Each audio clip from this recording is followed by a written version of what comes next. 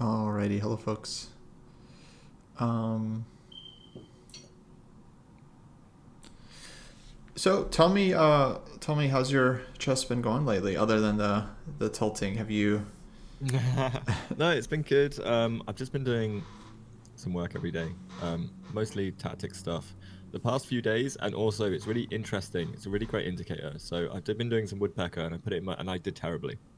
Like I did like a bunch of puzzles and only got like 68% of like the score or something. Like I knew when I was doing them, I just wasn't seeing stuff, and then I went to play rapid after, and then I really like just got hammered. And it's like it's so funny. I don't know what happened in terms of the switch, but I think I wasn't sleeping as well. Actually, I know that I've not been sleeping as well. And like, so I think that's really interesting. So I'm just gonna come back and just make sure, like, and I put notes in on my progress on the woodpecker, being like, if I felt bad, and like the day that I gained like a load of elo, like I got 100% of the tactics I did right. I did the most tactics I'd ever done in an hour. Like, I don't know, that's it's really funny. So yeah, it's quite nice to like that I'm tracking the woodpecker because seeing the results and how I'm performing in that was like a huge thing for like when I played Rapid after, because I've been playing Rapid every day. And yeah, it's really reflective, like in how I play and my like how I whether I win or lose. So yeah, that's really cool. That's great. Um, That's great, dude. yeah. Um, So, but um, but yeah, so I just need to keep doing grinding my tactics and stuff. I think, but it feels helpful. I like Woodpecker on the basis that I don't know the theme of the puzzle, and I think that's actually really helped me because I've been doing like the start of the year was all chess tactics from scratch, which are like maybe a bit deeper. And I'd spend like I don't know, maybe up to like 10, 15 minutes on a puzzle potentially on some of the harder ones, and like go down like loads of lines and like try and do candidate moves and all of that. Whereas like Woodpecker, I've just been trying to get through them quite quickly. But also it's just like I don't know the theme, so I don't know. It's not like X-ray or cross pin or anything like that. So it's quite nice to like just assess the position and go like, okay, what's up and what can I get? Um, and I think that maybe what's like kind of helped me a little nice. bit with the rapid push. Any other studying or training other than woodpecker? Um, Not really. Like I spent last week I spent 3 hours with one of the Jersey Test chess team, the guy that I played to get um uh into the team actually, and just went over some like opening stuff. So we analyzed, well, essentially we ended up analyzing our games a bit more deeply, but also I was sort of helping him with his Sicilian because he played like b6 too early and like b5 lines and things like that. So that was kind of nice to solidify a bit. And then um, we looked over the Rossalimo. He doesn't play it, but we sort of like I went through the stuff you showed me, which I thought was really interesting. It's just a different way to play against like the knight c6 stuff, and so that was cool. And then yeah, outside of that, Joel, I've just I've had a session with Joel once a week just to essentially do some calculation as well in like my morning time. Nice, nice. And when's your upcoming tournament? 15th of next month, Okay, so you have like 4 weeks or 2 weeks so. ish. 3 weeks. Nice. Excited? I'm really excited, but I also don't feel kind of ready. Yeah, I feel like I need to be putting in a bit more work. Yeah. Uh, Same. like when I was like prepping for Maya, I was putting in like it felt like I was putting in more work. I've got more stuff to balance now because I've got like a full-time kind of project on at the moment, so I think that's also like a thing. But at the same time, Let's talk yeah, I just schedule, need to like keep pace. because that's a Yeah. big deal. Do you kind of have a consistent schedule for the next several weeks, or not so Nope. much? No. Yeah, that's tough. I mean, in terms of I can work whatever hours like I want, and in terms of like, and I can schedule that, and I need to be more structured. And also the thing that again reflective in the rating, like the tanking over the past 2 days, is I was going to bed really early and getting up early when I was like climbing the rapid rating and like did that push, and now actually I've been going to bed at like 2 a.m. and like yeah, so I think I just need to reset my routine, and then I found it easier because I'd get up early and then do some chess study and then do my work rather Yeah. than like now I'm just sort of getting up and being like, oh, I need to go and do some work, blah blah blah, and then Right. end of day and not on it. If you're in charge of your schedule, I would flip it so that you wake up and you do chess in the morning, OTB as much as you can, and then do your work with the mindset of like, this is what I need to do so I can go play chess successfully in a month, and yeah, I mean, I think sleep is super important. So it's like you probably want to start fixing it now, like leading up to the tournament.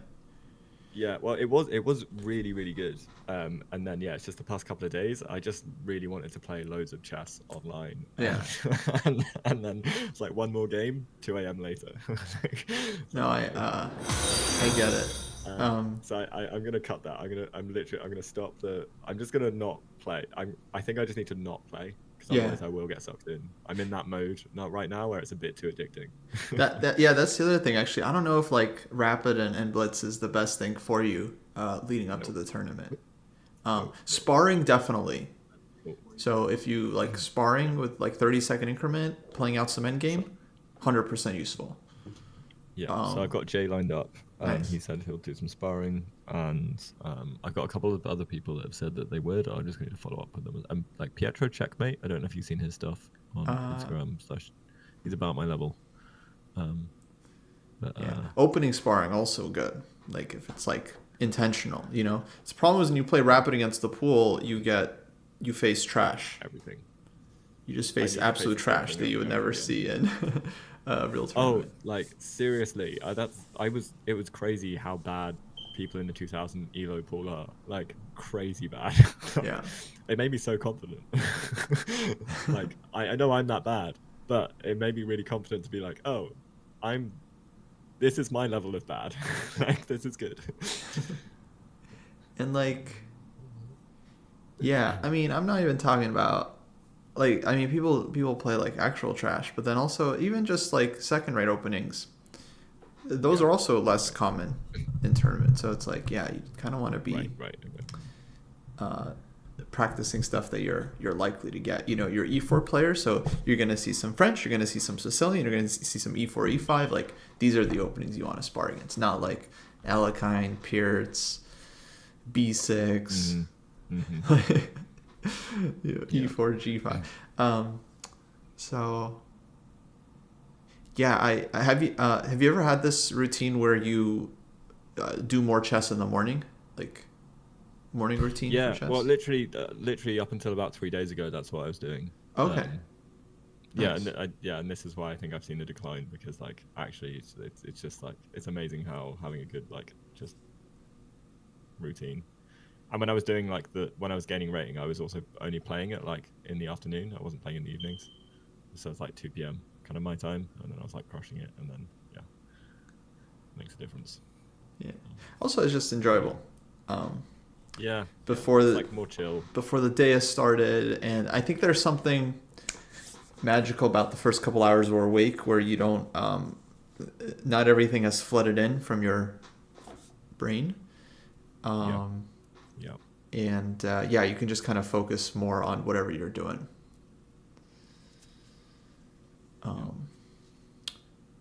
Okay, cool. So I'm game to work on whatever.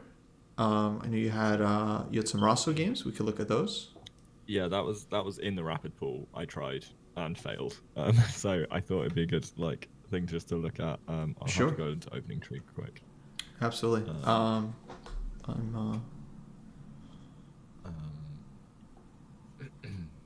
be honest. I'm looking for a distraction. So it'd be nice to see some games. Yeah, great. So you can laugh at the trash, the trash that I play. Okay, Houseline.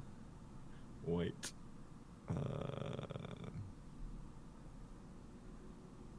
Time controls rapid. Final rating 1950. Oh. 922. Okay.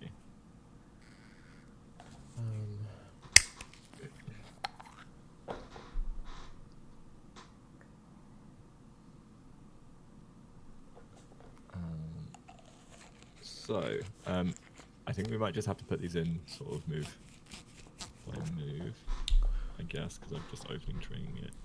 Oh no, I can probably. Oh no, can you see the? No, because it does more than like. Yeah, you can send me the PGN if you're not able. Oh wait, I don't see you on my classroom. Oh, did you invite me to the classroom? Sorry. Oh Yeah, it's in the link.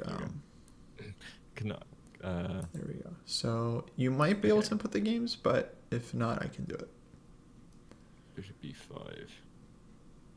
Actually, no, I've got all the games, so I can actually link out to the chess.com on each of them. I can get the PGNs. Cool. Great. Yeah, because there was one game the guy played like e5. I had no idea what I was doing. Another played a6, which was kind of interesting. Queen c7 and d6. So a whole bunch of different responses. Oh, and knight d4, which is something I know, but I could not remember for the life of me. I feel like I needed like bishop. So like a weird square. But in any case, let's get the first one. Share.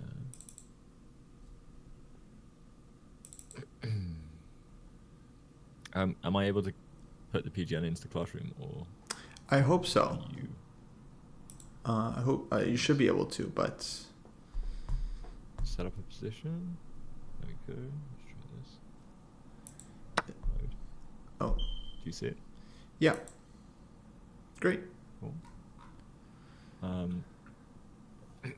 So this was, I don't know which one this was now. I mean, it doesn't really matter who it was against because it's online. So I think this was like the first shot I took at it. Yeah, because I was debating not playing it online, but I thought I just wanted to practice. Oh yeah, this is the one with like, okay, so knight d4. Okay, I know there's some specific theories, but I thought developing was a good idea, and then I wasn't sure about bishop c4, bishop d3. Weirdly, this wasn't the one I was going to like look at first, but yeah, because, or even like bishop a4, but then I thought I trapped the bishop, so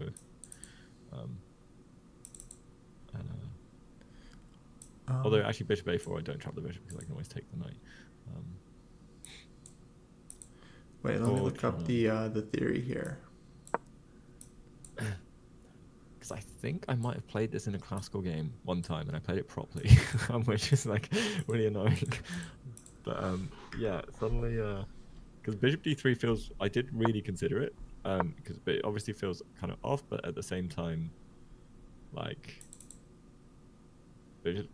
yeah, I don't know. I did wonder if, because I had some like sacks on f7 or something, and whether he can respect it.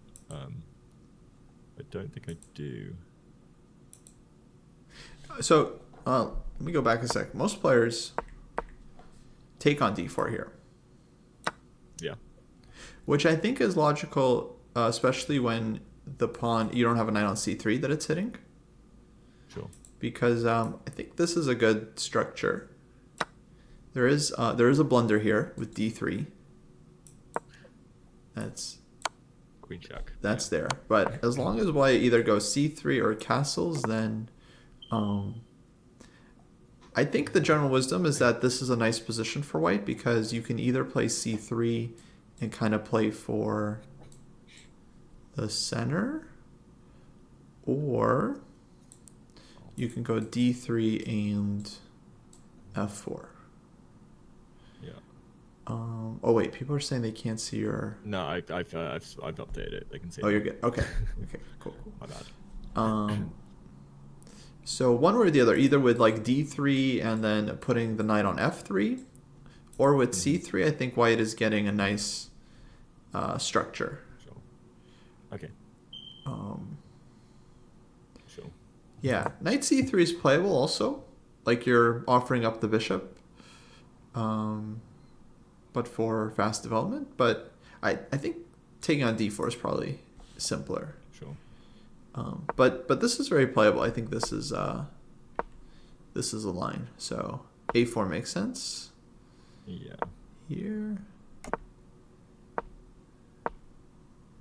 Yeah, I sort of allowed his like I was wondering whether I should take on d4 before allowing his other knight to c6, because then obviously it's going to be a bit painful. But Yeah, this would be kind of the last chance.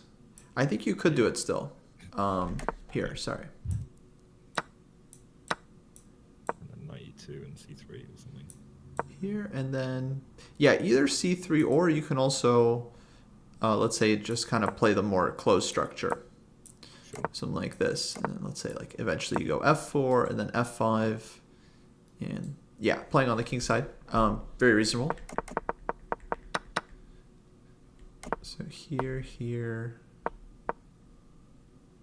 bishop f4, queen d2. Okay, so yeah, I don't know what your plan is here. Oh yeah, no, this is where like I just fell apart. This is tilt chess, but just general opening. But I do see. Okay, you're spending lots of time already, so yeah, you can tell. I just completely blundered. Like, just like, yeah. Yeah, because black should just take here, right? Yeah. I mean, I wouldn't see why they wouldn't take. So here, and then, okay, you gave them a second piece to take. Yeah. So this one they did take, and d5. Yeah, no, I think from here I'm just absolutely crushed. Like, I'm just like absolutely. I was like, and then yeah, rough. So yeah, just more from this point. So take the knight on d4. Don't. Yeah.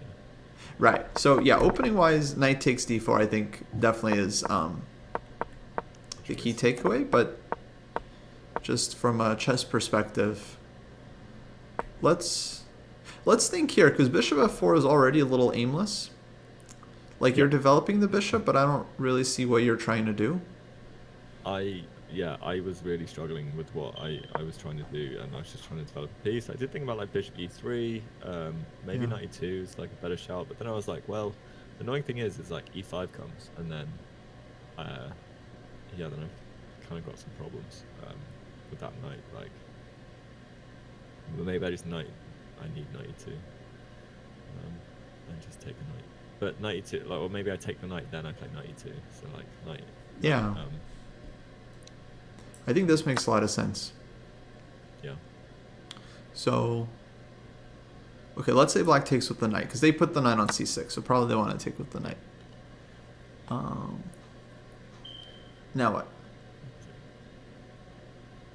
I mean, maybe I can go f4 now. f4? F4 or bishop e3 and knight e2, but f4 stopping e5.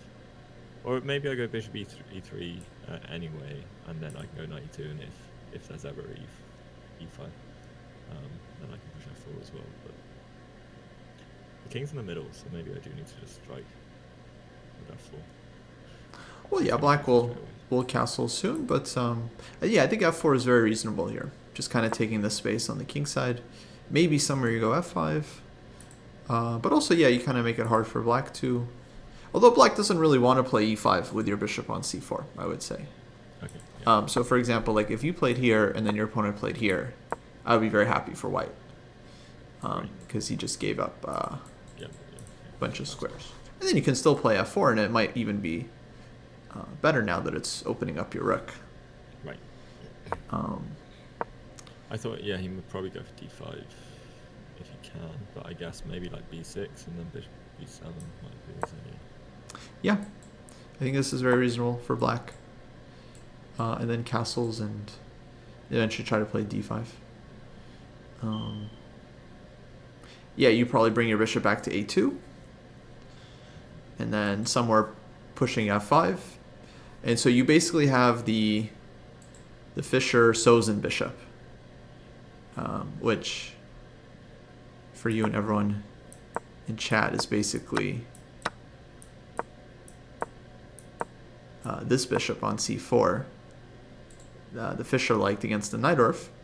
But the problem is it gets blunted very quickly when black goes e6. So Fischer's whole idea was to hammer with f4, f5. And if white is successful, then the bishop becomes really strong. If white is unsuccessful, then the bishop is kind of a dud. But that's seems to be kind of similar to this case after knight d4, knight d4, f4. It's like if you don't play f5, then your bishop on c4 is really very blunted. So it's kind of like the necessary plan in the position, I would think. Okay, that makes sense. Okay, cool. Maybe we could look a little more how this position might play out. Sure. So let's say you take, and let's say we castle. Maybe black goes a6. And I think bishop probably goes to c4. Just looking at the theory here to see what people are doing. Bishop c4, e6, and then again, white has these kind of two ideas with the pawn. You can either go c3 or d3. In this case, it feels like maybe d3 is better. And then the point is this d pawn is just kind of like, it's a little bit in black's way. And you have this, right, I would say, kind of nicer center. Okay.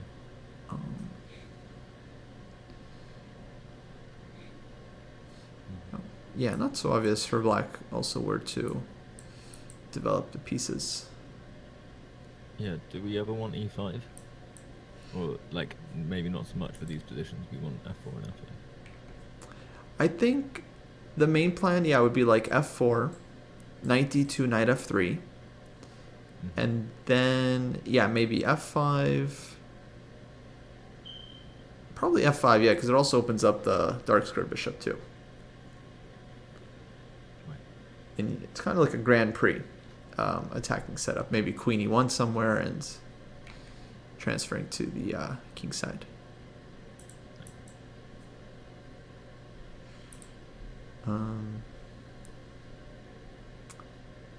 Okay, other questions here?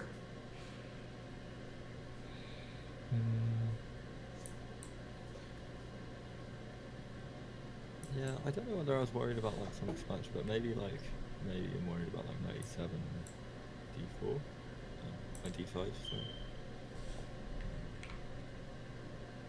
but it's not really too much to be worried about.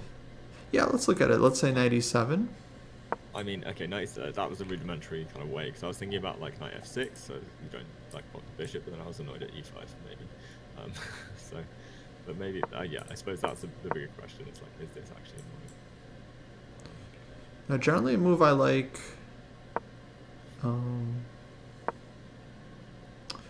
just on knight f6 or knight e7, is dropping back. Right. Because then, if black plays d5, then you have the option to go e5. Right. e5 right away, I'm not sure. Actually, knight d5 is one thought, d5 is another thought. Yeah, of course. But then if we go bishop b3, it's kind of the same thing, right? Yeah. So, and this actually I feel like is, to me this still looks nice for white because this d pawn is very stupid. It's like it should be on c5 and then it would be like a normal French, but it's on d4 and it just feels like a target. So e5, maybe knight d5. I'm not sure.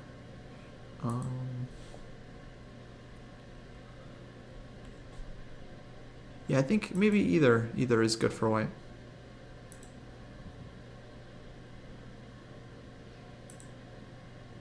So knight e7 maybe is a better move for black. Yeah. And then I also like this here. What'd you say? Yeah, okay. Or like, yeah, I suppose knight e7, because I was just thinking about like the d5 push. That was the things I was worried about. But I would also think that g6 is a flexible move if you're going to play knight e7. But I don't know what's more flexible, to start with g6 or to start with e7. Yeah, I'm not sure. Or maybe you manage to start with b5, bishop b7, and then you go g6 after bishop e3. Like this? Or Yeah. here first, and then say here and here. This one I'm skeptical about because I would think about this. Ah, okay, e5. Yeah. Gotcha. Maybe f5 is still. This might also not be such a picnic for black. It just feels like white's opening up before black is developed. Right.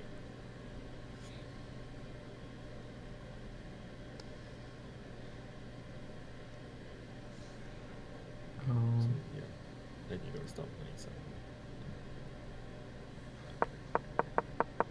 Or at least before g6.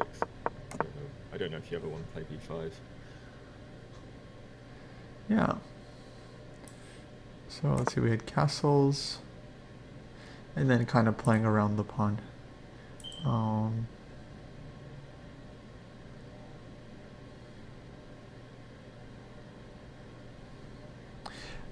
Yeah, how do you feel now about this this position? Do you feel like you have... but like just generally like a bit better because like I just also knight d4 was something obviously we hadn't really or I don't remember covering anyway. And I think I've seen something like vaguely, or I played like a game in Iceland where I had like this sort of line where the knights were jumping around. I just wasn't sure, and I didn't feel like also it's like from trying to like vaguely recollect things. I'm like, I don't remember taking a knight on d4, so I didn't, and I just developed. So yeah, just a rough sense, and then next time I get it, I'll take on d4 and see how it goes. Nice.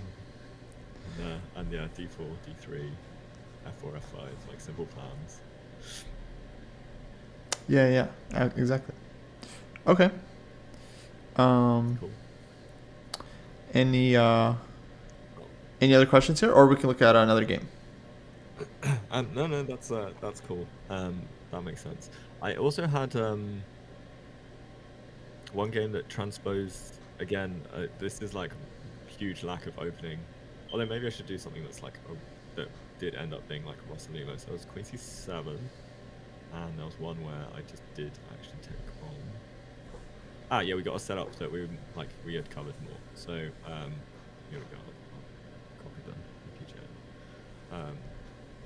Because this I had like some ideas, but not like all the ideas or understanding. Sure. I also don't have all the ideas or understanding. I'm learning with you.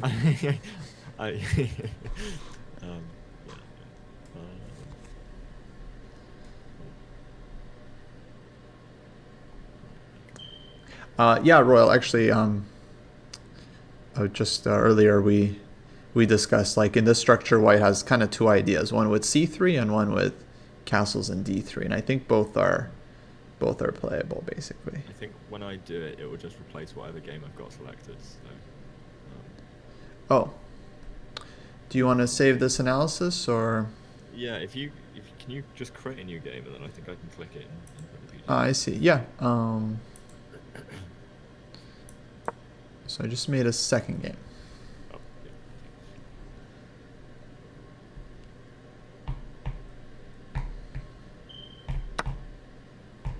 Okay. Ooh, end game.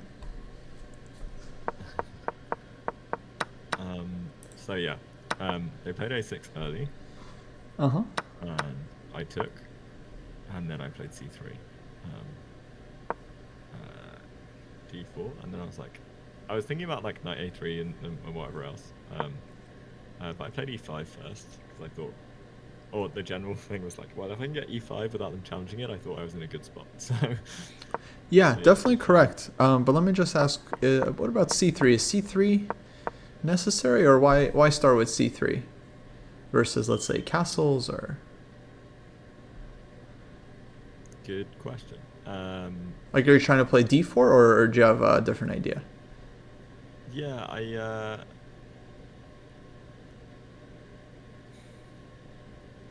I'm actually not like I assume it's like to support kind of like d4, and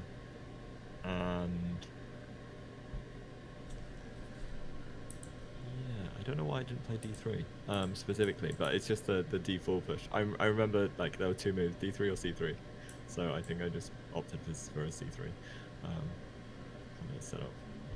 Oh, okay, I got you. Yeah, because here actually I don't know if you really want C3 D4 just because it lets your opponent trade off one of their pawns, their double pawns, and that actually is kind of favorable for black.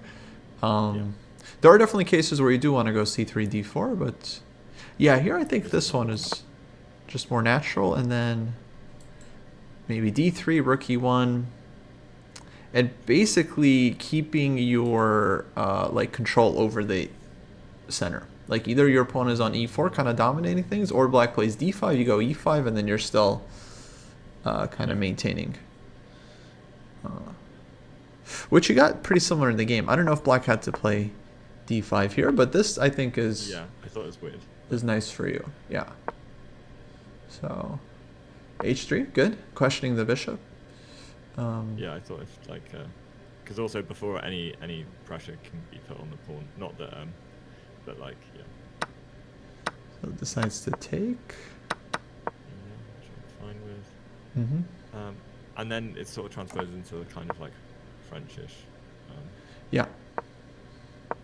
structure. Okay, A4. Wait, pause. What is idea of A4? So, yeah. Again, I think I was just like a bit stuck because I didn't want to play like D4 because takes and C5 comes, but it probably is just the way to play. And then like maybe I have to go like bishop E3, which isn't like not ideal, but I just had like this big ghost of like being like, well, I don't really want this because if I was a French player, I'd be so. If I was on the other side of this, I'd be so happy. Like as black, I think. Although this knight is weird. Not gonna lie, this knight is kind of mental. But yeah, I always love having like my spare C5 break. But I guess I mean I think I've just got to go for it anyway. Maybe. Yeah, this feels like black is okay, for sure. Yeah. So like this is what I was kind of seeing. So I was like trying to figure out what the hell I actually do. Well, what about D3? I didn't like D3 because I'd already played C3. Yeah. So I think I just talked myself out of that potentially. Yeah, because also Well, I also thought if they get C4, they're doing kind of well, but they can get C4 if I push A4, so I don't, not really to... Although I wanted to be able to push D3 maybe just after I did push C4, but... I guess D3 also means whichever way they push, I can either choose to lock or take. So like... Yeah, exactly. No, I think D3 is a very, very flexible move. To me, it looks right, because, yeah, number one, if C4 now... Okay, of course, maybe you can take, but mostly the idea is you can now go D4 without allowing them to en passant you. And then here I think your position is quite nice because you have this like nice center. Maybe bishop E3. If they take, your knight comes out. So I think you're very okay here. And I mean, it's not like it's easy position to play. I think white is mainly just kind of going for small advantage here. Let's say knight D2. Castles, and then I think one plan is to try to bring the knight to F3 where it's kind of like well placed. So maybe bringing your queen back to D1, knight F3. But long term, you're just kind of playing against the pawn, so it's a bit of a slow game. But you could play C4 yourself, and then like B3, bishop A3. I think I've asked you this before. I don't think you've played like Nimzo Indian as black, right? I have, but not really. Like, I started, but didn't, again, just played it with no idea. Like, bishop e5 is the extent of my knowledge, and doubling the pawns, and some ideas of, like, knight, like bishop a6, targeting the c4 pawn with knight a5, kind of ideas. Yeah, so, okay, basically it's like same structure in reverse, and you have these doubled c-pawns that you're kind of targeting, and okay, you spend extra tempo to play c3, c4. I think it's not such a big deal here because it's your opponent also gave you a fat tempo with a6, so you can kind of afford it. And then it's like we're just putting a little bit of pressure here, move by move. So bishop comes out, rook comes out. Then black always has to worry about you taking on d5 and then winning the c pawn. I guess also because we're the tempo ahead as white, like it's so much more powerful in terms of like it's harder for black. Yeah, it's not so easy for black. They can go f6, but then usually you're taking, and then the e pawn will be possibly a target as well. Now this is definitely a better version for black compared to if they had a light squared bishop here and you had a knight here, which can happen sometimes, just for like comparison's sake, because then you really kill the bishop with the c4 b3 idea. Right. But here I would say black is maybe slightly worse, but not like catastrophic. Yeah, it's a game. So yeah, a4 a little aimless. And also it just weakens the b pawn. Right. Yeah, now I can. Yeah. Yeah, you don't need it. But opponent won d4, which is very. Yeah, I was so happy with this. Yeah, that's friendly. I think I still get crushed, but knight d2. Why not take? Maybe I don't know. Maybe you just didn't spot this one. I think that was a very easy pawn you could have taken. Yeah, I think I was just a bit paranoid about the pawn. As in, like, I didn't think it needed to go anywhere. like the doubled pawn, but I guess I just take the pawn and go back. Same scenario, except there. Yeah, I don't see any comp for black. I think I just really wanted knight e4. Mm-hmm. You still get it. Yeah. Like, do I actually play it? Or maybe not. Maybe I decided I needed knight f3. Who knows? I don't know what I was thinking now. But yeah, queen e2. So queen e2, and then knight comes back. f4. And we get the knight. I don't know why I rerouted the knight like the way I did. Well, you had an issue with the e pawn. My knight was in the way of the bishop. Yeah. So it's like this guy. Yeah. If you go knight e4, then it just kind of drops. So you had to get f4, and then no, this I think was all like perfectly well played, and you end up collecting one of the pawns anyway. That's how bad d4 was. It's just like just long term issues. Oh, okay. Wait, did I manage to draw this? Maybe it's in no time. Or did I manage to like Yeah, final position was like 2 kings, so. Okay, f3 minutes. Low time, and I think I just went in for... Yeah. Now this is an example of maybe this was a knight you didn't have to take. Maybe this is like... Just rook c1. Just like bring this one up and then rook c1. Yeah, exactly. Yeah, I was thinking about this. I had this kind of plan, but I think I just deployed it like a bit late. And yeah, well, I mean, the guy had like 8 minutes on his clock. I was like, oh no, I'm gonna flag. Yeah. It's not easy, but it's kind of cool. This knight on e3 is basically like it's black's only good piece, so it can't really do anything on its own. Yeah. While these guys are back here, and so it. But by taking it, then it's okay. A little scary because we're potentially freeing the pieces, but still looks very good for you. Okay, but there comes the counterplay. F3. No, yeah, I think I was fine. I think I got low time. This is why I draw. But it got tricky and annoying. Now, given a second chance, what would be an active move you could look here to try to win the game? Well, I looked at queen e8, but I couldn't see how I get out of the checks. Yeah, you don't want to allow all those checks. Yeah, for sure. Yeah.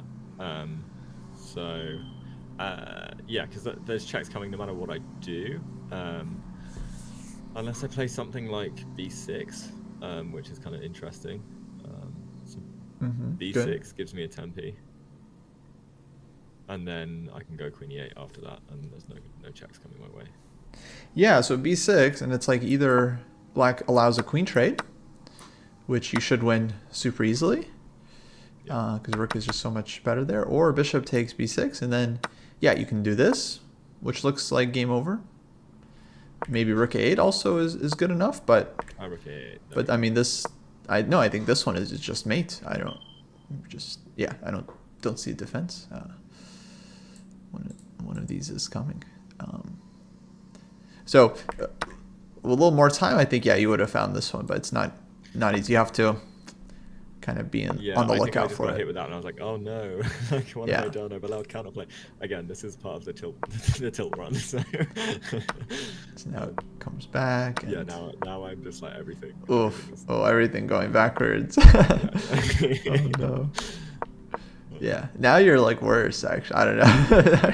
Yeah. I genuinely. I think I was lucky to get out with the draw. Ooh, okay. All right, whatever. Then time scramble. Yeah. It's all like terrible. But it's fine.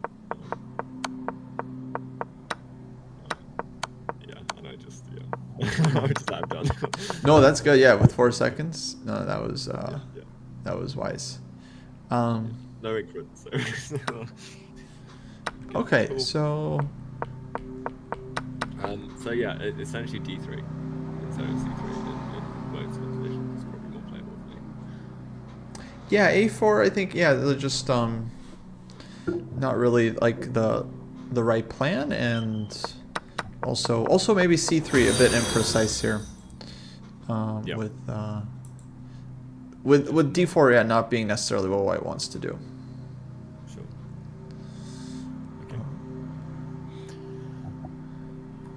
Okay. Double pawns, d4 is not the plan. Yeah. Okay. Any other questions here? No, that makes sense. I think that was the more like thematic of all the games. And then there was one game with e5, which again, no idea in general, like theme of like. Let me show you one idea here. Let's say you castled, which I think would be the better move. Black goes d6. In this position, black would be wanting to play e5. Right. And then kind of get a grip on the center. If they did manage to play e5, then here c3 d4 makes a lot of sense, because otherwise you're just kind of stuck. But a better move for white would be for you to play e5, even like this. Okay, double. Yeah. Just kind of a funny move. Like, you wouldn't expect that at first. It's like you're just like leading with the pawn. But this e-pawn is very annoying for black because it doesn't really allow them to develop comfortably. Yep. And if these guys ever get traded, then the c-pawns are isolated and super weak. Right. So this move makes it really hard for black to actually get a good development. If e6, you can just take, and they got these weaknesses here. So I just wanted to show this one because it's like a very cool idea. Bishop g4, I think you can just still just take. You can play h3. You can take on d6. Looks like we have a couple of moves. About like rook e1? Oh no, like rook e1, bishop takes.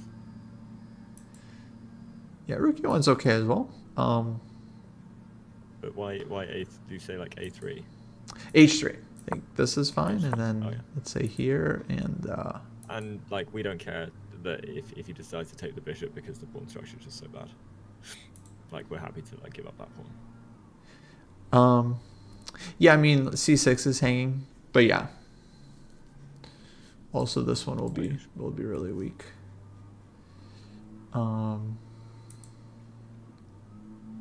Here, white seems like would have a couple moves, but yeah, I think this one even very playable. And check, and black is going to be behind in development here. Maybe d4 is even stronger.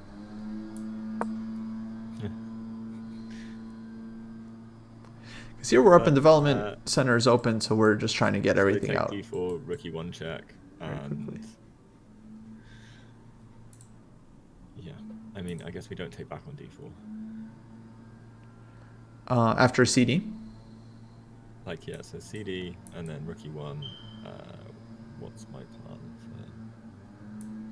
for black? I guess I gotta go bishop on 97, maybe 97. Maybe Looks like 97. on this one you can go here. I'll b5, sure. And See if I'll take it. yeah, black is just very behind here. Yeah. So this seems to be good for white.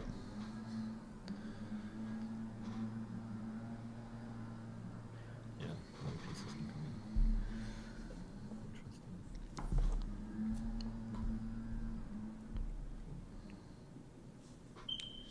Interesting. Okay, this makes sense. Yeah. Nice. Shall we do next game? Yeah. E5,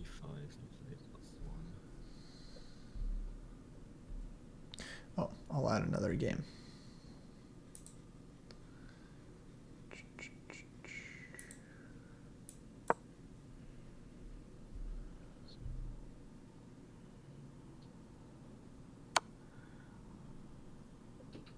Okay. Yes, E5. Watch me play D3 now. Castles. And I took. And I played D3. But this I thought was like maybe okay. But obviously there's a big thump in like the dark squares.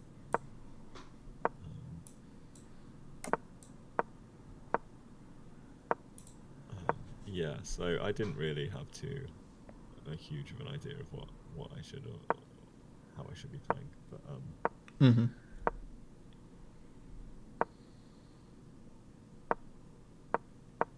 yeah, I think I got crushed pretty quick. Yeah, I just had all the problems, and yeah, just this was not. It's not great. So yeah, e5. I had no idea what I should be playing for. I'm assuming I just should be like c3, d4 kind of ideas. But yeah, this dark squared bishop. Like I'm assuming this is theory as well. That he went e5 castles and bishop d6, which is obviously like not illogical, but just feels like you wouldn't play that unless it was a move that you knew. Yeah, this is like this is a line that apparently looks worse than it is. But it is very playable for black. I'm not sure here you should take on c6 unprompted. Just looking at the theory here, it feels like most players are going c3. Oh, c3, okay. Yeah. So it's like essentially I need to switch my whole like ideas of like when I play d3 and when I play c3. Yeah, it's not easy. I think you could go d3 there, but this one looks like a c3 d4 situation. And let's see here. So on a6, one of the ideas is that you can drop back and even pull back here or here. Actually, both are playable. Maybe bishop c2. And this one is kind of a Ruy Lopez setup. Now with the bishop on c2, you can bring the rook to e1. A4 I think is a very important move for white, just to open up your rook and put some pressure here. Put a little pressure on the b5 pawn. Have you ever played Ruy? Nope. Cool. Literally, you're talking. This is why my openings suck so much. I've played the same opening since I was like 900 elo. Since I started, like since about 6 months of getting into chess. Oh, I see. Well, that's okay. I mean, it's a classic structure. You'll get it at some point, I'm sure. Yeah, I want to just start trying new opening stuff, but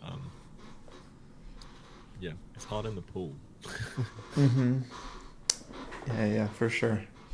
Um, so, okay, this seems to be playable setup for white with a4. Mhm. Let's say. So on bishop b7, seems like white's idea is to go d3, which is generally logical against the bishop on b7 because it's kind of biting on Yeah. granite. And then you try to bring your knight around, maybe even use f5 square. Okay. Yeah. Um, if black goes b4, then it seems like white's more wanting to play d4 Okay. and That makes fight for sense. the center.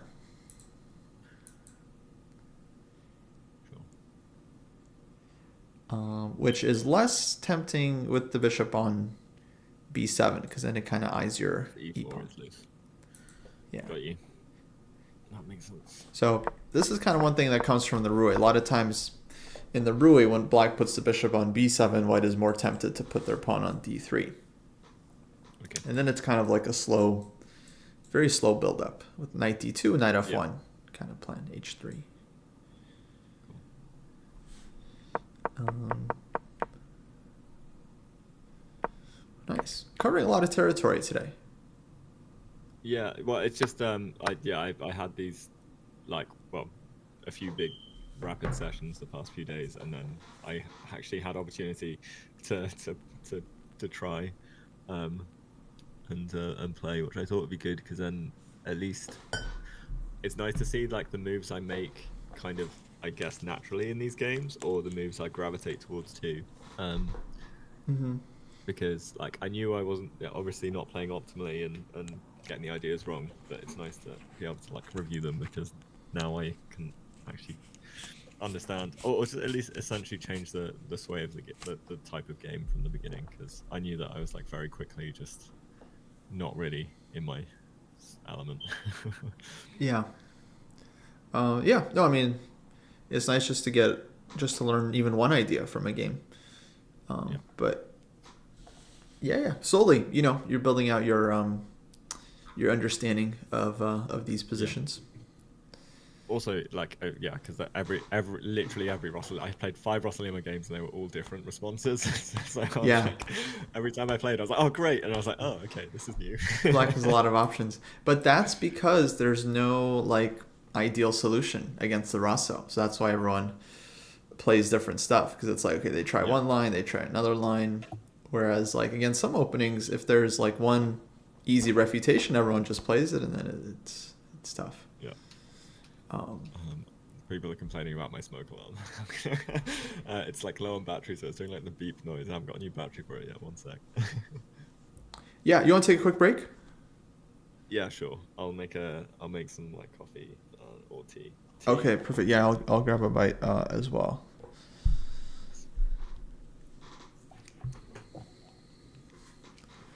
All right, BRB.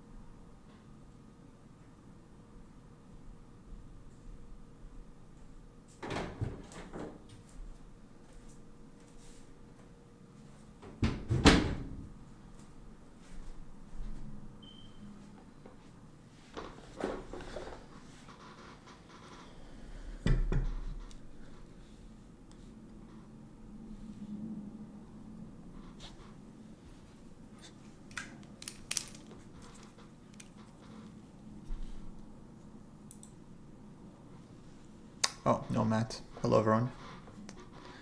Crunchy's asking about spicy opening. Spicy crunchy or just spicy? Um,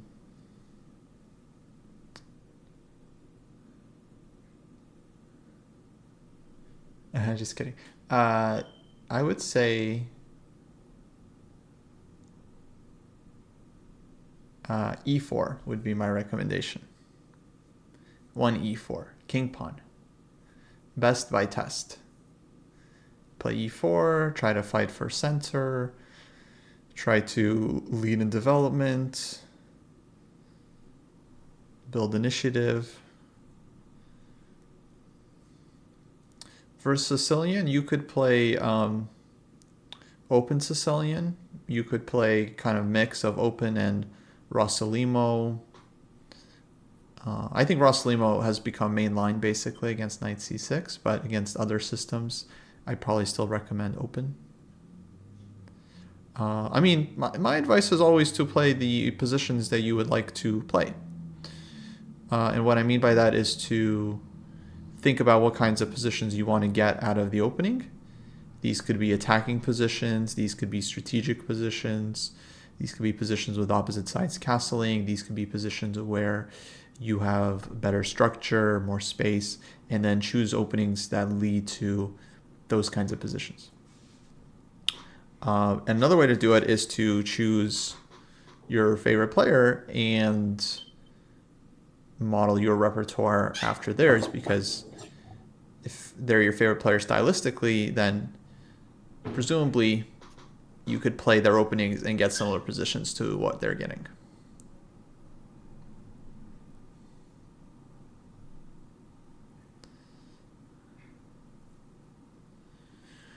Trying to mix it up and go into undiscovered territory.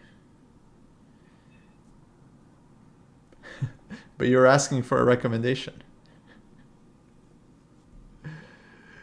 I I can't recommend undiscovered territory.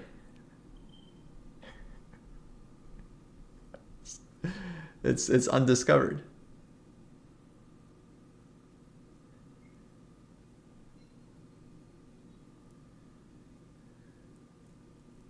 Oh, undiscovered. Okay, okay, I misunderstood. I misunderstood.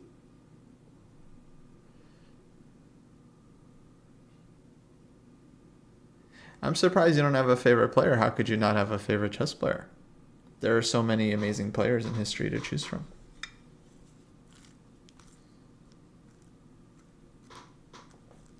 I will name a few: Botvinnik, Alekhine, Capablanca, Tal, Fischer, Rubinstein. Who else is good? Lasker, Tarash, Nimzovich, Loive, Shigorin, Steinitz, Morphy, Kasparov, Karpov, Korchnoi, Geller, Karras, Stein, Portish, Larson. Matt, do you have a favorite player from history? From history? Oh, that's a good question. I mean, I'm gonna say something very generic. Um, but I think, well, all right, for like amazing, cool style Tal, and Mm-hmm. also all of his quotes are just epic. Like, Mm-hmm. um, so Tal is up there, and then like Kasparov and Fischer, obviously two greats. Like Kasparov, I love for the persona he created. Same as I guess same as Fischer in some degree as well, because Kasparov and Fischer both had this aura that I think when you sat down to play them, you were already cooked. like, Mm-hmm. and like the whole like Kasparov taking off his watch and he put it back on when he was winning, kind of thing. Like that like boss level of like just confidence is just killer. Um, yeah, so yeah, I think they're like interesting. And then like currently, I quite like Prague. I ever since he was like this tiny kid, just like entering the top 10, I thought it was so cool. Like the first of that kind of the lot of the Indians that were just like really crushing it. And also he was just so consistent. I thought Prague was amazing. Even like when he came like had losses, he just bounced back like nothing had happened. Like that's what really impressed me about Prague. Um, Again, like I find it really hard to judge players of this era or players of that level anyway, but like because I can't tell what a style is, particularly with like the top players, um unless they're like, apart from them being like pushing and trying to win, like it's more like their mentality, and that kind of affects like the openings that they play rather than their like stylistic like game, I think. um but I'll go for like types of openings. Yeah, it's I would say not easy to determine style at the top these days because They're all like engine level thinkers, yeah, like they're people have amazing, become they're all universal. incredible. Yeah, absolutely. Even like I would say like guys like Levon Ronian maybe used to have more of a defined style and Yeah, are now on the more universal side, in my impression. yeah. In I Levon's think if case, you at have a least, like, style, sorry, go for it. I was just saying, Levon's case, like, he used to be like a D4 player exclusively, and now he plays both E4 and D4 and C4, Mm. and then he used to play E4, E5 as black pretty much every game, and then he started playing Najdorf, and now he plays French. So he Right. really just kind of like completely opened it up. Mm. Um, I mean, you just got to like. I think it's really hard for those guys. Like, if you have a style that you're almost easy to prep for. yeah, yeah. You can't be too predictable. Yeah. Kasparov is a good answer. Kasparov is an amazing Yeah. player. Yeah. I just like I don't know how to categorize any of these like their games and their players, but like I find it also hard to find and look at games of the greats other than things that are like super famous. Hmm. I mean, like finding collections of their games. Yeah, yeah. I mean, I don't really know. I guess Lee Chess is probably just the way to go. I mean, usually what I've always just relied on mostly annotated stuff, so either books or like annotated games in the database sometimes. But I mean, I think the best way is to start with books. Like especially with Tall, he wrote two incredible books Yeah. that would already give you a huge glimpse into his world. Kasparov as well. Thankfully, Yeah. most of the players either wrote something or had a book Yeah. written about their games, which is nice. Yeah. Um, Do you think that's something that's going to continue for greats of the modern era? I really hope so, because Or I at least someone will write it for them and they'll put their name on it. no, because like all the modern guys, they all grew up with chess books, so they all grew up. I mean, I'm talking about like let's say Magnus, Fabi, and their generation. They all grew up studying games of like Alekhine and Fischer, and I'm sure they all read Fischer's 60 Memorable Games and so on. So it'd be nice Yeah. to have a book about Magnus, book about Fabi. I mean, there are already books on their games. I mean, amazing to have their own books, of But course, from but them. Yeah. I don't know. I don't know. I mean, I think it'd be amazing, especially yeah, from someone like Levon, Magnus, Fabi, Geary. Yeah, to get a collection of their notes would be incredible. But problem is now it's like it's such a course heavy culture right now. I feel like if they did anything, it would be a chessable course Oh, 100% they'd make with a course. video, Make a separate book. Yeah. which is fine. It's I mean it's basically the same content. It's nice to hear them talk and show the games as well. But it's also there's also something nice about writing and reading a player's notes. Yeah. I think people also, yeah, when you write, you write very differently to how you speak, and your thoughts come out in a different way because you've got a barrier to the speed in which you can put something down on paper or Yeah. type it out, which I think actually just leads to more considered like context and richness when people write, because their brain has to slow down Mm-hmm. and think about what comes out. Yeah, it's often nicer. Levon has some really nice annotated games in chess base. They're really good. Magnus too. Also, I remember he had some nice annotations. Um, But I'm assuming ChessBase is probably one of the only places you can get those, right? well, no, actually, I think those are pulled from New in Chess magazine a lot of the time. So I think what happens is the players they annotate a game for New in Chess, and then those games I think ChessBase buys the rights or something. Right, that's nice. Something like that. Maybe it's different. Yeah.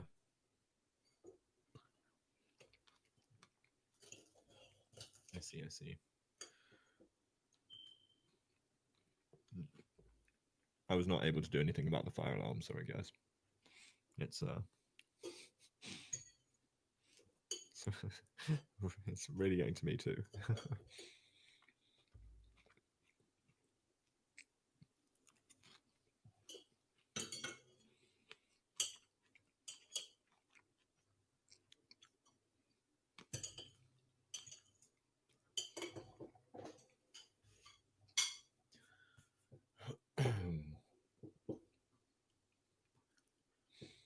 Do you have more games?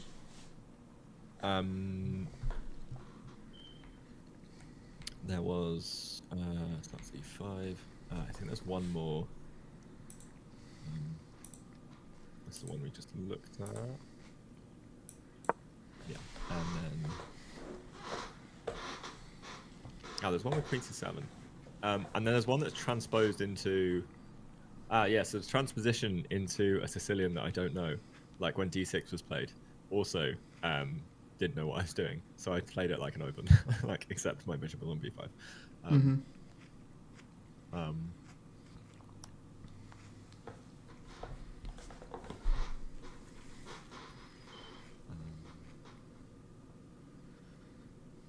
Sure.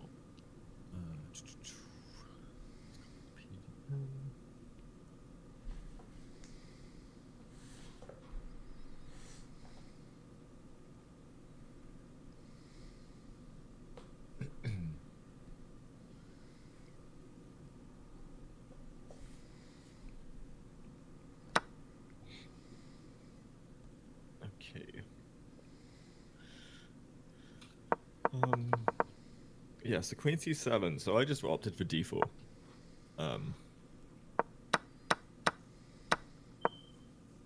Because I thought development. Wait. Let's go back. So, Queen C7, D4. Yeah. Oh. I just have one question. Okay, one question. I love this. I play the Scotch. Oh, you answered my question. All right. My question was why. I mean, well, I thought like takes, knight takes, knight takes, knight takes, and the queen comes out, and it's developed well because there's no knight on C6 anymore to kick it. Okay, so play D4 in this position. What are we doing with the Russell?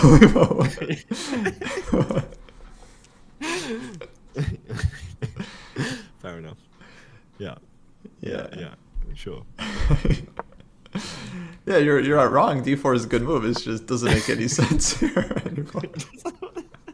It doesn't make any sense when it's not E5 played. Yeah, sure. Yeah. No.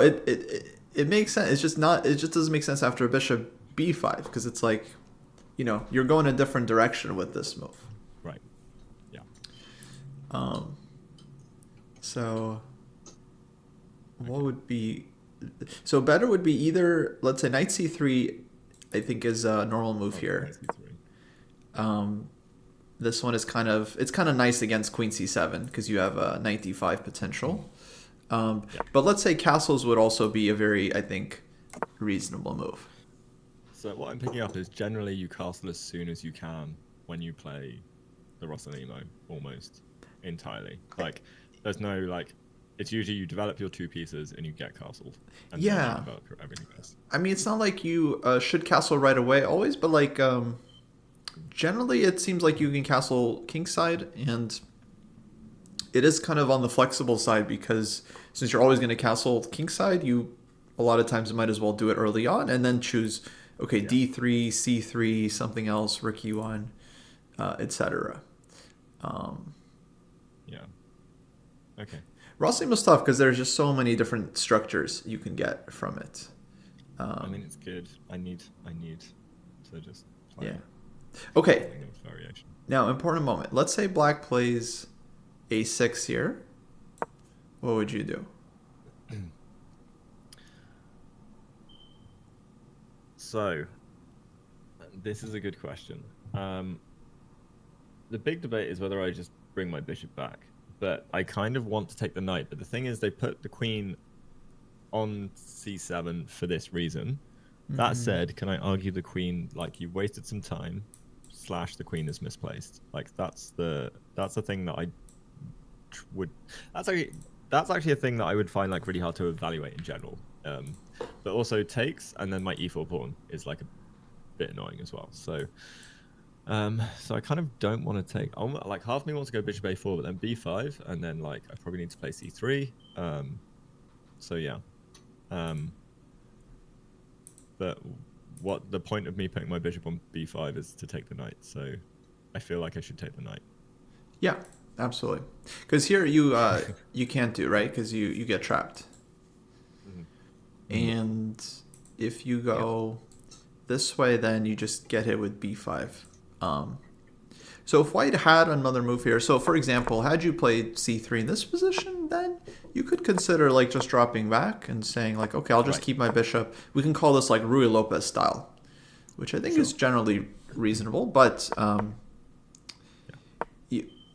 you can definitely take on c6 here because like black has to spend time with the queen. Okay, they didn't weaken their structure, but the queen had to come out and spend time developing.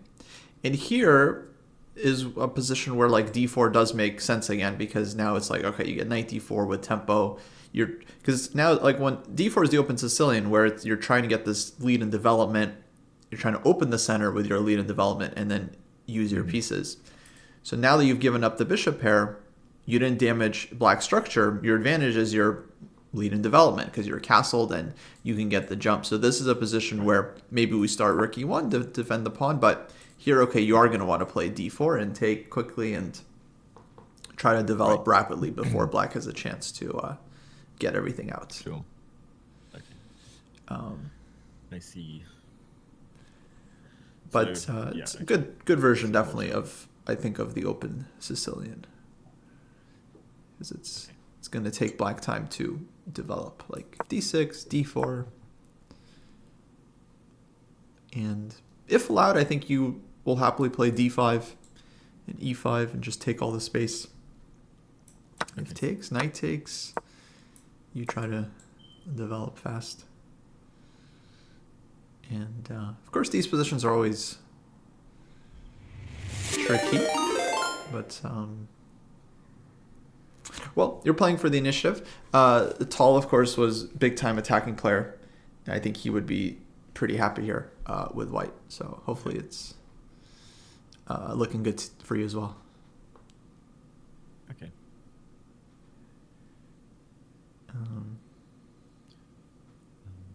Let's see. How would you continue after e6? Something along the lines of bishop e3 would it just feels like a gut instinct move already, but is there any like e5? No, not yet. Maybe even bishop f5, f4. No, that forks me. What am I talking? What am I talking there? Sorry, let's just ignore that one. Is there a world where I could play f4? But bishop e3. Bishop e3 just is like feels good to me.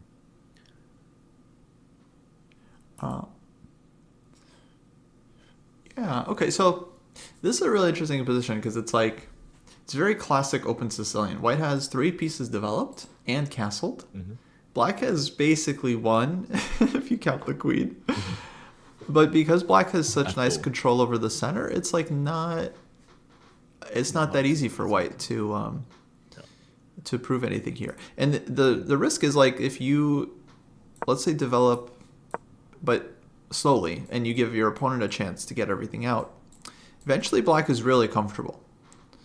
Sure. Um, Oh, so maybe Queen G4 should be the approach then, making it annoying so to you do want to exactly you do want to do something I would say active. So like queen Queen G4 to g4 is F6 one doesn't look option, good. kind of like just being annoying. I was thinking bishop g5 myself is interesting to make it a little bit Yeah, difficult for black. I find that kind of weird because it's like you're hitting thin air. So like Bishop G5 was on the radar, but I was like, well, what does it actually do? Yeah, basically my idea here would be to trade the bishop off for something. So if black goes bishop e7, okay, I'll just trade off the bishop pair and play against d pawn. And Okay. maybe it's small advantage for white, probably not much. But if knight f6, then probably take the knight and like play against the damage structure. Cool. At least something. But bigger point is like you have to try to play actively here as white. Right. Let's see. So, okay, I'm looking at the theory here now, and okay, main moves are actually bishop g5, bishop f4. Bishop f4 is interesting because on e5, a lot of times knight d5 comes in, and this can be problematic for black. Yeah, okay, where do you put the queen? I'm not sure. Queen d8.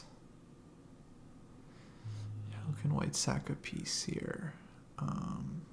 What, like bishop e5 or knight e6? It doesn't look so clear to me. How does this work? This is crazy. I do not see. Okay, so people just go bishop e3. And they argue that if you take on d4, bishop d4, you can't stop bishop b6 and knight c7. So apparently this is actually pretty nice for white. Okay. Yeah. Which, okay, makes sense. Well, that's a trap that's easy to... Like, what, is it a trap? Like, how good is it for white? Let's see. So it's nice. Actually, it's really good. If black takes on d4, it's basically losing. it's amazing how, like, it's one of those where the more you look at it, the more you're like, okay, that is annoying. Yeah. Yeah, it's like, oh, well, what, what are we doing about bishop e6? And king has to move, and yeah, king is just in the center. I suppose you have to go like king d7 or something, yeah. Okay. Yeah, which is disaster, basically. Yeah. So interesting. Compy likes this move.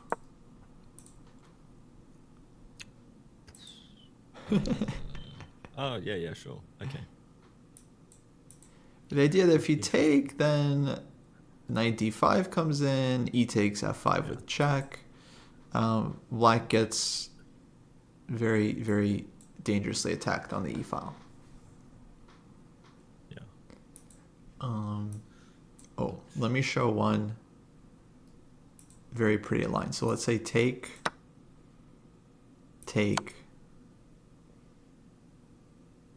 check, knight e7, for example. White has this idea knight e4, threatening knight d6. Oh, nice. Which is already very annoying. And then if d5, white has queen takes d5. Wow. And we're looking for Yes. like knight f6 and rookie. Exactly. Kind of ideas. Exactly. Beautiful. Yeah. And otherwise knight d6 check is coming and black's king is stuck in the center. Nice. Very nice line. I'm not saying you have to find knight f5 if you see this position, but like it's an example of the kind of play that becomes possible when the position is more open. Can they sack their queen? Can they play queen h2? Yes, I think that is possible there. I mean, you're still not great because everything. Because now there's no mate, but at least you can. We'll get pinned. You get the knight back. Yeah. So here we'd be up a pawn, and black's king is in the center in a very, very sharp middle game still. Yeah. Okay. So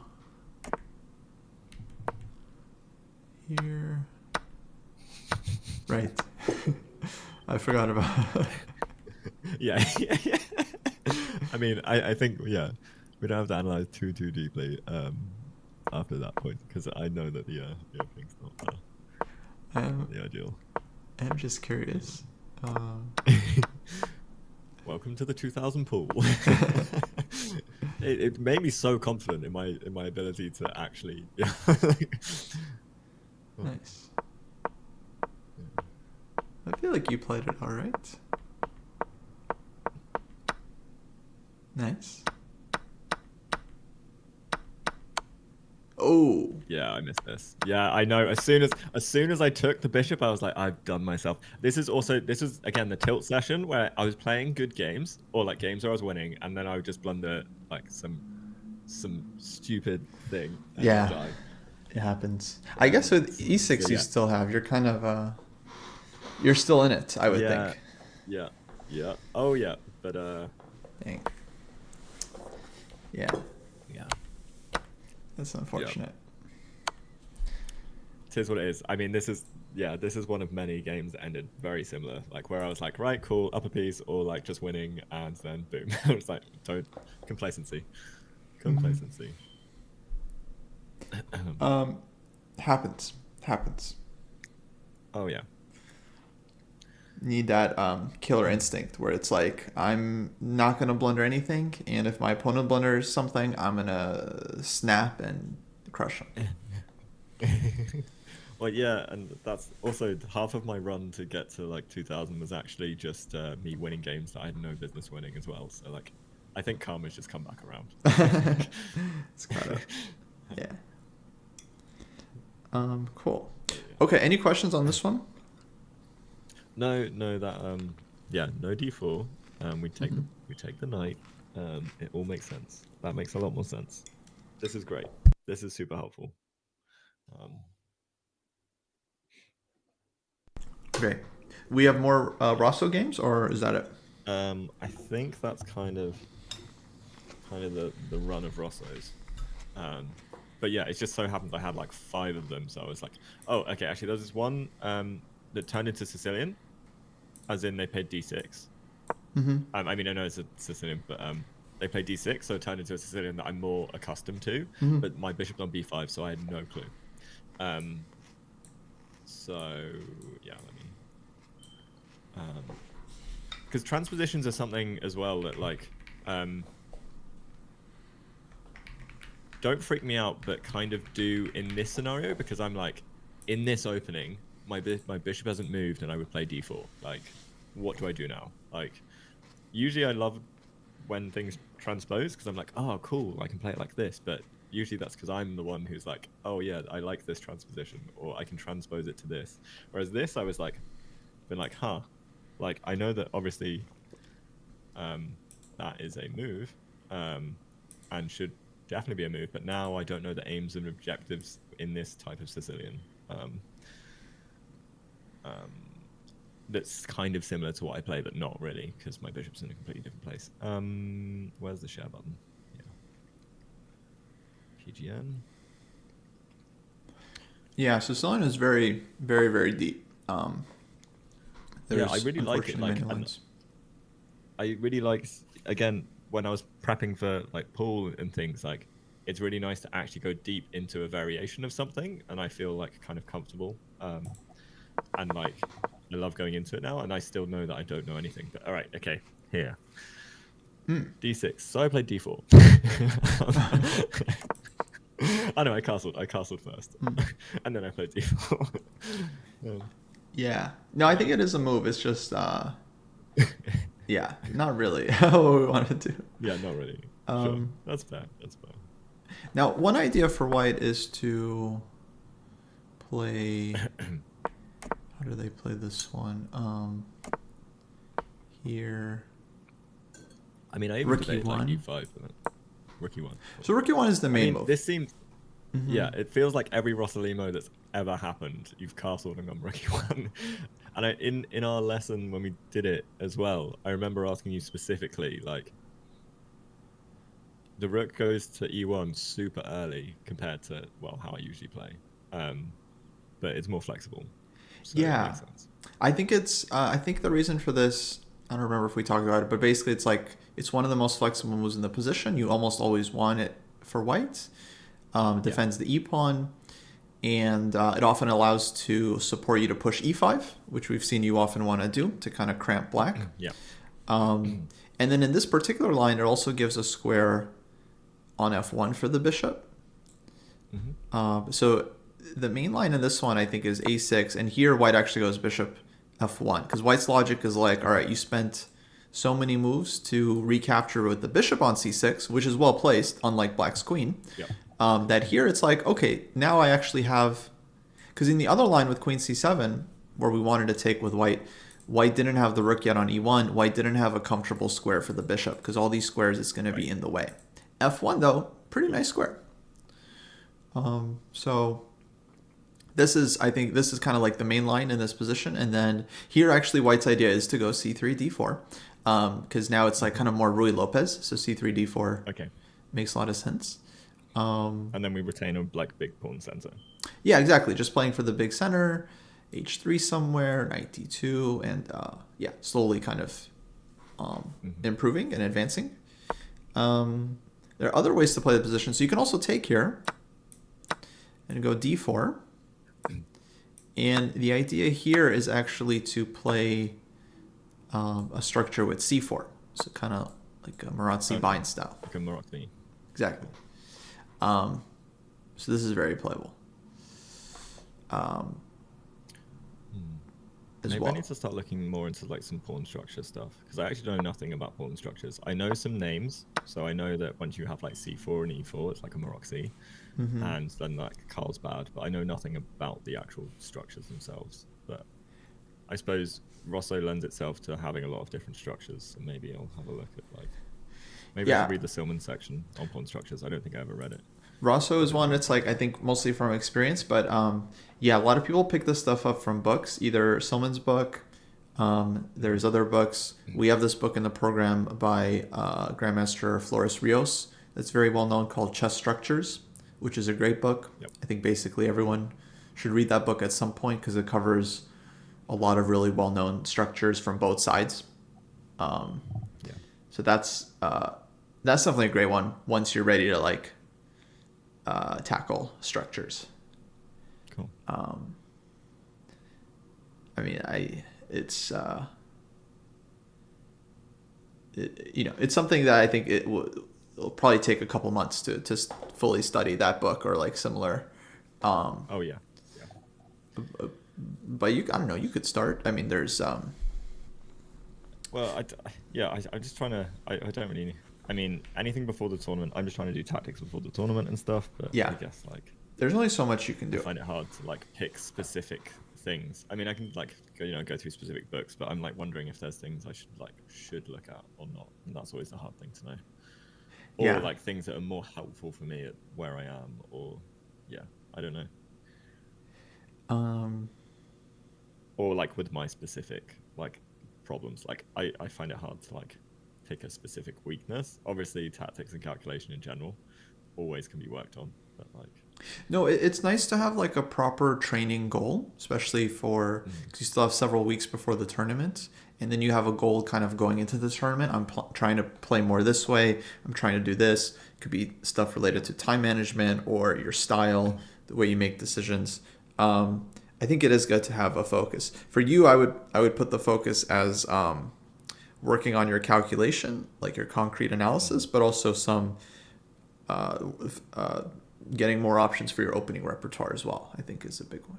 Yeah. So we should talk more about the openings maybe a bit off stream, but yeah, that would be good, because also my general gist from David was that was like the thing to do, and then he was like, I don't think you need new openings. So I was like, what? So like, I don't know. So yeah, I don't know. I think I would like to broaden my horizons. That's for sure. Yeah. And it's not fully for David or me to decide what openings you should play. It truly is your choice. So if you feel like you're not happy with what you're playing, I think as a professional player now, because you're representing your country, right? It's like it's up to you to be responsible for your openings, right? And so if you're like, Yeah, you I gotta mean, play me lines. And... I suppose, okay, probably like mainline, something like more kind of solid, not solid, but like mainline. I don't want to like play anything stupid. That's the main thing. But there's just so many openings, and like I think this is the thing. It's like there's just so much that I just it's like overwhelming to be able to go like, yeah, I should play this or whatever. And like this is how I ended up playing the Scotch and the Scotch, because like some guy who was like 2000 was like, just play a couple openings. Like the Scotch is why it's probably pretty good to learn like easy concepts. And I was like, cool, I'll do that, and that's what I did. So yeah, and then like Open Sicilian, I started playing because like an FM at my club was like, you should play something more open, because I was playing like a delayed Alpin, Mhm. and he was like, you should play a more open game, and I was like, and he was like, play the Open Sicilian. I was like, cool. So I don't know, I kind of yeah, I kind of don't. I mean, open games I guess are good, but I don't know. I yeah, I don't know. Maybe I'll have a look at some D4 at some point. But I've still got so much E4 to it to contribute. I think maybe my black openings, but yeah. The thing is, I probably just need to look at my games and see what I get against people, because I rarely get E5 as well. So I rarely get a Scotch in my classical. I always get Let's do Sicilian. this, Matt. Can you show me, or can you look up one or two of your games where you felt like you kind of played your best chess? Oh yeah, let's do that. Can be with either color. Well, that was definitely, I can put that down to when I played pool in the match. Although I didn't play my best because I didn't sack at the right time. Although I was still winning when I sacked, but I could not find the win, so I went for the repetition. Um, study. Oh, my best chess, huh? Well, the thing is, like, there's best, as in like, you know what? A couple of games in Maya, because I find it hard to like think through all of my like games, but like there's a game in Maya round 6 which I really enjoyed. Mm-hmm. Uh, and that was because I took the more complicated routes in the game, or what I thought were the more like complex things, to try and like muddy the waters a bit. And I'm very much enjoying like that idea of like, okay, it's nothing like crazy, but like I can find some other games as well. But that one just like, I ended up winning that because of a small tactic at the end, but like I think I was better. First shot round, was it round 6? Maybe it was round 7. Draw. And so what was the opening again in that game? Remind me. It was my opponent played d4 and played Catalan. I was black. So here, do you want the PGN or do you want the? I've got the. Oh, here, I'll make a new game.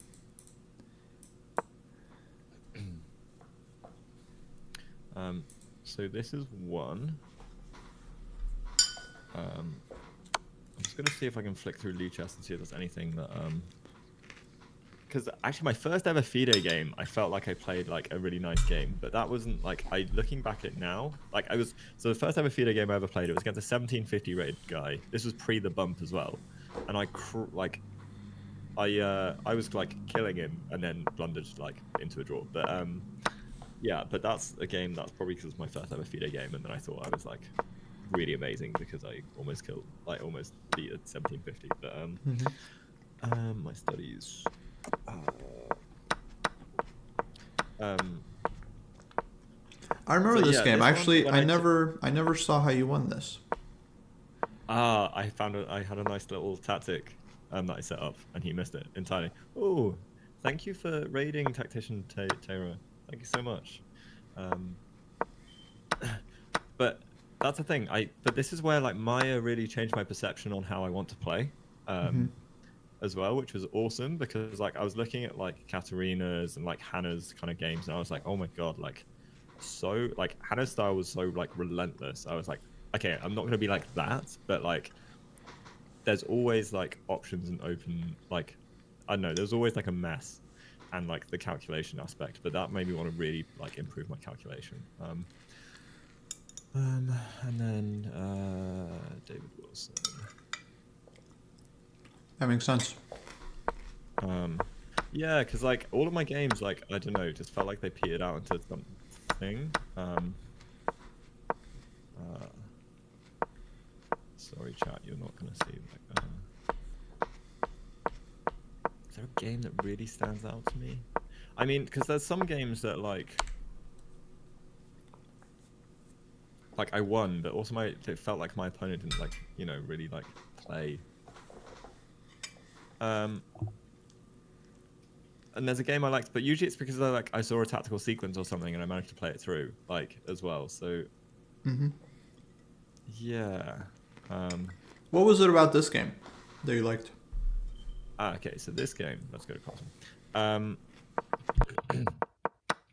So I mean, I felt like firstly just like I generally like played well, and then also was like C5 is like making sure like I think I played precisely in the opening in terms of all of this, like the C5 castles.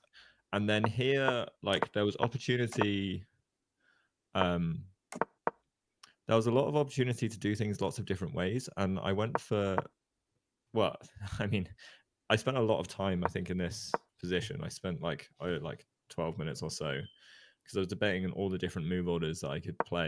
And then I opted to try and do things this way when he took. So instead of, I could have just taken back with B5. And I think that's probably like the most sound option it felt like at the time.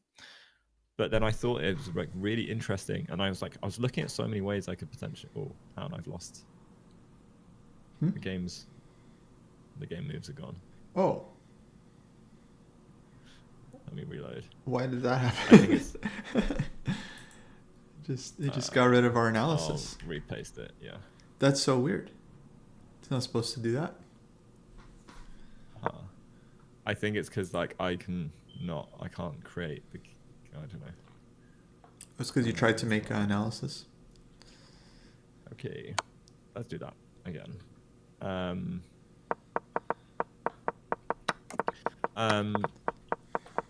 Yeah, and I think. Oh, and also the second round of Maya. Also, I think I played like I was really pleased at how I played that. Hope you have a great stream. Hello everybody, we're doing a lesson at the moment. But yeah, ChessCom. Yeah, I thought this was like a really interesting way of like dealing with the middle game problems. Because yeah, there was so much opportunity for like some like cool like night sack ideas and things, and like I don't know, I felt like there was a lot of richness in kind of the position. Maybe a lot of it's kind of forcing when you do go down this line, but yeah, because I can't remember all the ins and outs, but like there was so many times where I thought there was like some really interesting sacrifices and things as well that I was like looking at. I felt very like on the ball. Maybe like here wasn't the most accurate, but like yeah, I felt like this was a good game, and then like he sort of like crumbled this pawn and things. I think I had some better opportunities here as well, but it was a good game. I wouldn't say it's like the best game ever or anything, but I was pleased with like some element of the middle game. And then round 2 in Maya was probably a better example where I was like, I felt like I was leaving.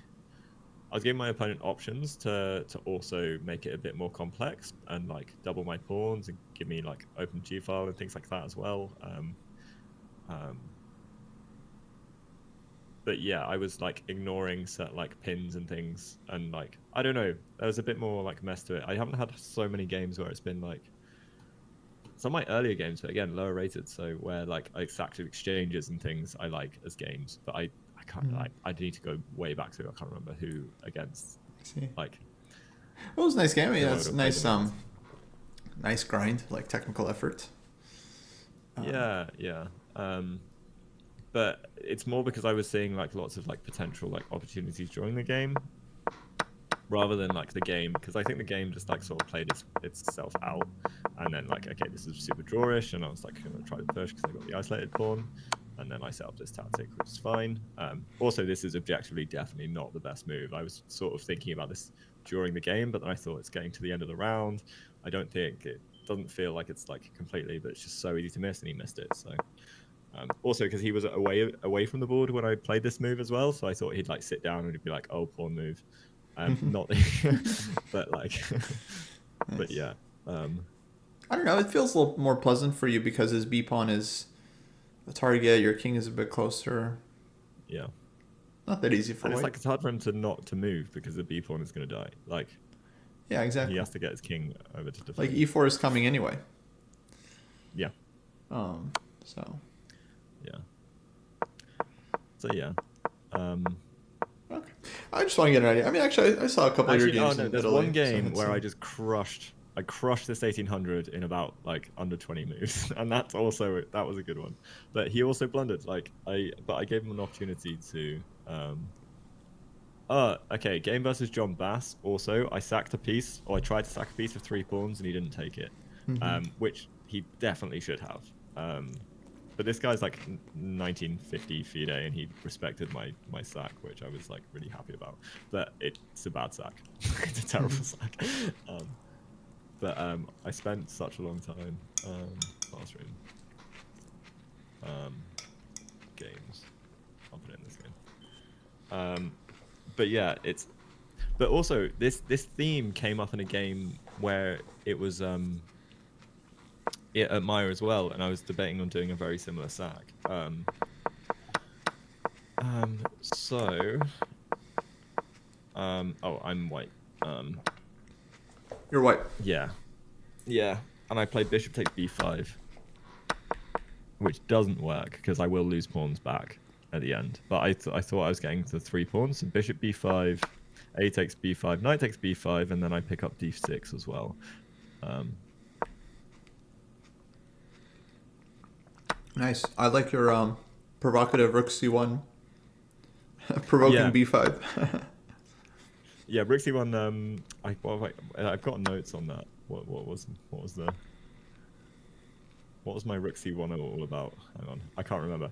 I said this is a bit obscure. Can't remember what the thought process was. But generally lining up the rook with the queen, despite it being behind a pawn. Oh god. So you're just hoping somehow. Yeah, I had no idea. I think maybe I just saw some like weird ghosts, but yeah, then he just ended up in this game that was slightly worse, and I held. I think I could have probably pushed. Like now, I'd be interesting looking at it now actually, because this is a little while back. Like whether I think I could push for something, but I found it really hard to like push. Yeah, I mean, here it feels like your position should be kind of nice because your rooks are connected. Yeah. Um,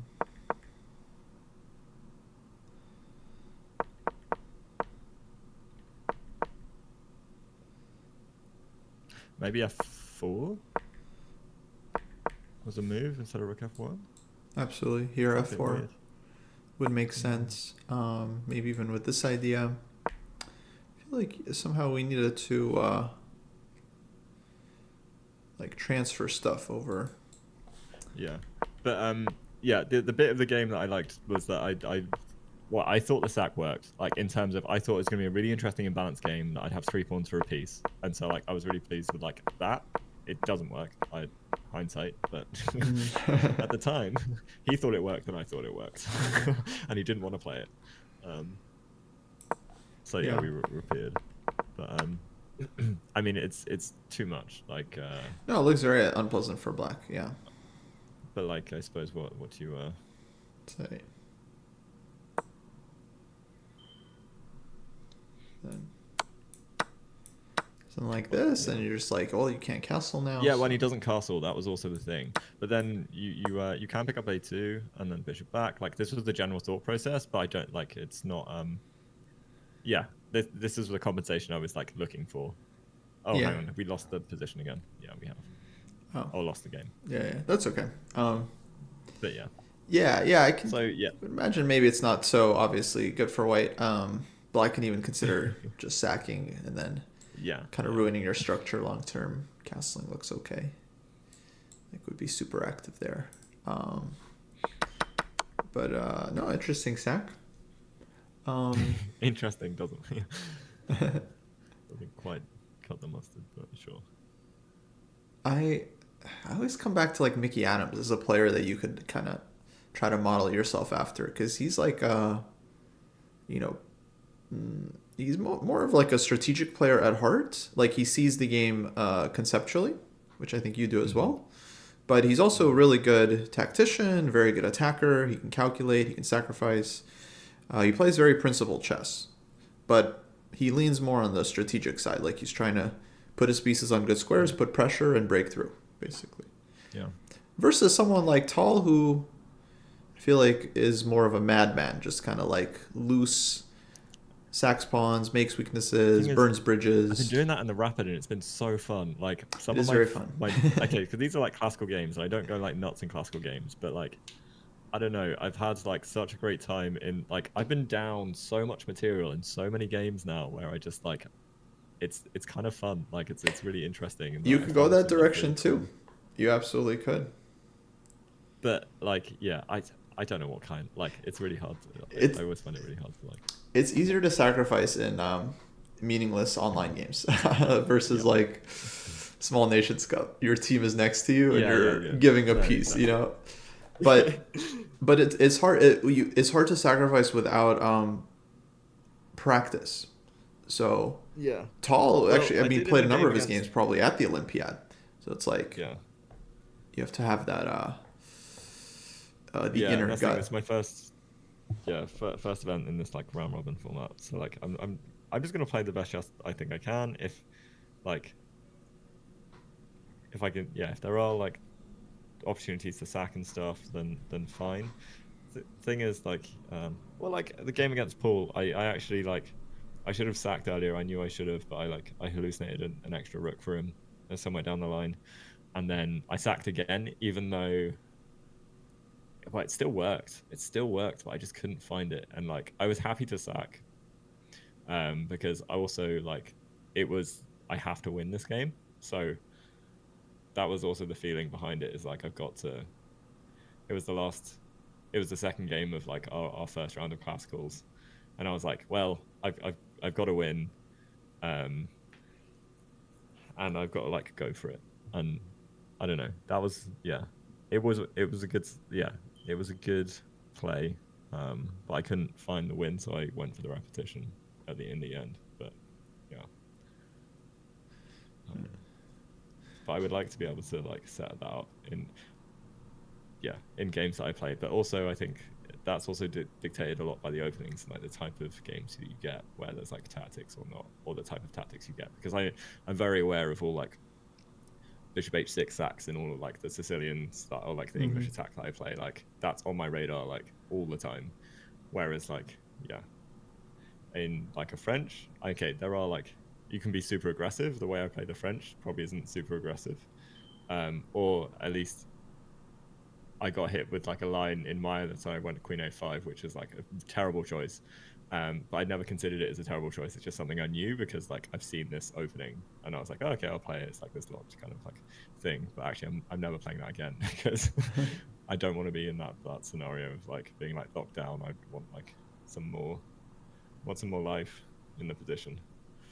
Um, Yeah, but that yeah, makes sense. I don't know. I think my playstyle is changing. So, like, although I do think I conceptualize things definitely. Um, but I don't know. The more training I do, the more like I think it will just keep changing because the training is definitely changing how I think about chess. Yeah, you'll get exposed to new games, new ideas, and then that'll kind of unlock different ways to play the game. Yeah. Cool. Um, if I were you, I would start collecting uh, some of your favorite games of other players. With other So players. model Okay. games, Tall, Kasparov, whoever, like games that make you like you want to remember. You'd be like, okay, I wish I could play like this, or wish my Yeah. games looked something like this. Yeah. Because it'll give you. I think if you collect those games, you kind of review them periodically. It'll just build that retention Hmm. and that inspiration. Yeah. Yeah.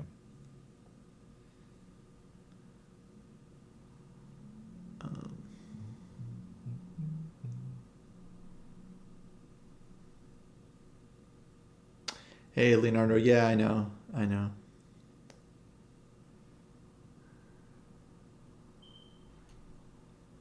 Man, yeah, so super sad.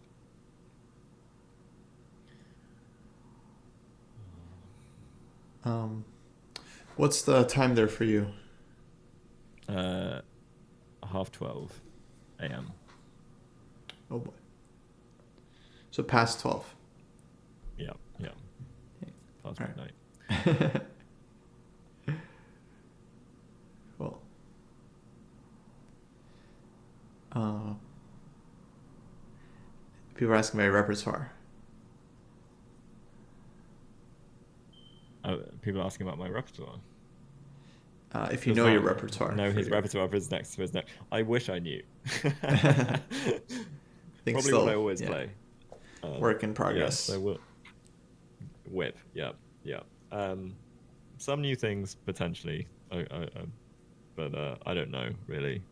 Um, I just want to play good chess. I feel like But you could definitely stick to your black openings, yeah, I think like so. French QGD, because they're very solid, and in a Yeah. team tournament, generally you want to be solid with black to give your guys with white a chance to win.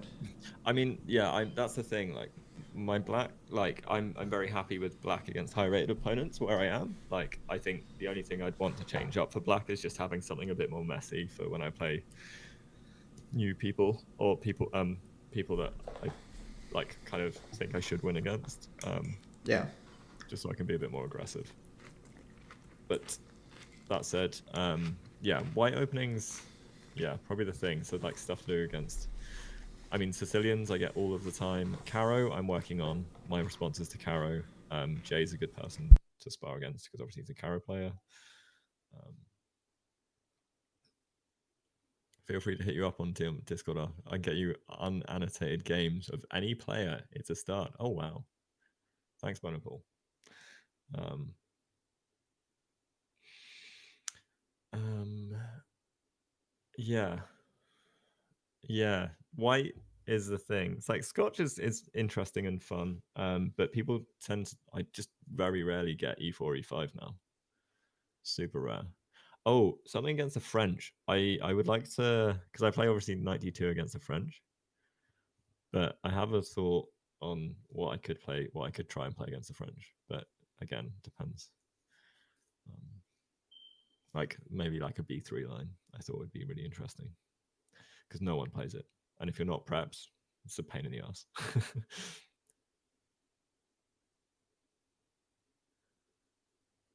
What's Jesse Krai's easy system, RL Capybara? Is that on his course on Dojo?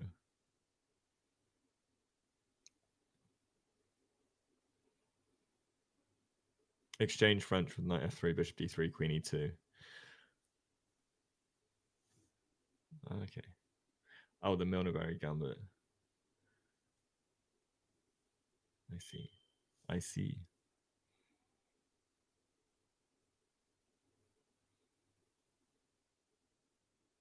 Hmm. Yeah, the advanced French. That's Jesse's line.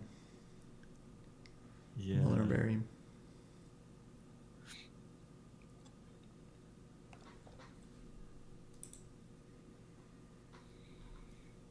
In fairness, there's a lot of like French lines I need to look at for myself as black. Um, as well. Like I actually don't really know what I'm doing against the advanced. Oh, it's black. Which is as black, which is kind of funny. I mean, I to be honest, I know like the general concepts, but I never looked at theory. So, I mean, I do fine against it, but um, Mm-hmm. but yeah, like I usually play some knight h6 malarkey and like knight f5. Yeah, you should probably look at some games there at some point. Yeah.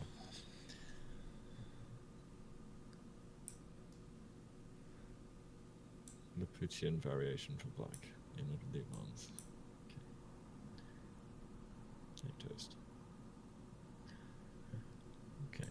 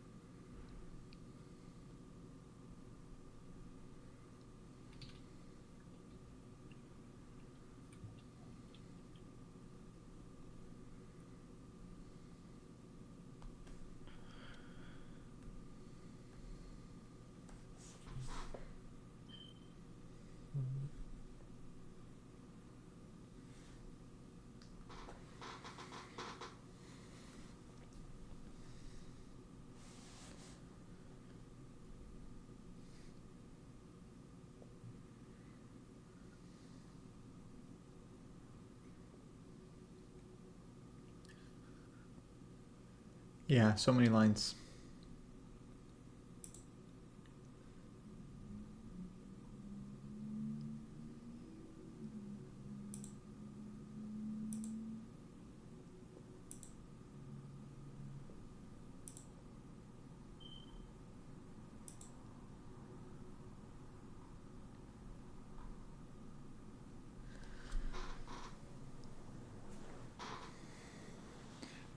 Okay.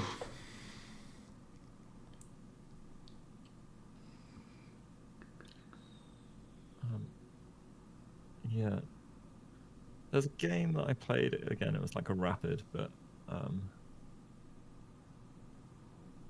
I was in trouble, and I thought I played like this really nice kind of counter. As an example, like that was a game I kind of quite liked. I was just having a blast through to see. Nice. Um, You want to put it I in? don't know. Usually, it's like in critical moments where like I find some counter resource or tactic. But I think that's very much like leans into my. I'm always like I can always find tactics when I'm in trouble. I can't find them when I'm just got an advantage. Interesting. But yeah. But even then, I think it was black.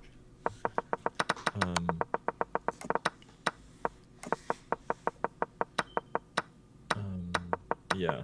So here,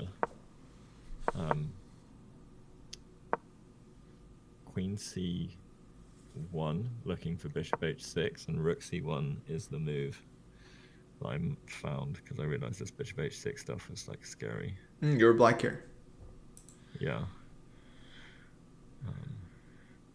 C8. Wow. So you allow this. Yeah. Knight B4. And okay, this is technically not the move. You're meant to take on D4 because there's some crazy, but I didn't see it. Take on D4. Because there's some like Bishop H2, Queen H4, like so you take on D4. Oh, I see. Knight D4, Bishop H2, Queen H4, I think. Something to that effect, yeah. Probably this one, yeah. Because here you already sacked a piece, so I don't think you want to sack another. Oh yeah, sorry. But here I think you get it back. Yeah, sorry. Here. But I completely missed this. But I thought this was I thought this try was actually much harder, but then I still actually misplay. Nice. But yeah, he Beautiful. Yeah, I saw the Rook C1. Well, this was this reminds me of Korchnoi. He was kind of cold-blooded like this, where he would cynically allow his opponents to sack in bad situations. He was just very good defender. Yeah, I think. Yeah, Knight B4. Well, Knight B4 is like isn't accurate, but I don't know. It's still annoying. No, it's nice. You get this like kind of positional compensation. Knight D4, I think. Yeah, because like Knight comes back here. Or takes Knight D4. I think how you did it is okay. Yeah, here and then like. This one? Queen F. Yeah. Okay. Because Queen F3 is annoying because of Rook G4. Sorry, Rook G4 is kind of killing me a little bit. Oh. So I think I have to go like Knight G4, or take some Knight D4 straight away. So I have like, I don't know. Oh, took the game from us. But so yeah, I needed to go Knight D5 there. I see. Because yeah, this is pretty annoying. Chess.com killing us with this glitch. But yeah,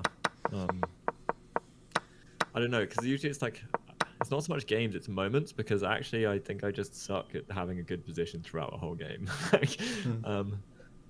Usually it's a moment, and like there's not a game where I go like, that was an amazing whole game I played, like a strategic like brilliancy. It's usually like, oh, I'm in trouble. Oh, I found this really amazing resource. And then that's it. Well, you'll get there, I'm sure. Yeah.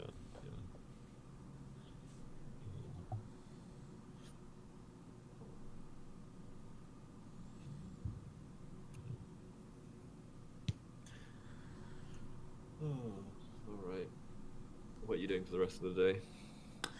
I think I'll maybe play some Blitz. Nice. Cool. Yeah. That'll be it. Not much. Rest day today, US champs. So action. Last 3 rounds tomorrow.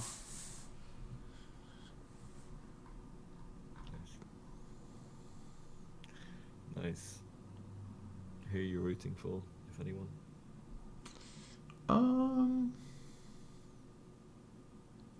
Guess it would be cool to see Fabi win 4 in a row. Let's go. Uh, Fabi is just, his play has been so like. Yeah, he's played really well in this uncompromising. tournament too. He's had like some very interesting opening ideas, and yeah, basically been playing rock solid.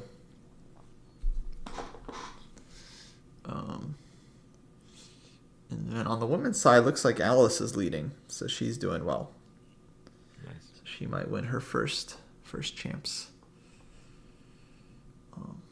But yeah, last 3 rounds going to be very tense. Yeah. Awesome.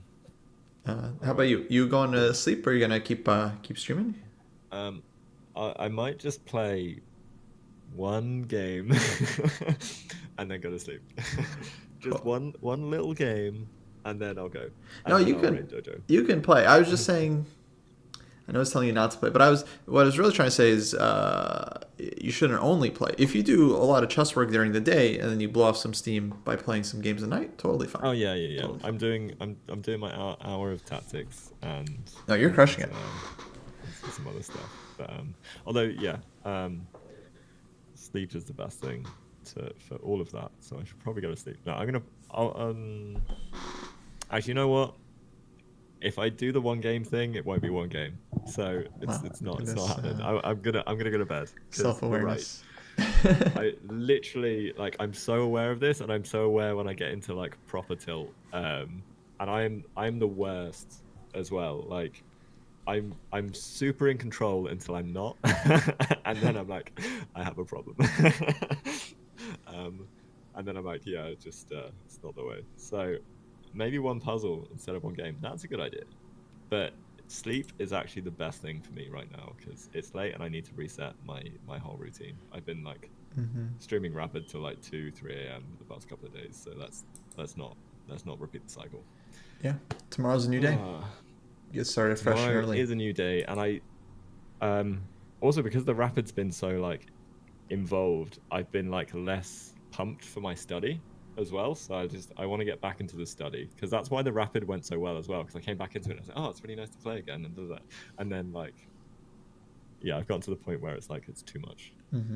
But yeah, all right, guys, I'm gonna raid. Are you staying on to do some plays? I'll stay on. Yeah. Sweet. I'm gonna raid Dojo then, and I will Cool. catch you all in a bit. All right, man. Well, good Also, stuff. Have a good night. You too, and yeah, I'll drop you a message. Are we doing? Is it Sunday? Is everyone around for the calculation, or for Anushka and Rachel as well? Sunday would be a good day. Actually, I'll have to check in with you guys. All right, cool.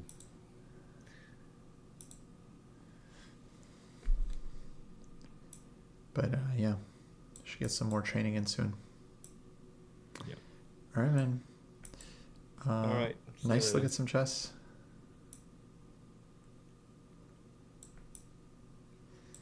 See ya. All right, folks. Let me switch over here. Apologies.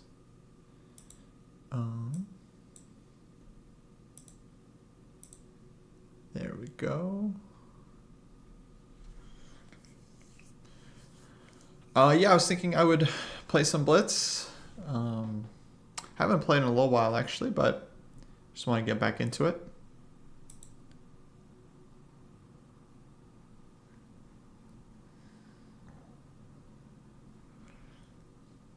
Yeah, let me maybe get some music going.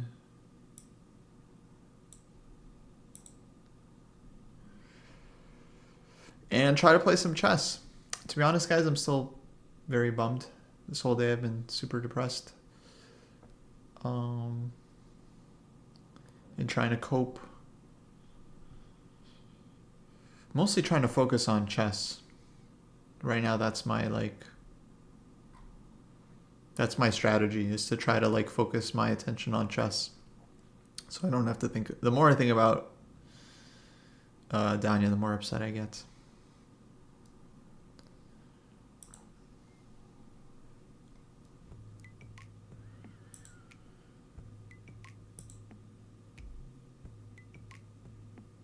I couldn't even look at the board yesterday. Looking at the games. Houseline, thanks for the raid. Long time. Have a good night. I'm very proud of you getting your sleep. Hello, folks. Okay. Let's get some chess going.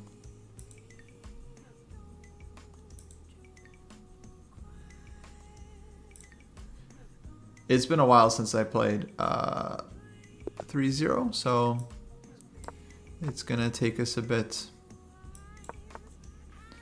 to get used to it. Okay, Rosso, we're ready. Rosso, we're ready for.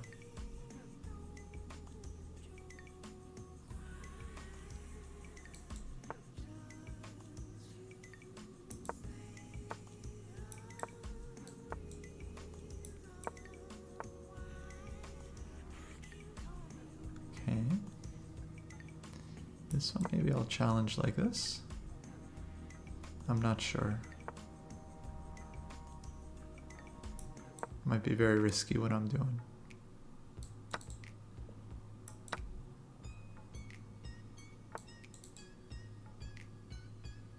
Can I take?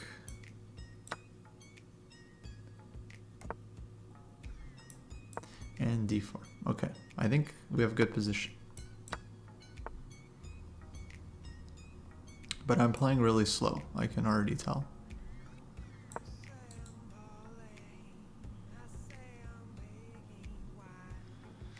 Which is natural, it's been a minute.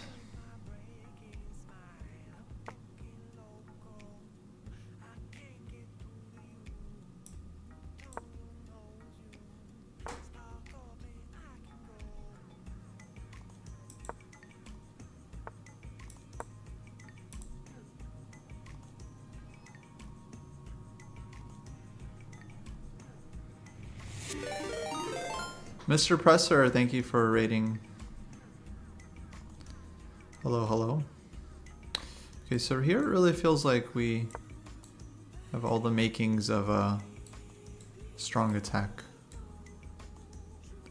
So, just going knight g5, queen h5, direct. Direct and attacking. Okay, now it feels like we could take on f7.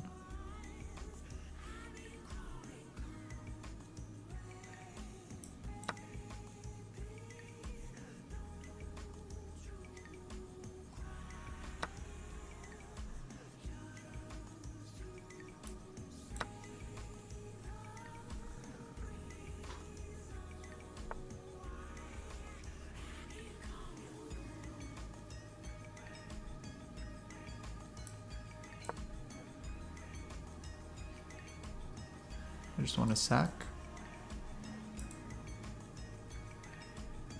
If I take queen e7, alright, I'll take this one.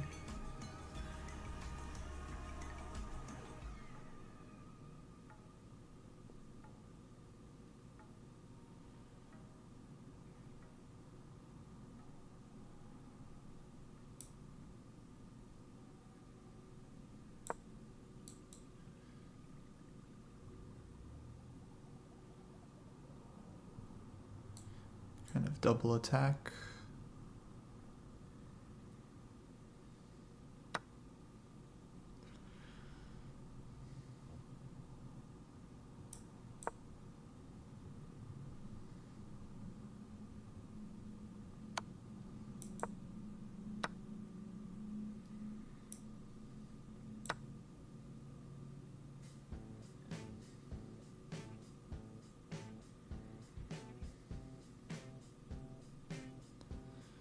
Feels good for me, but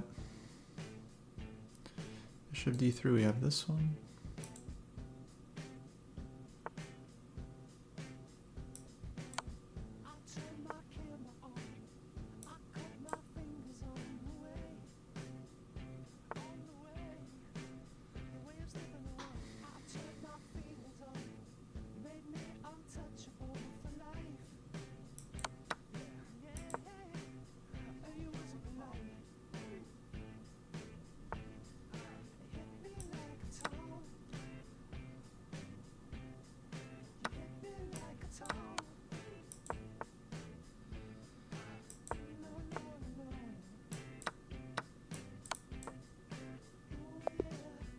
Okay, good game.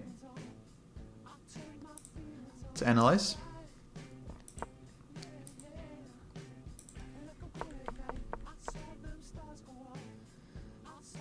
Okay, so black plays this early c4. And b3 I think is reasonable reaction. Looks like we could play d4 too.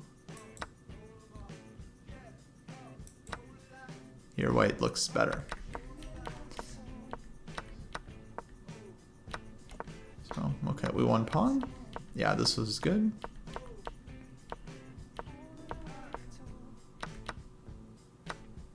Could take the rook too.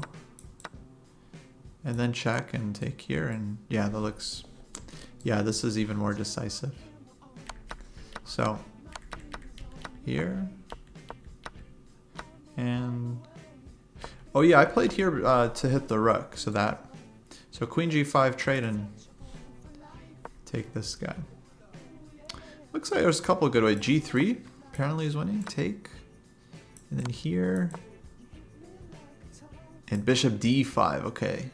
Like this.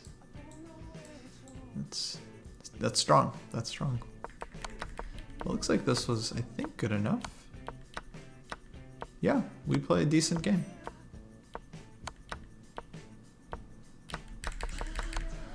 Okay, here, maybe take... Cool.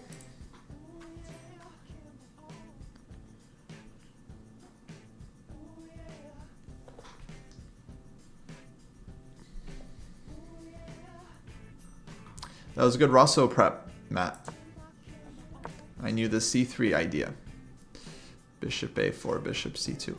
Oh, my move.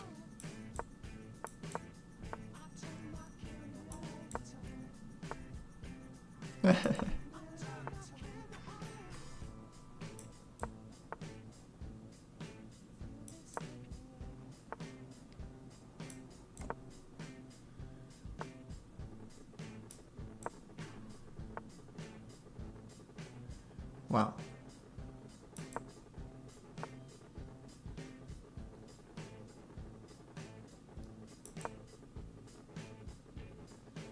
Want to bring this guy around.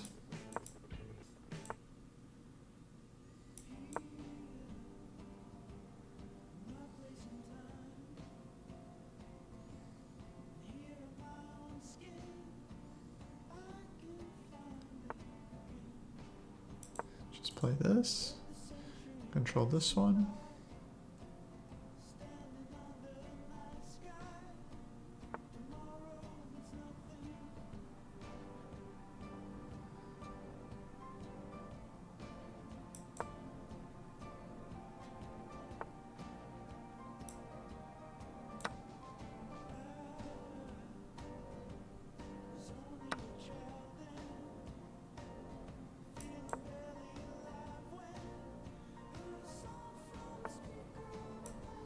Plonk that guy in there. Oh.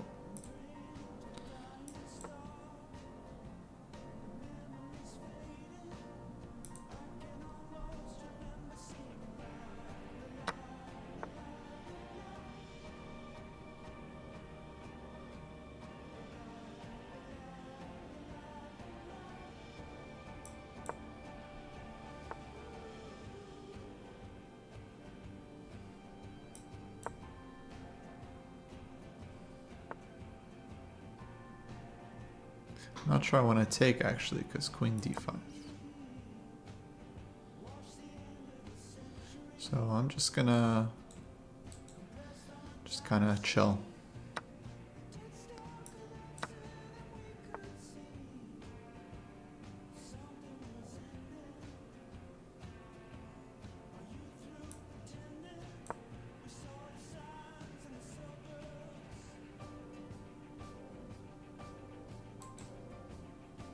Rook f2 next. Queen d5, rook c5. Or bishop c4 can just chase her away. Ooh, check.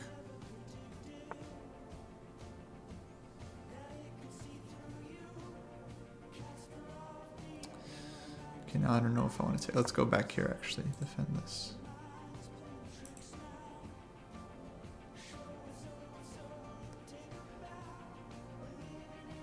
This one's defend this? No, maybe we threaten it to take on b7.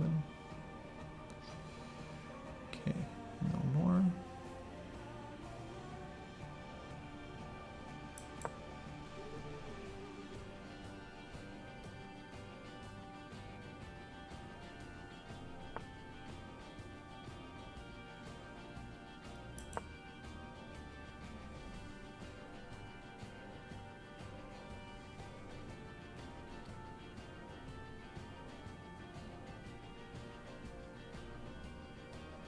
Yeah, he's kind of moving back and forth because I don't like our position.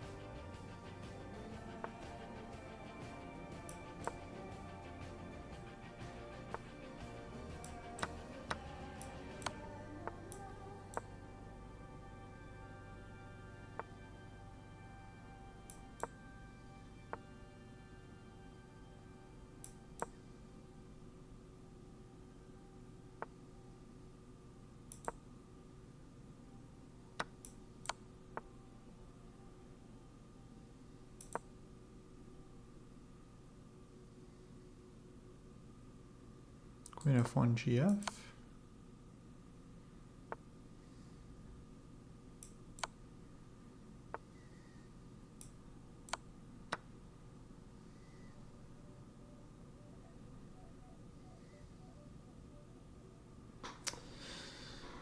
Wait.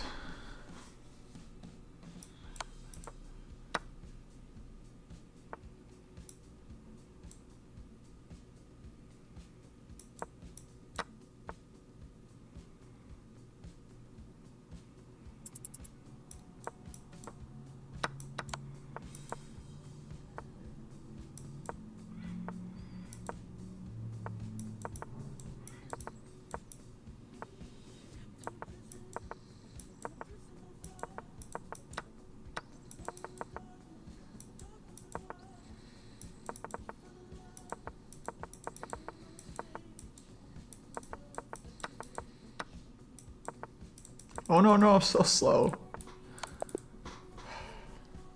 Whatever. It's all good.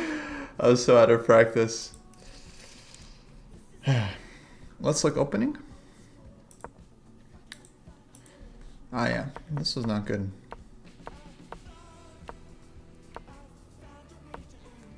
Although, maybe I'm better now. Yeah, he just started pre-moving everything and then I wasn't, so you lose time quickly doing that. I forgot it's basically bullet at that point. I mean, it is bullet, not even basically. Kids, man. Play these kids, they're too fast. I don't know about f4, maybe can try a different line here. This was always a line. Okay, next game.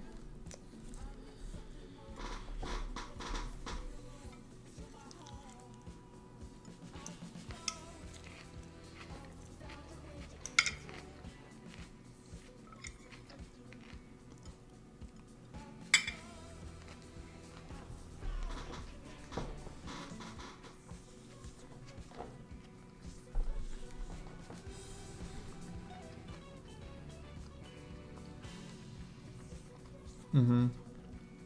Sure we were winning. Or maybe not, actually. Not winning.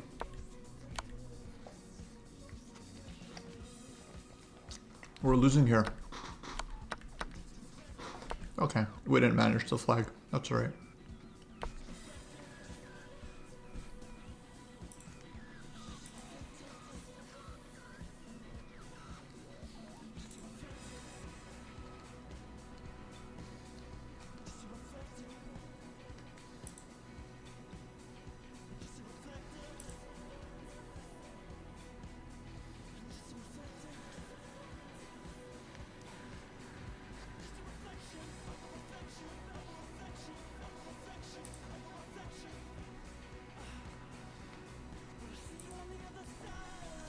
Okay, searching for a new game. Searching for another 3 minutes. Found. Alien Cowboy. Oh, we played Alien Cowboy many times. Wow.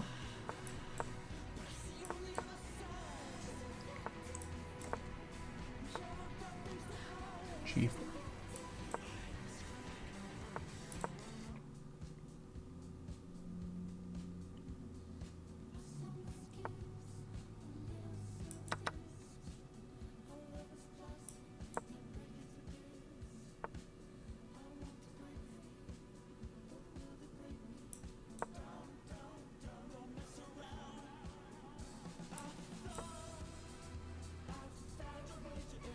I don't know if this is good. I'm just being adventurous.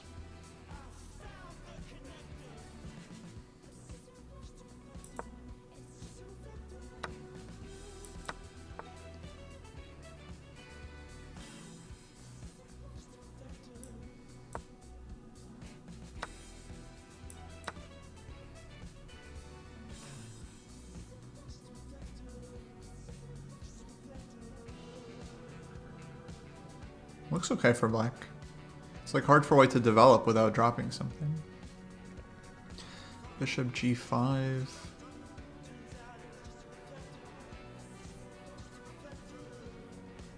Maybe Queen F7. Queen G2. Okay. Have to develop quickly here.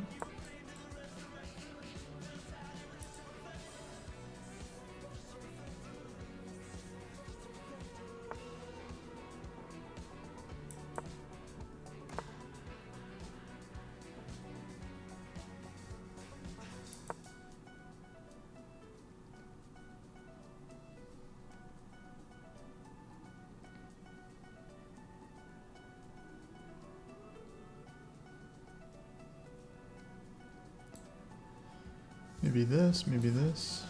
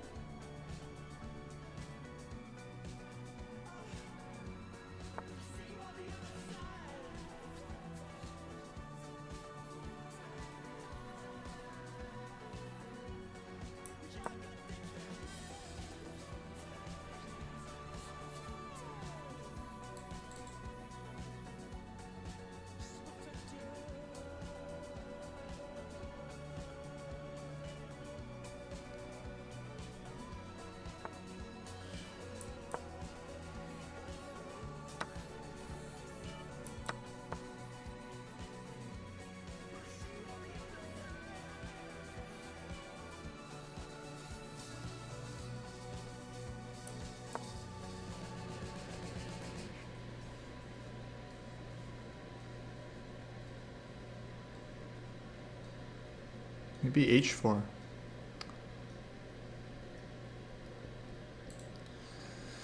Not allow knight to G3. Okay, this one we gotta win on time.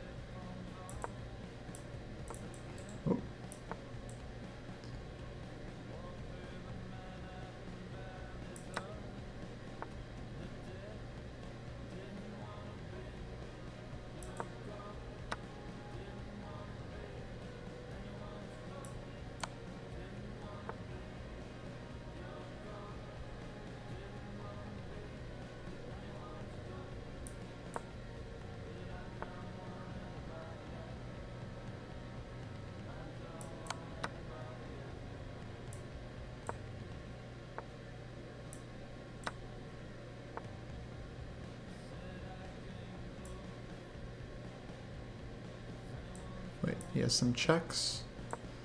Don't allow the checks.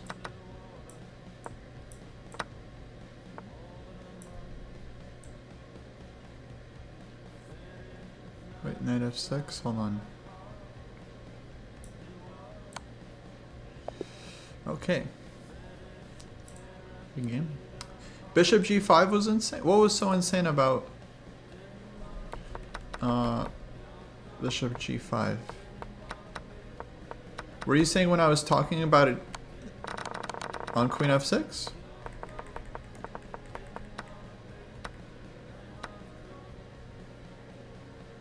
You mean here? Why is that so insane?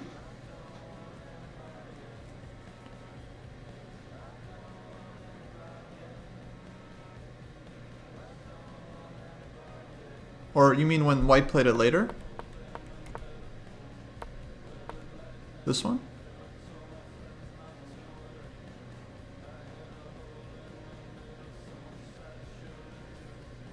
Thanks, Savage. Thank you.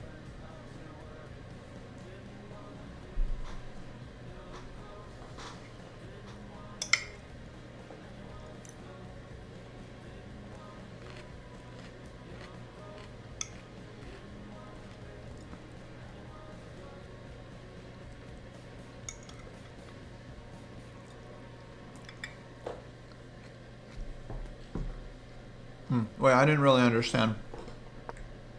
What was so special about the Bishop g5?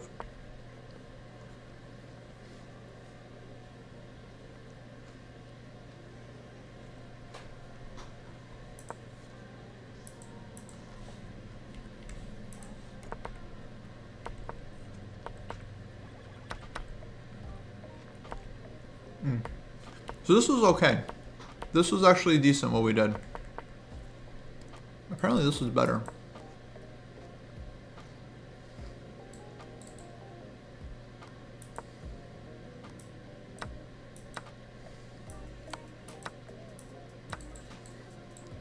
Black is winning.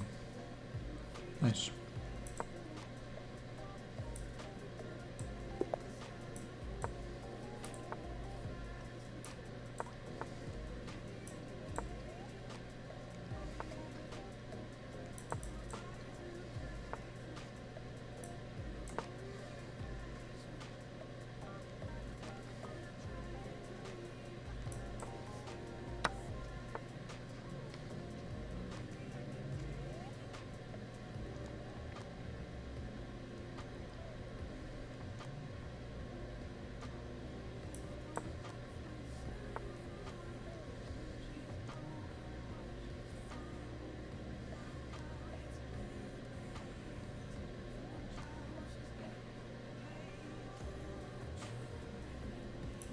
Yeah, I don't remember the theory here at all.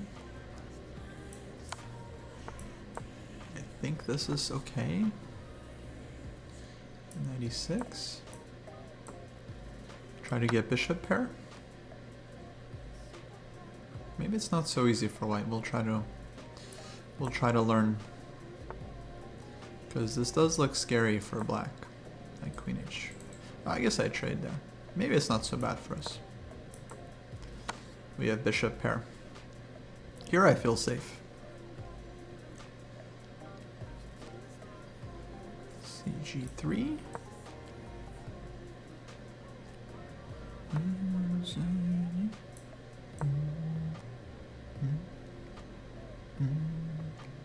Queen g4 was there too.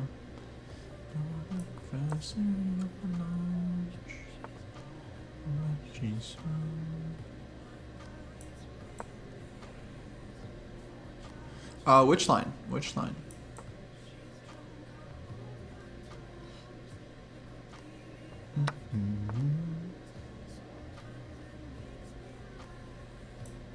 Go here. If a pawn, there was like c5. Oh, you mean like for white? It looks good, or?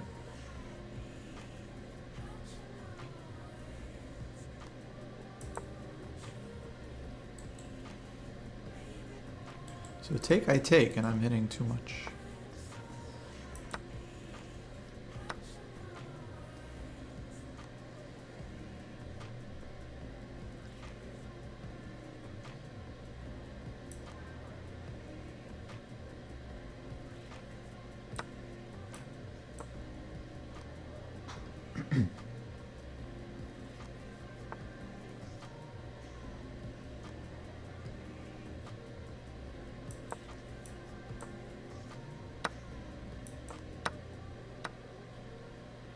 Okay, those bishops, those problems.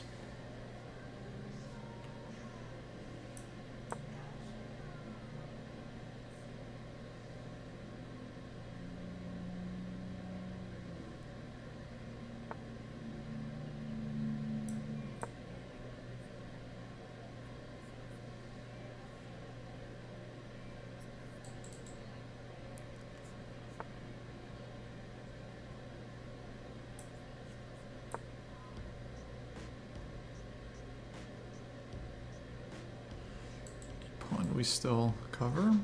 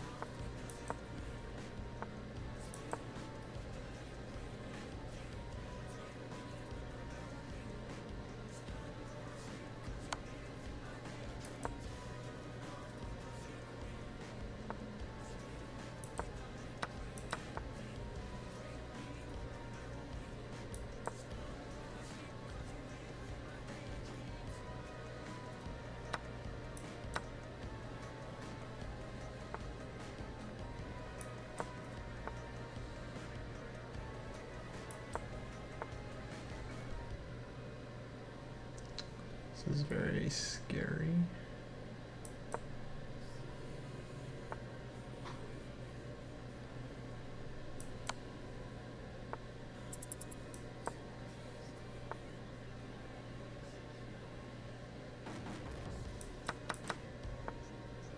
Oh, shoot. I just blundered that.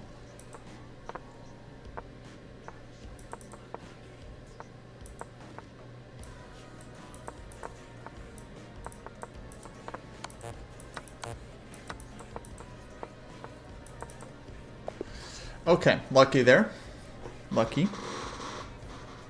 Let's look at an opening. I just guessed. I just totally guessed with the pre-moves. Oh, so here I maybe can take, huh? But anyways, black could, if they wanted to take first and go here, castle, d6, bishop c4 maybe.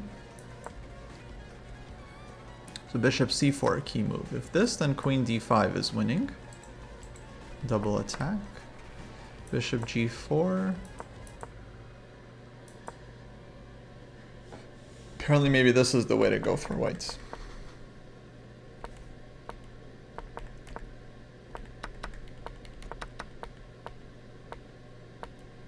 So here black is even better already.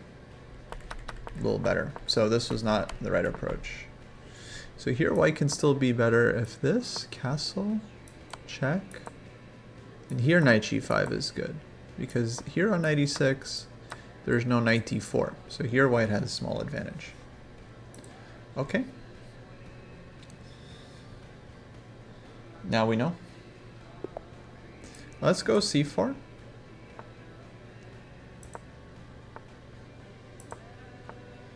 Just felt like playing some English.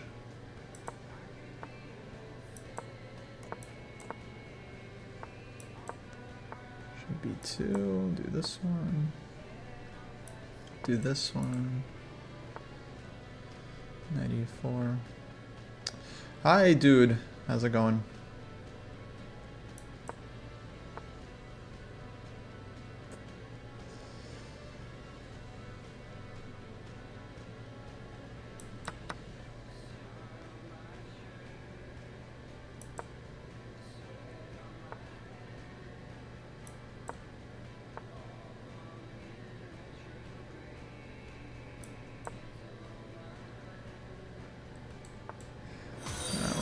here. Thank you for following. Thank you for following.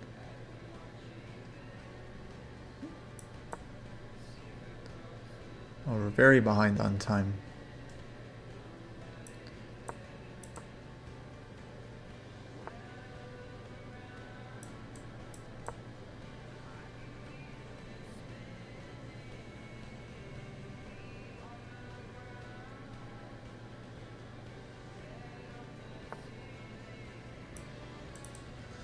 No.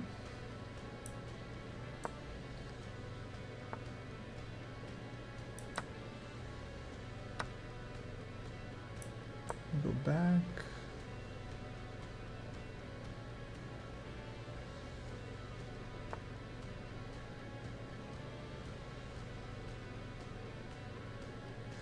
Yeah, our position's really tough.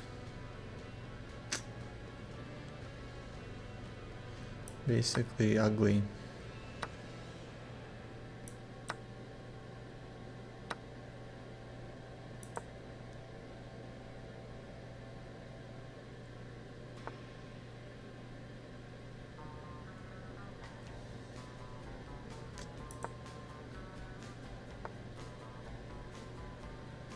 Honestly, like, resignable position.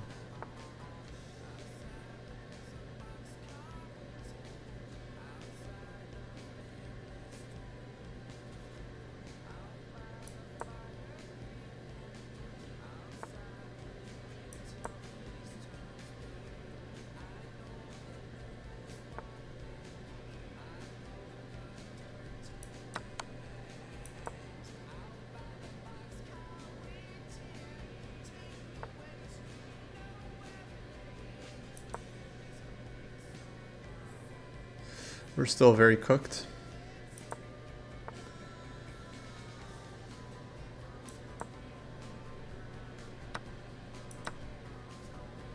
Only chance.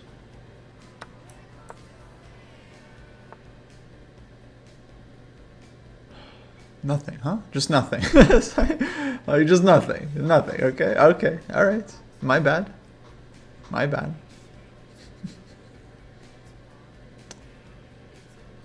I don't see what we can do.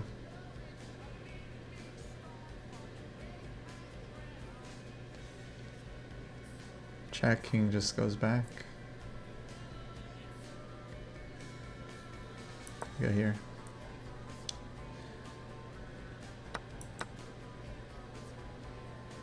But now, of course, we're just flagging.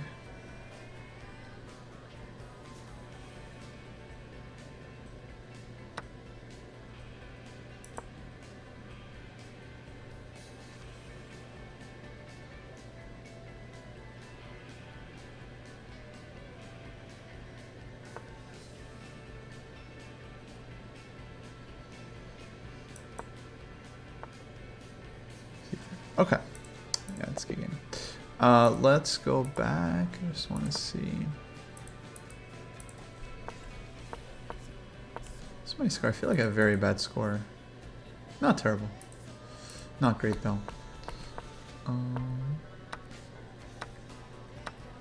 So I should have played...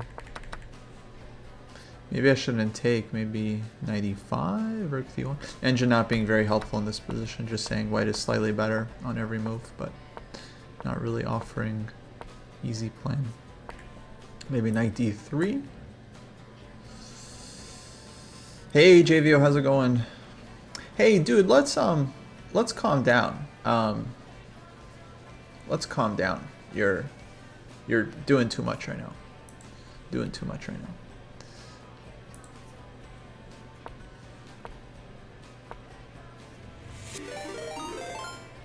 John Curtis, Chess, thanks for rating. Hope you had a good stream. So here. Okay, this was all good. F3 was the move we had to play. Knight G5, H4, trade. So rook takes, take here. And then white is surprisingly better in this position. It feels like we have weaknesses, but I guess bishop d4 is coming and we're very solid. How are you guys from the raid? How's it going?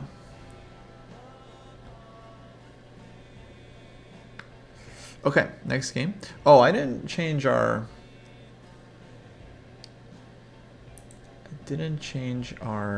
title.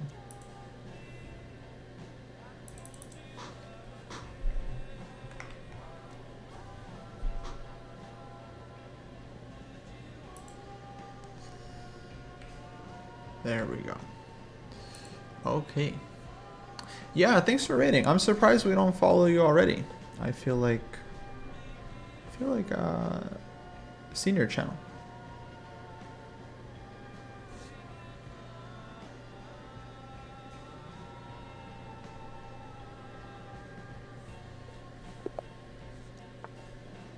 Okay, next game.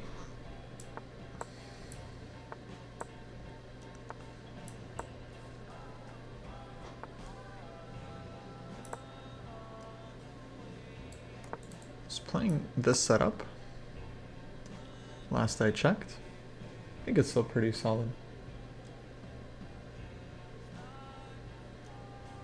Try to go queen d7, bishop h3.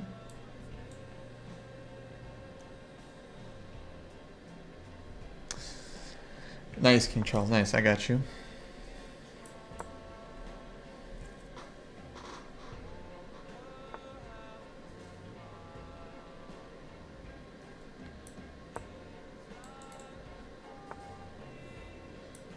Let's, actually, I think a5 here.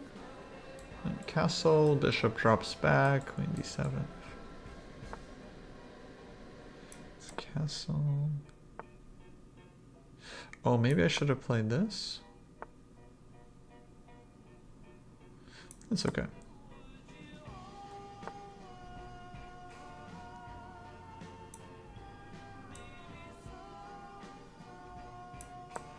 Like this idea, trying to trade.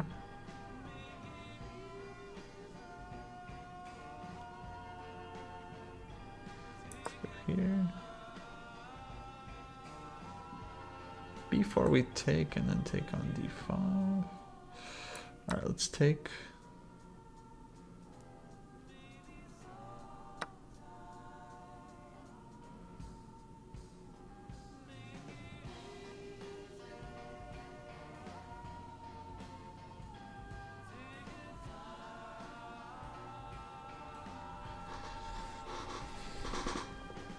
I feel like we're under some pressure.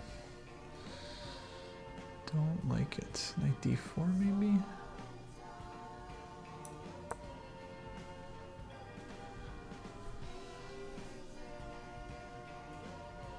So on b4 I'm thinking take a4.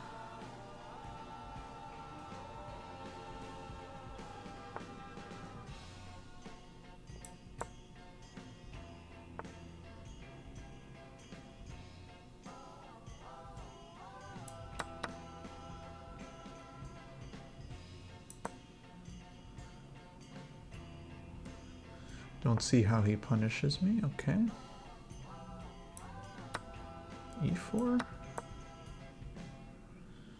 Bishop c3. Maybe it's not such a big deal, actually. Not sure I should have allowed this. So now it looks scary.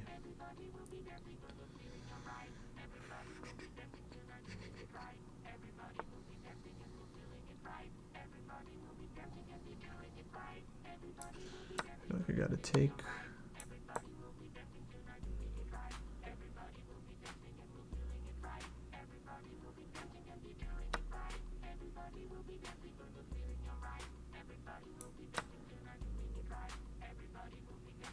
Do not like our position.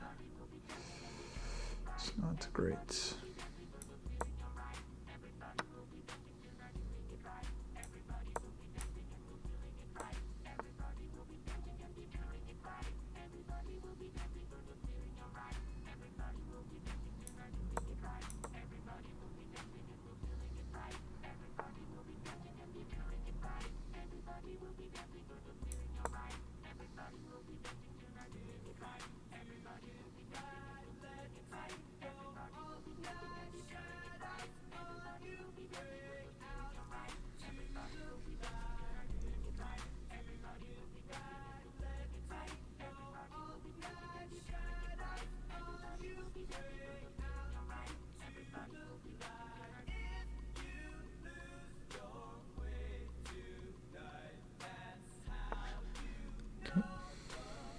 Basically, we're totally lost, but we try to defend.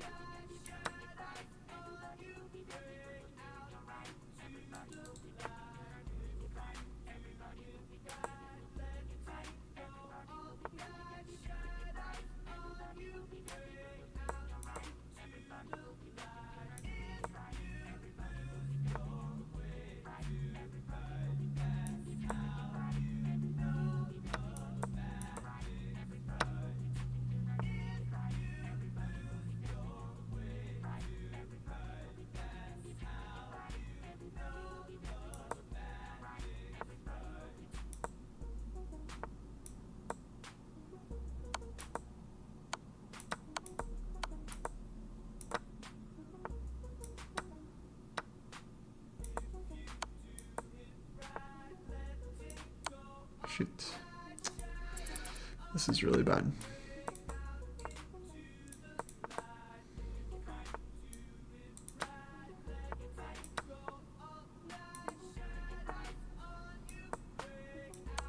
Okay, draw's good.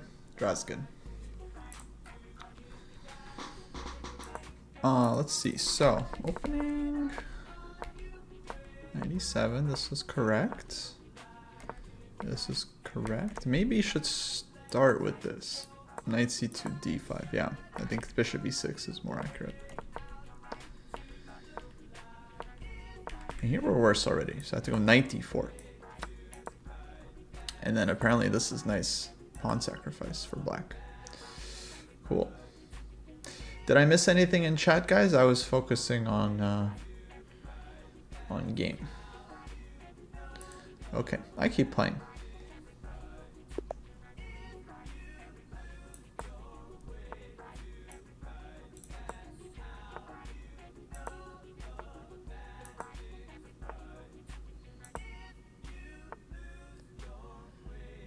Okay.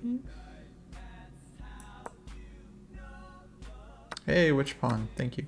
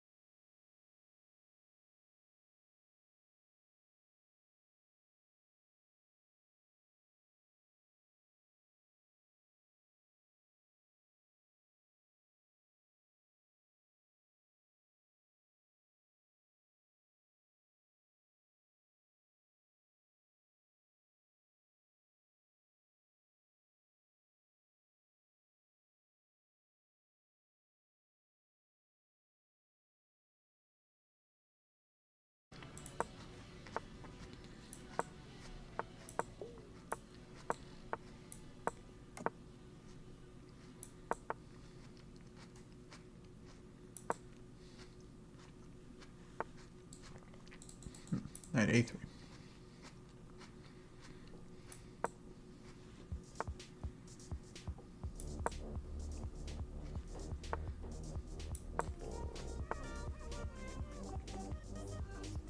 I feel like I like our position here.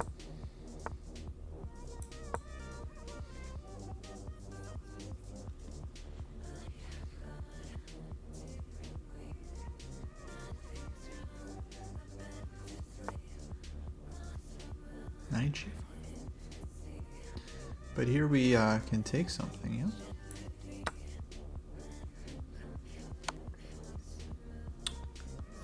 Okay, queen a4 I missed. But still, there's some stuff hanging.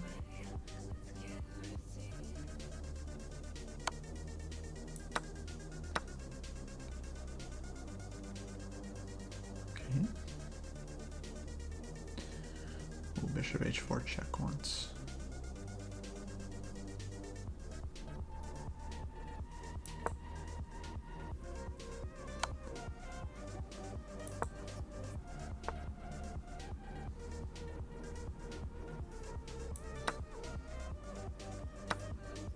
Oh shoot, okay, I'm missing all these long queen moves, dang. That was open, huh?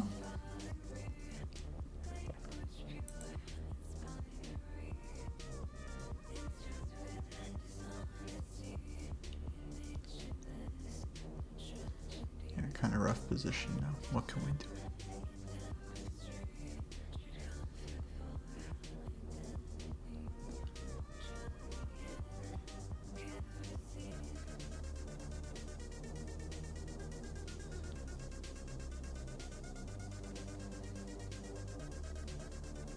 Who are we playing?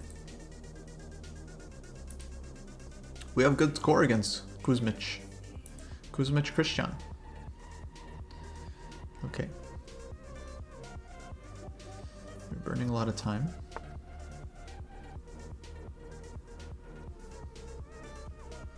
I think here wants to take? No. Take GF.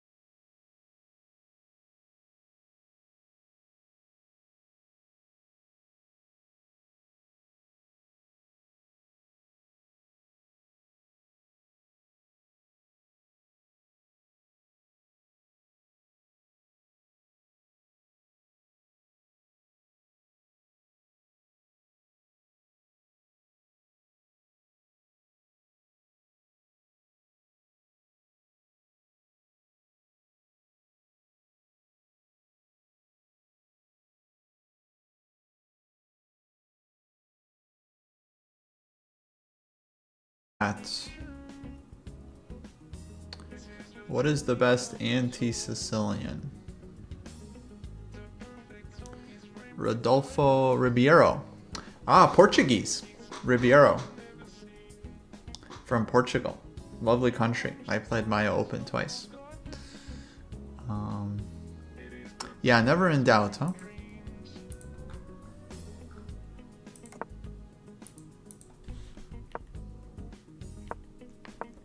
The best anti-Sicilian really depends on what kind of position that you want, because there are some that are more strategic and there are some that are more tactical. So if you want more tactical, then it's like Smith Mora, B3 Sicilian. If you want more positional, it could be C3 Sicilian, closed Sicilian. Okay, so here Compy says I should have taken like this. 96, FE, FE, castles, and then we just have massive pressure here. So that looks really strong. Okay, good game. And then, okay, we're just losing there, of course. Oof, we're playing the monster. This guy is very tough, but we do our best.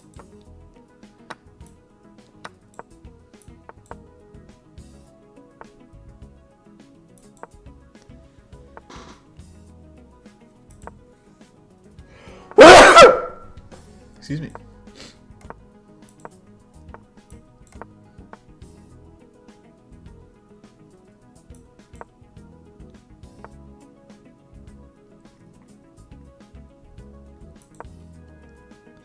Thank you.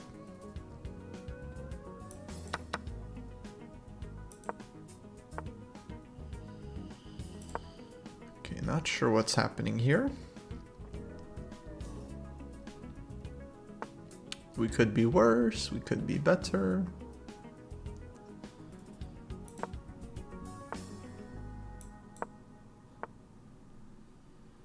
H4, wow. I think we're worse. Maybe not. What is Wei gonna do? Sacrifice his pawn.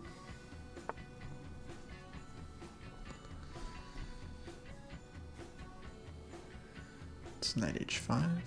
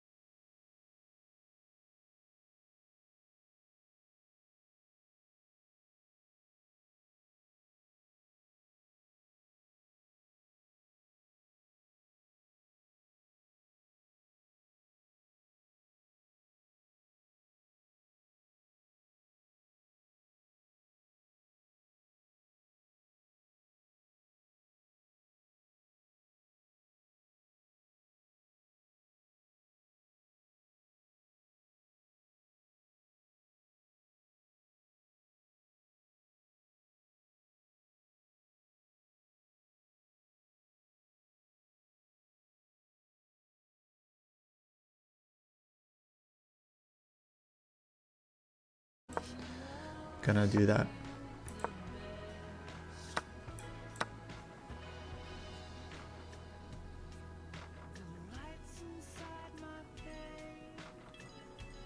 Yeah, I just feel so bad for everyone. I mean, I wasn't like super close to them or anything, but of course there were a lot of people that were, and yeah, I just feel awful for them.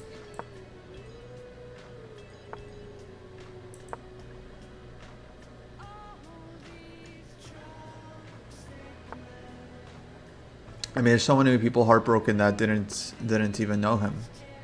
So just imagine the people that that did.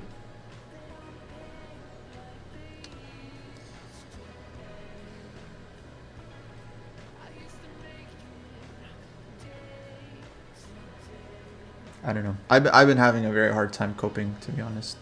It's still very, very soon. But yeah, it's been very upsetting. B6. Right now, my only plan is to just try to do some chess. I feel like that's the only thing I can feel like is on solid ground.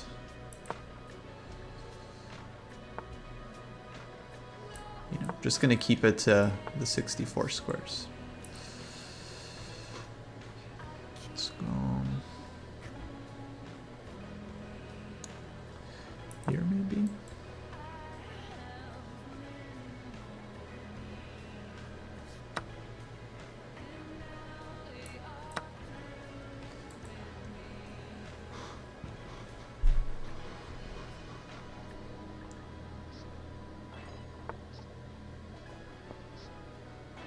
Maybe e4? No, then I get d4 square.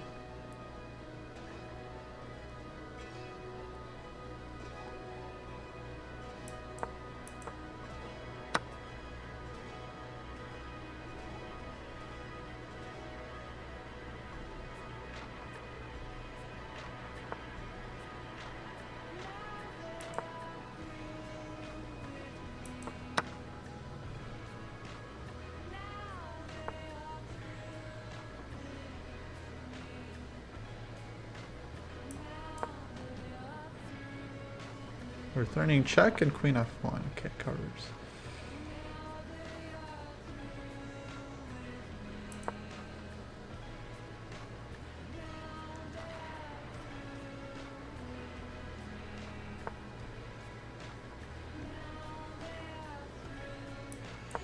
Okay, super risky, but we go for it.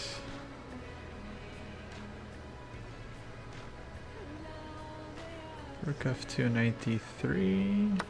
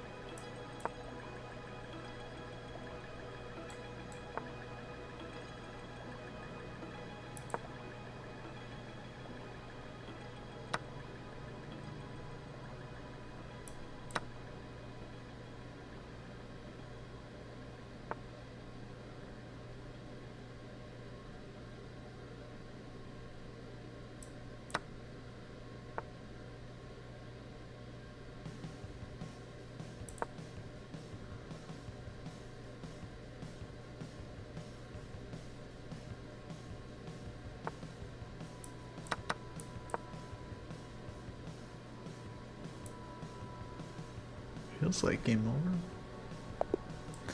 Nice. GG. You know, Danya was a long-time knight a6 King's Indian player, way before it was cool. You know, he was playing this one way back in the day. How's the Blitz Sesh going? Actually, pretty good. I think we've gained 40 points today.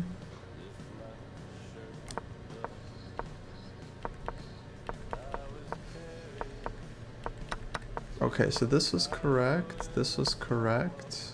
This was good. And here black is already doing extremely well. We're like close to winning on the board.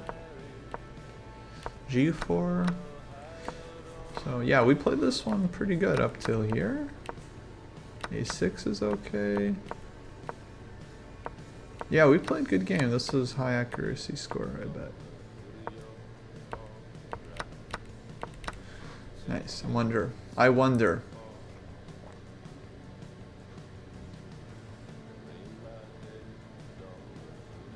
$95.7. It's not bad. Okay, next game.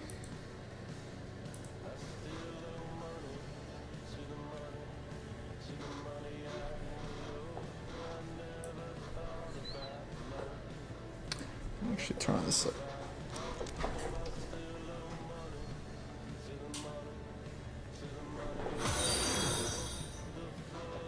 Yeah, I don't know why it was 95.7. There wasn't a single move where the evaluation like went down by any.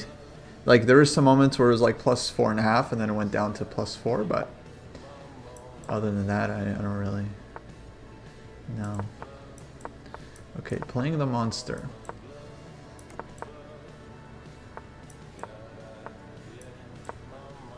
We had this last time.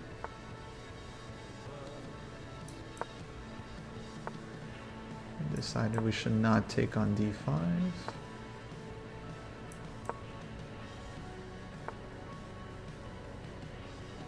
But I don't know if it's so easy otherwise.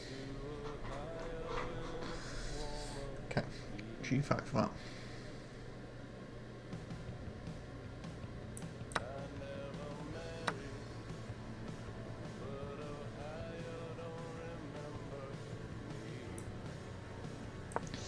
Probably not good. Queen 8.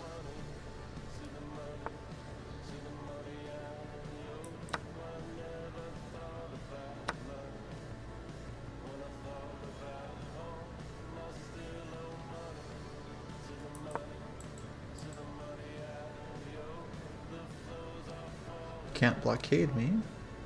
Queen f7, e6, takes, king moves, bishop f6. Queen f7, probably rook f1. Whoa. e6, bishop f6 once.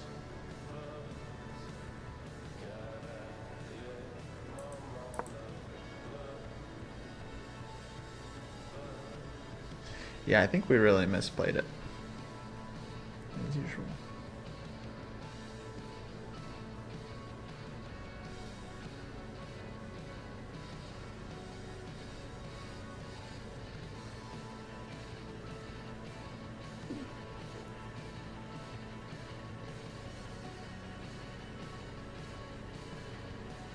So e6, bishop f6.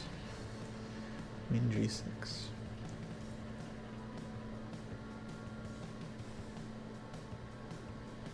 Let's go here, I don't know. Try to put pressure. Okay, we come back.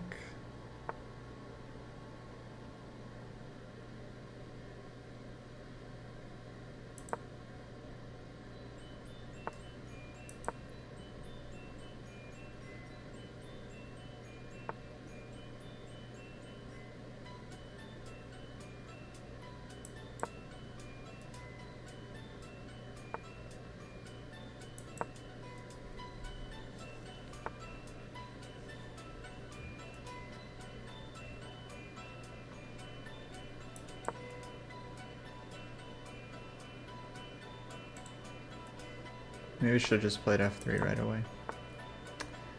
Yeah. For that exact reason.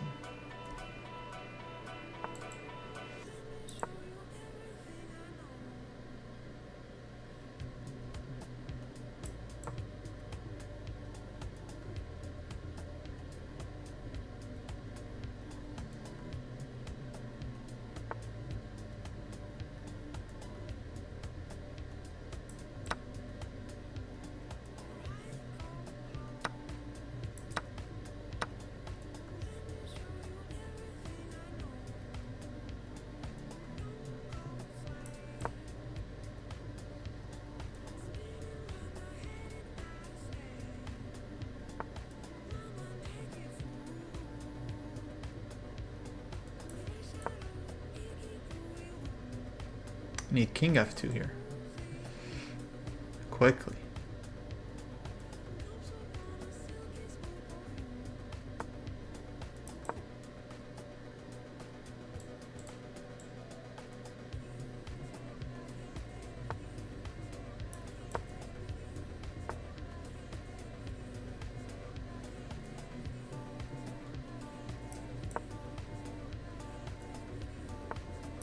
Oops. Oops.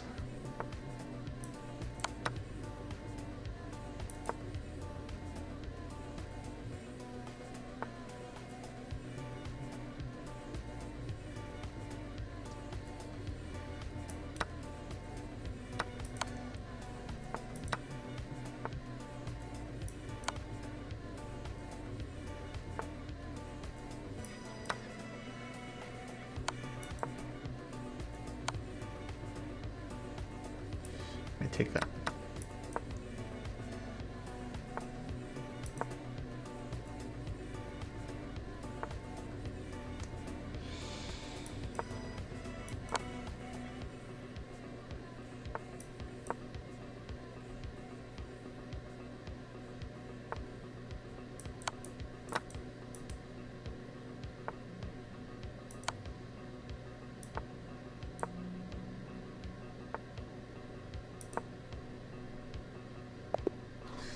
Let's go.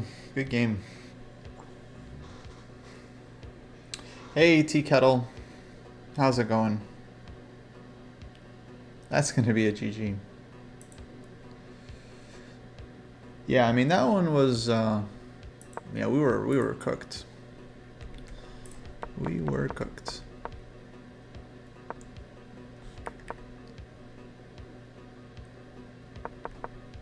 Still not sure how to get advantage here. But takes was bad. So here we could have taken. And then taken. And 95.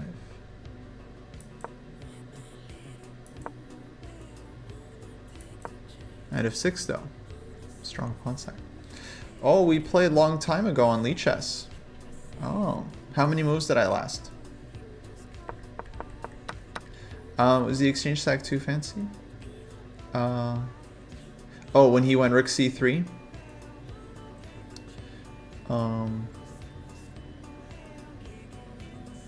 No, I thought it was okay for him. I think he just didn't follow up correctly. Also, he didn't have to take on c3. He could have just taken on f3. Okay, so here I shouldn't take on e4. That's a mistake. I should go here. And then even knight e2. This guy. But yeah, later. So here I thought he should just take here because now if I take, then he can. I was thinking take and take on c3, and then he'd have 2 bishops for the rook. So this should be good for black. So I thought he would just take here first, so that if I take, then he can take here. But maybe he doesn't even have to. Maybe apparently it's just okay. This is crushing. So I thought this is okay. And yeah, he's still doing really well here. But he kind of blundered. He just kind of started drifting. This wasn't correct, and then of course, yeah, ran into no one. Okay. Next game, we play Chess Knock 2840.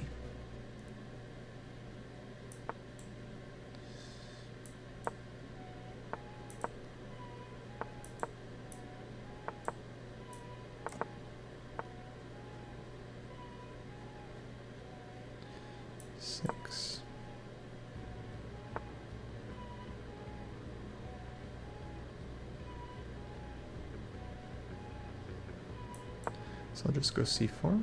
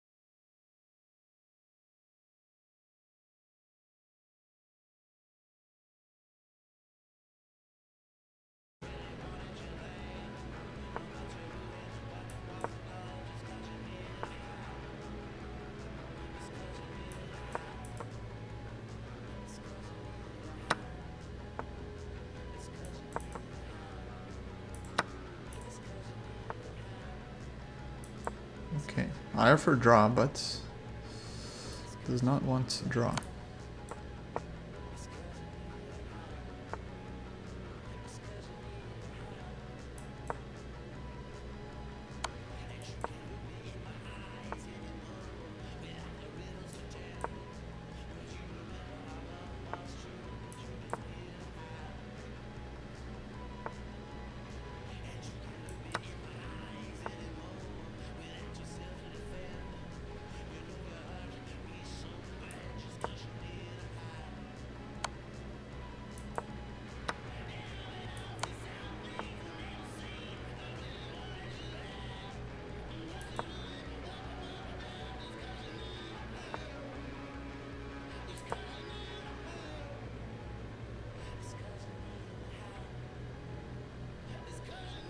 Okay, we play for flag.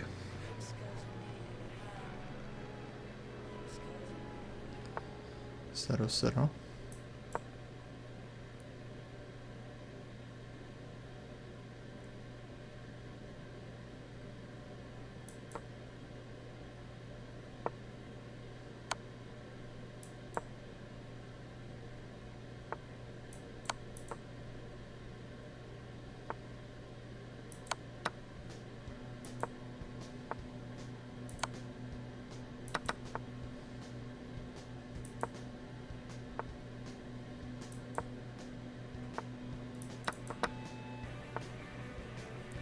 Oh, shoot.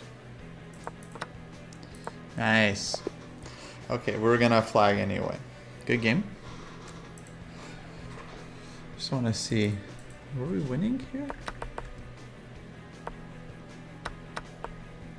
Oh, here we're losing, actually. But it should have gone this way. And then we would have flagged cleanly. But this was winning. Why did we mess this up? Oh, yeah, why we go back? Stupid. Just go forward. Okay. Opening.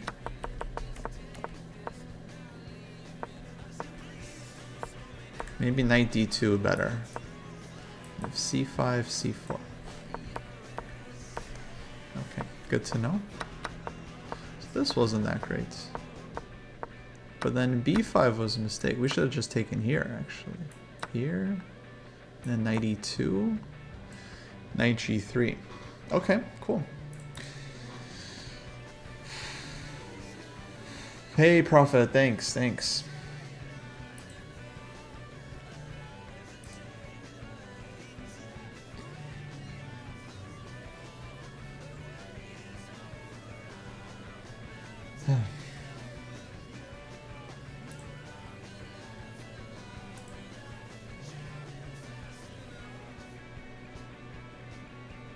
Okay, we're waiting for a new game. 92 could have played. And a3 even. Or I guess c4. Oh, this one I should close. Okay, we wait for a new game.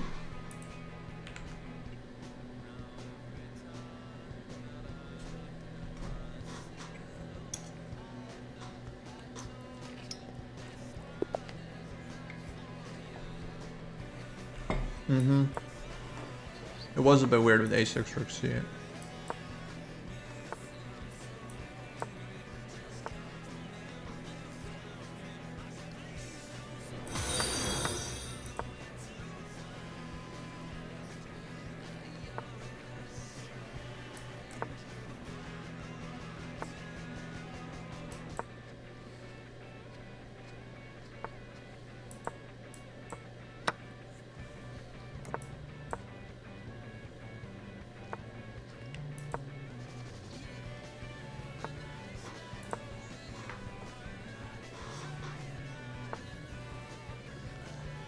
I feel like this should be better for white. Even e6.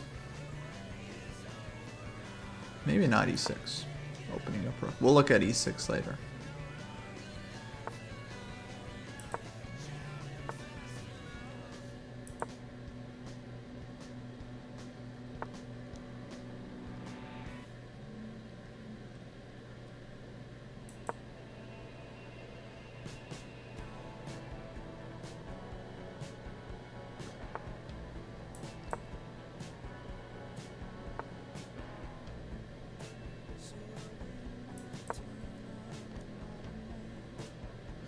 Just trying to keep the grip alive here.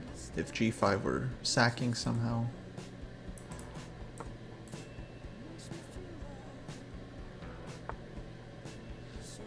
f5. Come here probably.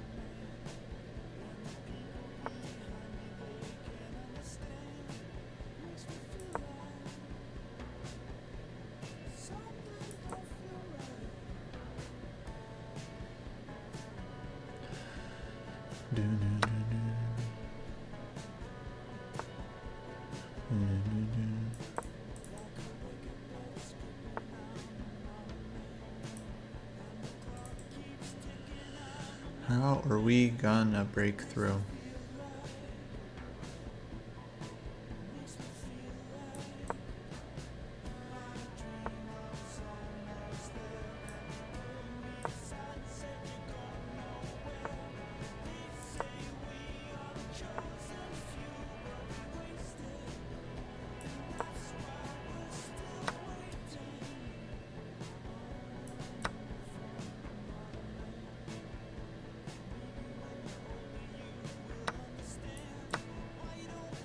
Playing very bold here.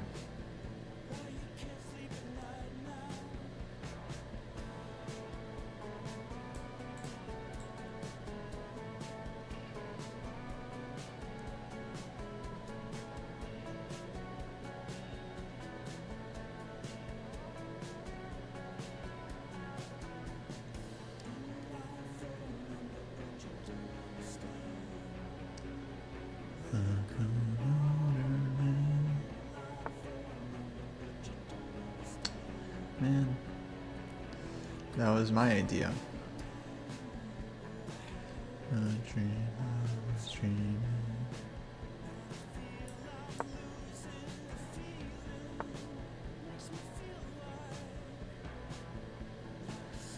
Okay, I had idea here.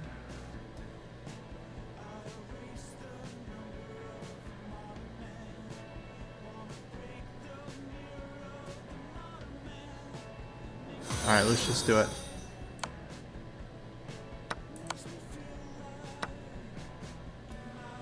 Oh, I blundered rookie too. Oh, that was dumb.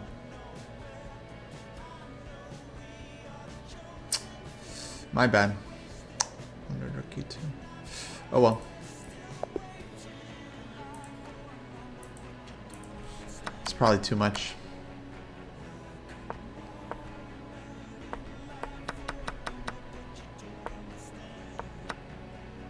Yeah, had to go AB. Just keep it simple, and then we're better.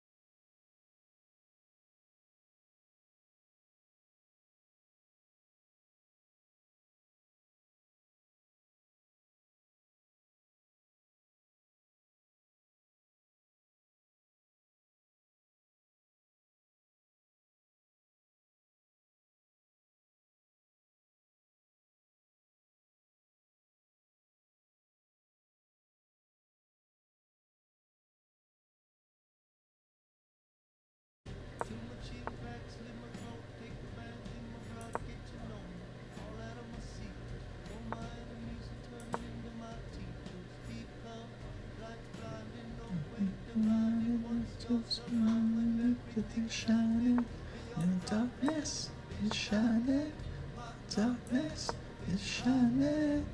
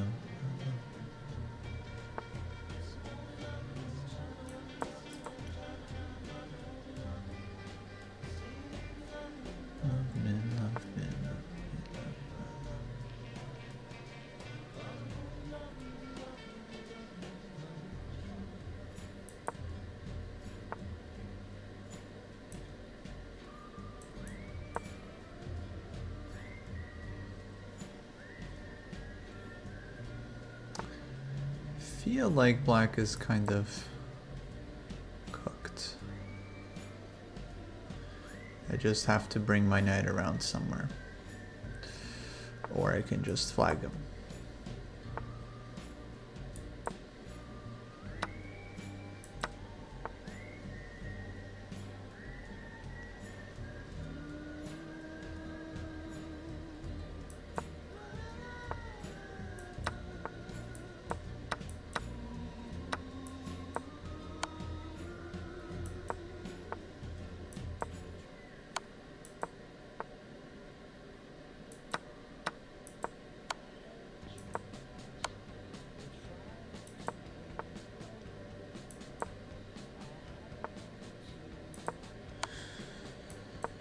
Okay, good game.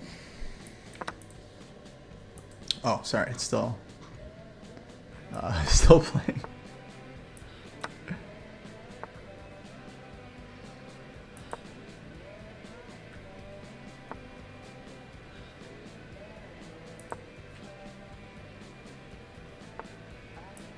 Okay. No. There we go. All right, good game. Hannah, hello, hello. Doing well? How are you? I mean, all things considered, right? The blitz is going well. We've been focusing on the chess. The blitz has been going well today.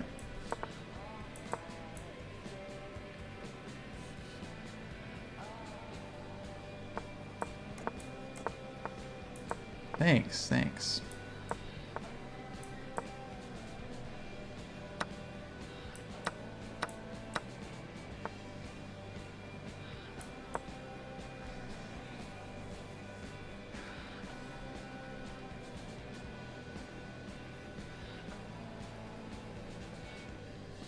What's next for you, Hannah? I feel like you you became a non-stop streamer there for a second. There was a moment I thought you were just gonna keep streaming indefinitely. I just didn't see how your subathon would ever end.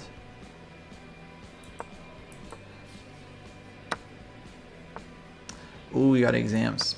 That'll do it. That'll do it.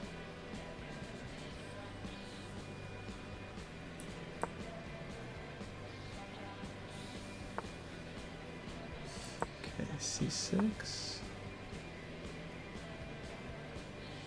I think I just come back. That's good. It looked like a super fun time.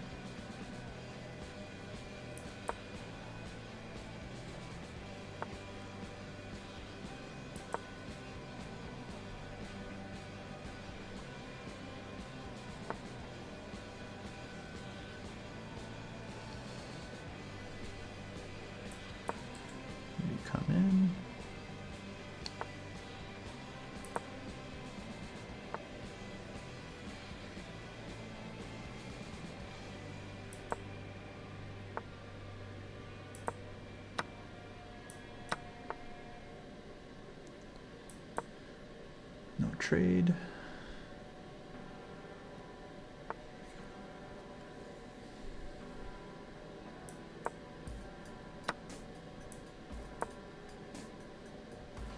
Just try to play active. I don't know. Oh, bishop c4. Oh, but this hangs.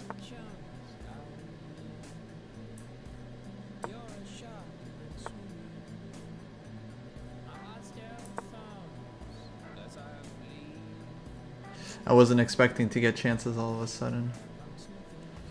Okay, let's think.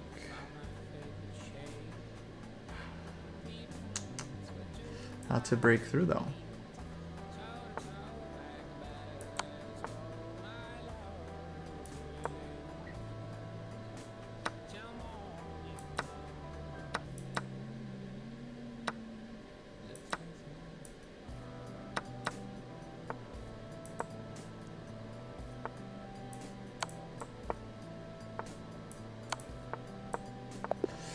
Okay, good game. Good game. Why not bishop c4 before h? You know, honestly, I didn't see it.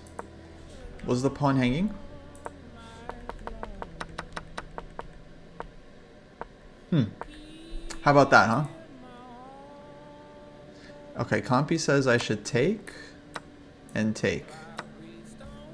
And then apparently this is still equal. Somehow. Bishop e6, knight b3. I don't know. Somehow white has full competition, but you're totally right. I could have just taken the pawn. I just wasn't expecting him to give it. So here we're worse, actually. Should have gone knight e7, e4, and then c6. Ah, and then there's no a3, so we can take back with the knight. Okay. Alright, could have been more solid there. But it was okay game.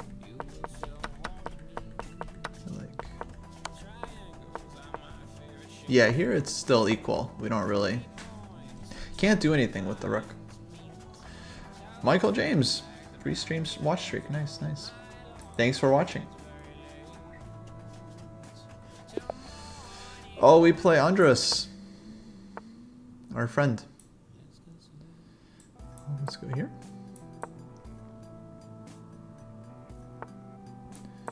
He wants to play King's Indian. In this economy? Okay. I think we go here.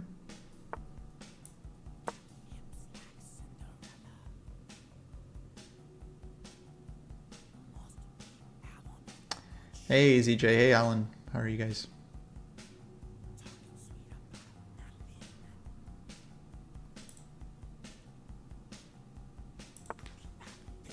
Yeah, Danya, of course, was huge King's Indian player. Absolute fantastic, to be honest. Here.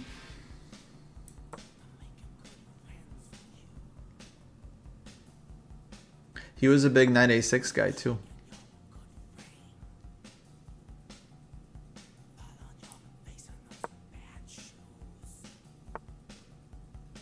He had a course on the King's Indian coming out soon.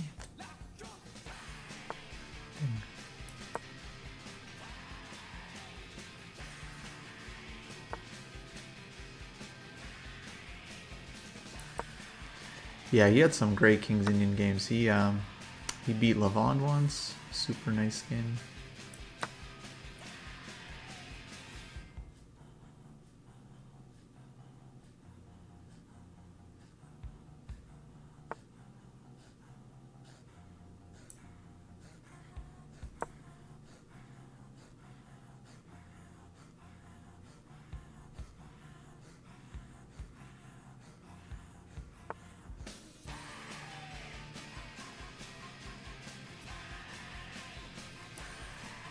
Kind of a tough position for us. I'm not sure where we went wrong exactly.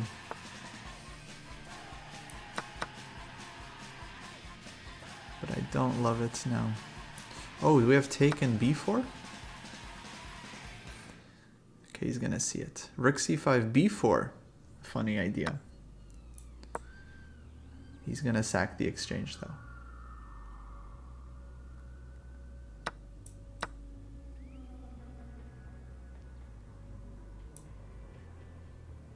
But I'm not sure if it's enough for black. Maybe we have some chances. Because takes queen c5, we have knight b5 too at the end. Okay.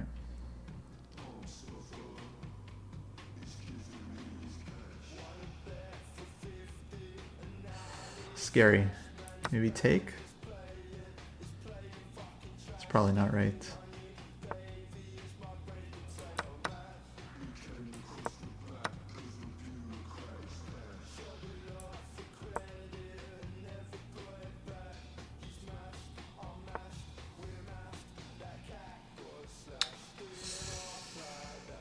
Oh yeah, this is very dangerous now. I don't like this.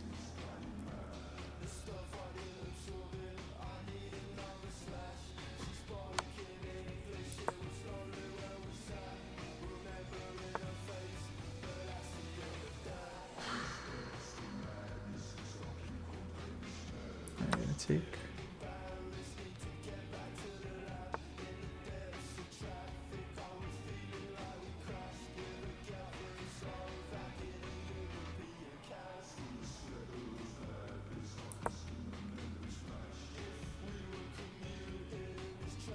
So takes queen d5, queen takes e4.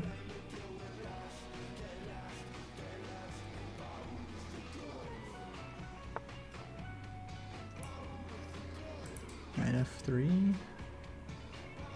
Shoot.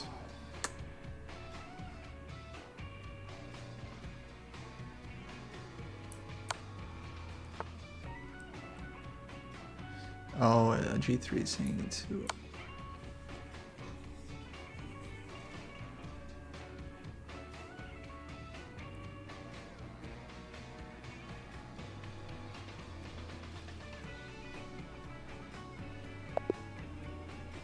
Resigned? Why? Why? King h8. I don't... I think he blundered something. He's fine here. Did he forget that this is defended now? I'm not taking with check?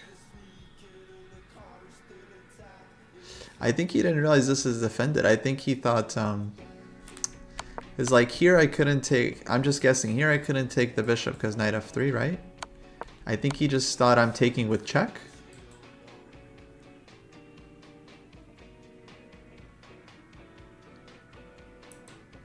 Surprising. Andres is too friendly. Too friendly.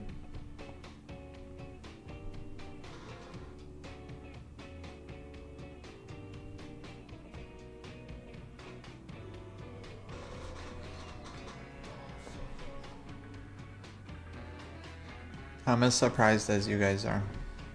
Hey, Phenom. Hey, Submarine Mike. Hello, Filet. Hopefully y'all are doing alright.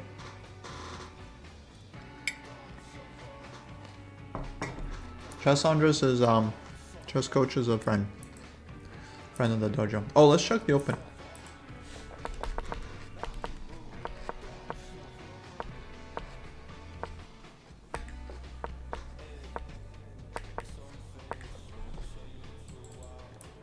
A3 was better.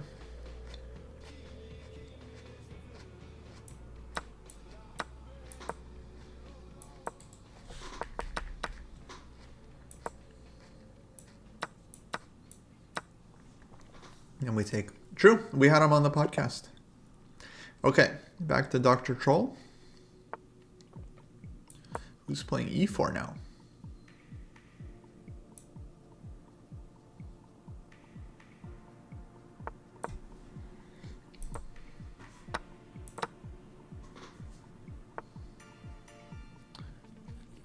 Do I know my DPI?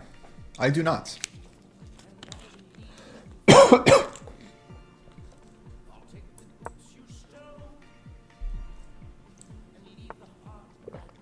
I mean, it's something like I think it's like 6,400 or 7,000 or something.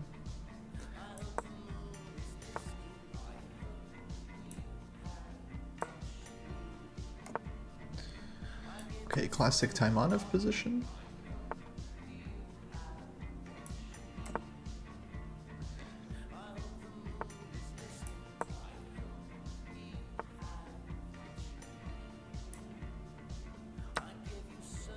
$7,000 is obscene? Really? Can we get some second opinions here? I thought it's normal. A lot of the gaming mice go up to like 10,000.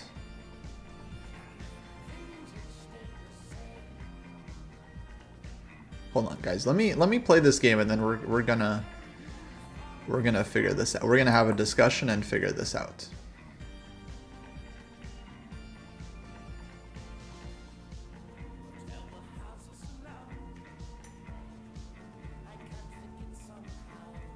We're gonna figure this out. We're gonna get to the bottom of this. You guys just hang tight. Everyone, okay, actually everyone take 2 minutes while I play this game. Go do your own research. Go do your own research with ChatGPT or your preferred AI of choice. Gemini, Claude, Grok.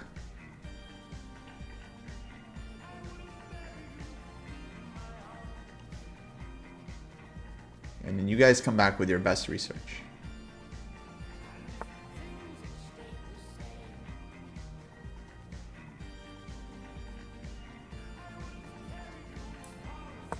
Okay, let's bring in the king and then go rook c8. Oh, c3, really?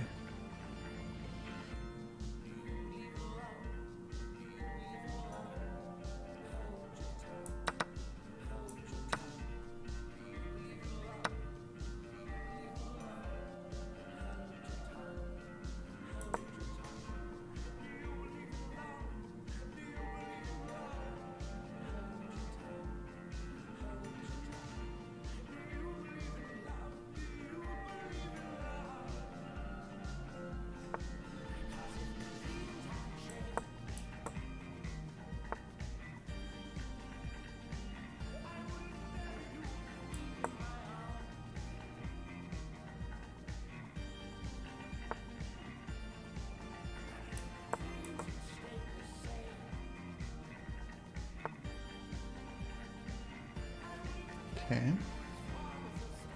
Let's come here. Go after B pawn. I think knight e3 is already a threat. Oh. Okay, didn't see that one.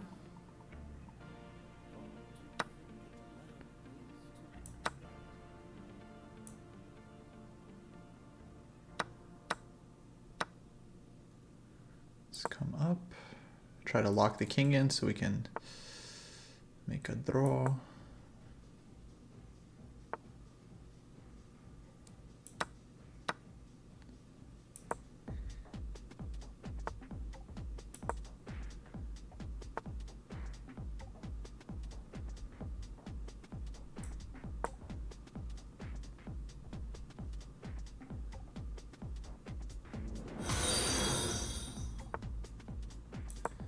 Like should be holding, but not easy.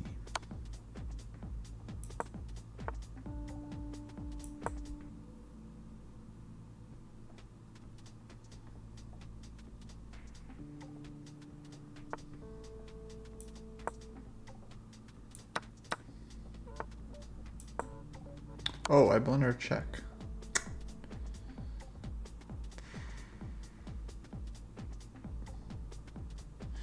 Okay, I think I have this.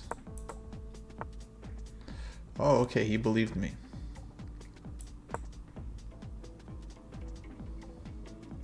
But I feel like he could have made the draw, because now...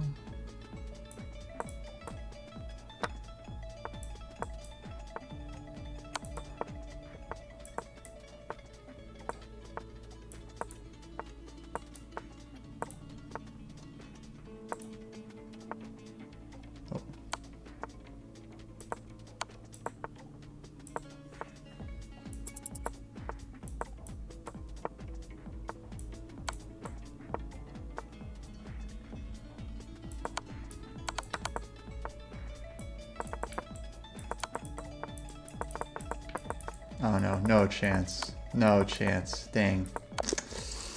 Dang, sad. Okay guys, wait, hold on. We have a discussion on our hands. So what's... You guys are saying what's the max DPI? Is okay? Because I have a normal mouse here. I've got this HyperX thing. Hold on, let me see what's my DPI. HyperX Ingenuity mouse. Okay, so right now it's set for... Well, it doesn't tell me. Wait, it should tell me. Buttons, sensor.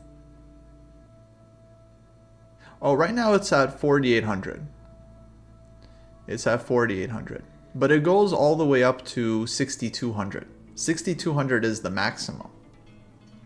It goes up to 6200. Now I understand that you guys are saying pro FPS players were they do 40, but I'm not a pro FPS player.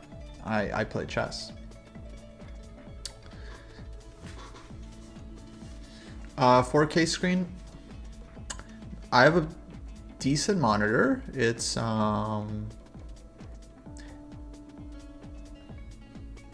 it might be a 4K monitor. It might be 4K monitor. I'm not sure. It might be 2K.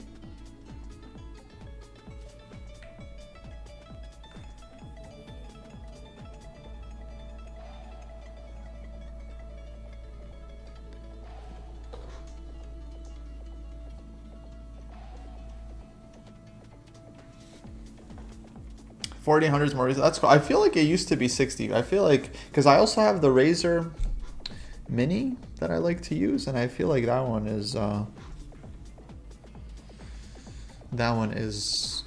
goes up to like 10,000 or something. Windows sensitivity. Okay, where would I find that? Where would I find that? Windows sensitivity. Mouse settings. The cursor speed is at 10. It's like kind of in the middle. Good night, Toast. Good night.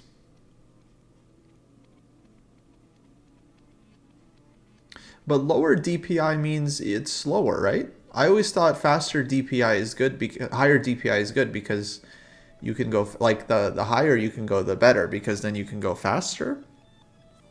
I don't know. I wish I knew what like Naka uses and like guys like him. That would be interesting to know.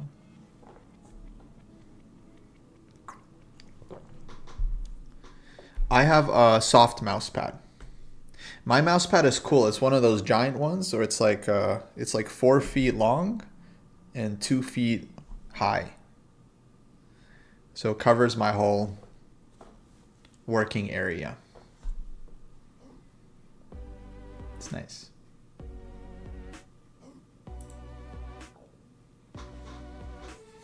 Okay guys, I take a quick break. We've been streaming for 4 hours, but I feel like playing more chess, so I think we'll come back and play more. Try to get to 2800 maybe. And then I'm happy to talk more mouse stuff.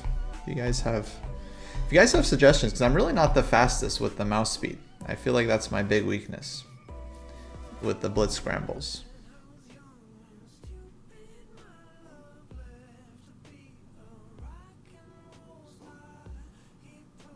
Ah, I know what you mean, Skeets. Yeah, I used to play Overwatch, and then I feel like that was the thing there, where you did want like lower DPI, higher sensitivity, so yeah, like more control. But I'm not a shooter. I'm not an FPS guy. It's fun, but I'm just not fast. Not fast. Actually, do you guys know was Danya a gamer? Anyone know? I feel like he was so fast in Bullet, he probably would have been pretty good if he did any FPS. I only know that he played chess all the time, basically.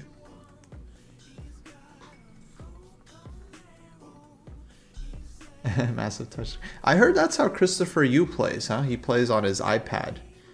and he like does touch. Maybe it's faster.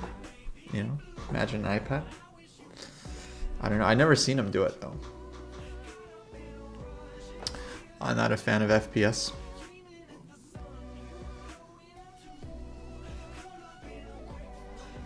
I feel like he would have been good, but maybe didn't like it. Fair enough. Okay, guys, I take a quick break. I'll be back.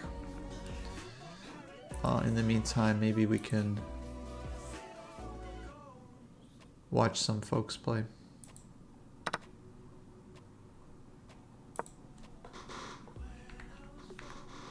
Okay, see y'all in a sec.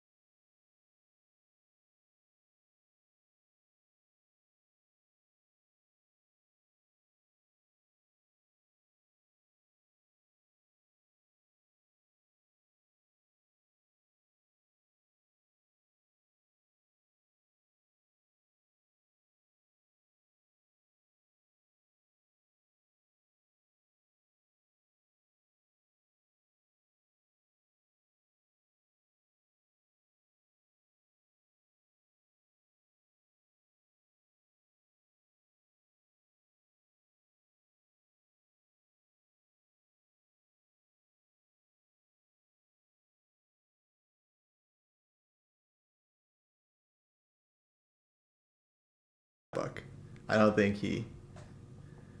I mean, Peter Griffin. It's like it's a believable. It's a believable name. It could be some English or Scottish guy. It's believable.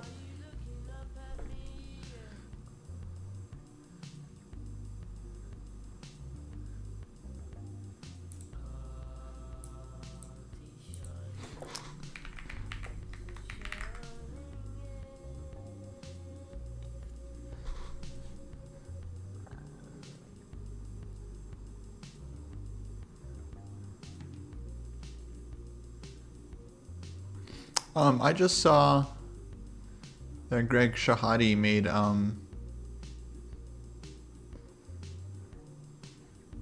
video,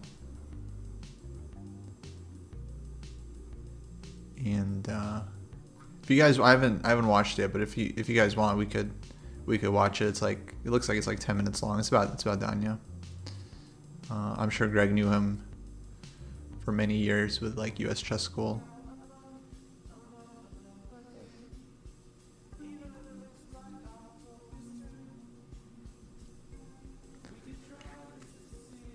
Here.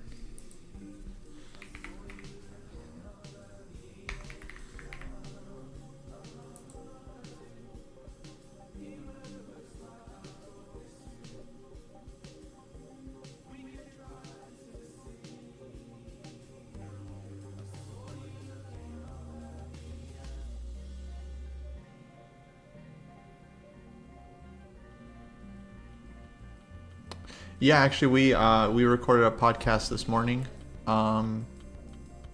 as a tribute to Danya, because all three of us, we met him when he was quite young, and yeah, it all hit us. It hit us pretty hard, but yeah, we felt like we should try to honor his memory with a couple stories to share.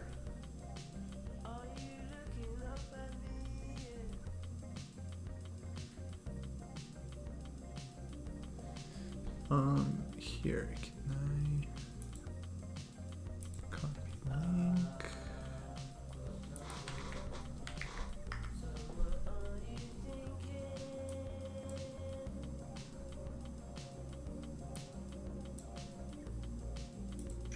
Hey,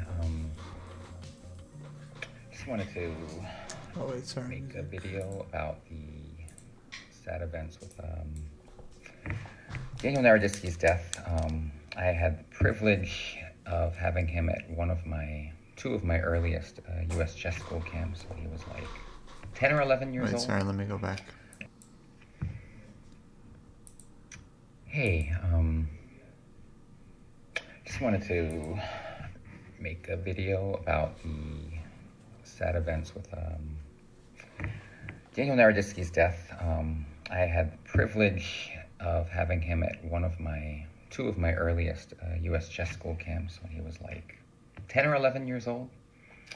And you knew then he was going to be a really special player and just a special person. Like, I mean, this kid, he was 11 and he had memorized every island in the world, which I thought was interesting. And, that's probably the sign of like, when he gets really into something, he's going to really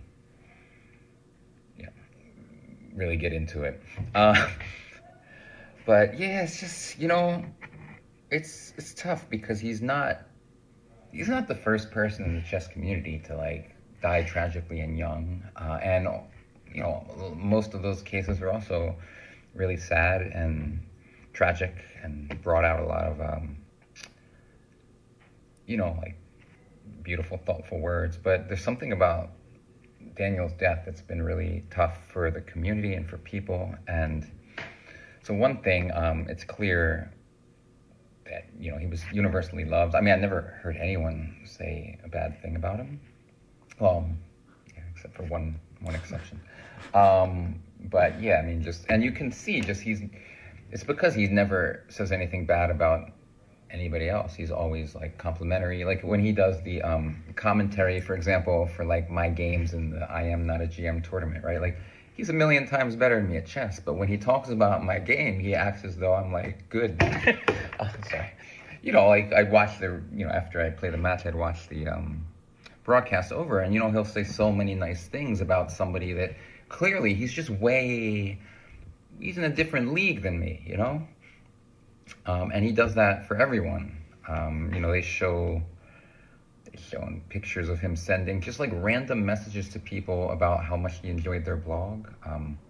So it's just you have this person who was nice and kind to everybody. Was also like on the center stage. I mean, everybody got to watch him. Everyone who was really into chess, who watched the events, got to see him talk about the events all the time, got to watch his commentary. Some people loved the game much more because of their experience with him. Another thing that I'm sad never got to happen. He was actually going to coach one of the U.S. chess school programs, like an in-person camp, which I think would have just been amazing experience for the kids. And it happened just right when COVID hit, and we had to cancel that camp. But that would have been like such a pleasure because, I mean, I've seen him teach. He did like a guest lecture in San Francisco, one of my camps, and he's just so good. I mean, his storytelling is great. The way he interacts with other people is great. He builds people up instead of, bringing them down. If somebody a lot of times a kid makes a suggestion that's not like amazing, and he will, he'll say something, he'll let them know that what they were thinking wasn't the correct way to think for X, Y reason, but he'll say it in a way that makes them feel empowered and good. The other sad thing, the other thing is these moments are tough for me because what's happening now is like the whole world is writing basically just a intense like love letter to Naroditsky. Like every tweet, everything is just like, yo, you're like the best, man. I can't believe this has happened. And it hurts so much. It's just like tragic that he doesn't get to like physically see this, regardless of what you believe or not. Like he probably knows people love him, like he everyone says positive things about him, but like for some people, like the negative things are like affect you like 100 times more, right? And that's like, the other stuff that was going on that was affecting him.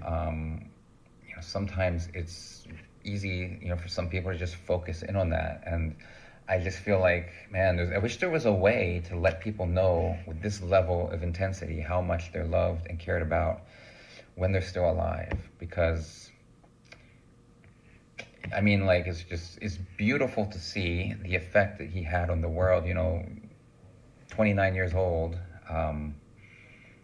Most people, expect to live much longer.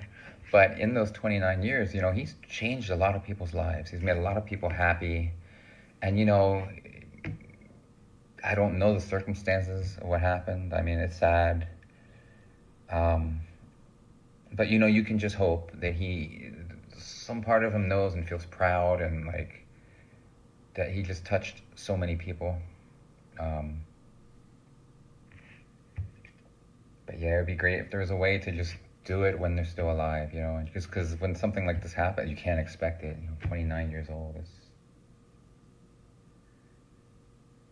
I remember when I saw the news, I was just like, you just can't believe, like, it's just like, what, like, and that's it. It's finality. You can't talk to them again. You can't, like, all the people who love him the most, they can't say one more thing, I mean, I didn't really have like a close personal connection to him these days, but we communicated before. We played a training game before. He went to my camps a few times. He commentated on my things. We chatted sometimes, but he's great. Everybody knows it, and it's really sad. And I don't know really what to do from here. I mean, the chess community is going to grieve. They're going to remember him, I hope, for a long time. We got the great thing about it is we have so many videos of him that are just, a great testament to his humanity and genius. One that I really loved was when he played Ivan Chuck, another legend of the game and a great player. Like Ivan Chuck was really struggling, and what percentage of chess players, when they win a game with that much intensity and emotion behind it, are not just thinking of like, damn, thank goodness I won, but instead are thinking like, my opponent seems to be struggling right now.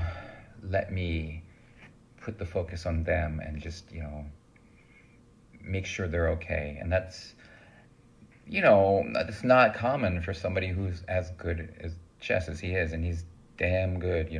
Like if he played even more seriously, like he obviously took chess very seriously, but you can see from his blitz and his bullet, like his talent is enormous. That's just one example of of the great things he's done. He's done interviews that are just so classy, and so everything he says to people is so well thought out to make them feel good. And so it's just sad. Just wish it didn't happen. And I'm so sorry for everyone who is really affected by this. It makes sense to be, and I'm just happy to have got to meet him and experience his joy for chess and life. And I hope he's felt okay. I hope he's felt good about everything he did, and whatever happened at the end. He lived a great life.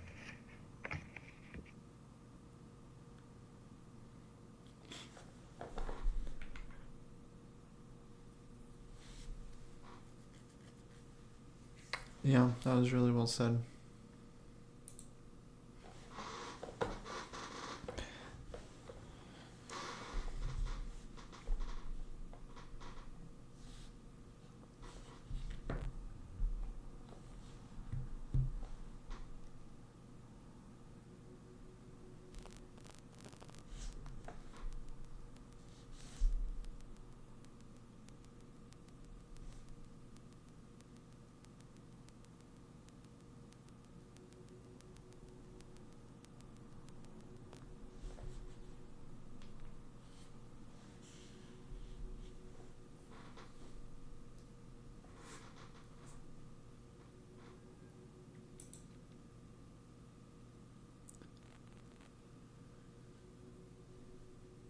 Yeah, it's basically always, yeah, it's always just so sad when someone young dies. But, yeah, Danya was just, like, so obviously brilliant that it just feels particularly tragic.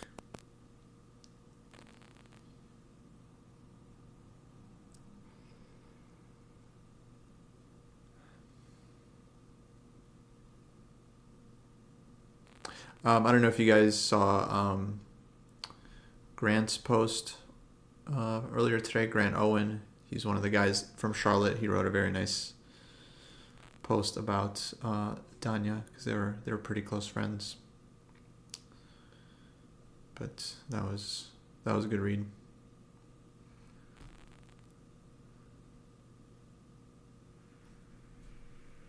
Yeah, real bummer.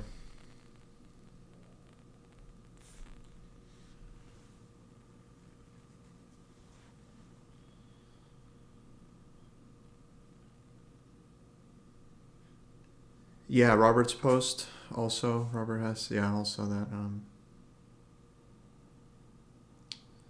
was really hard to read, but really good to read as well.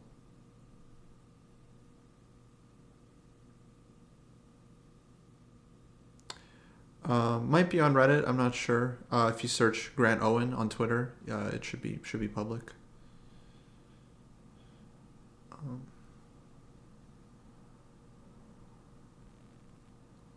I can also just find it for you guys. It's no problem.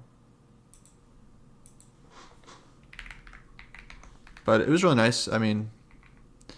I'm sure many people are gonna keep writing stuff.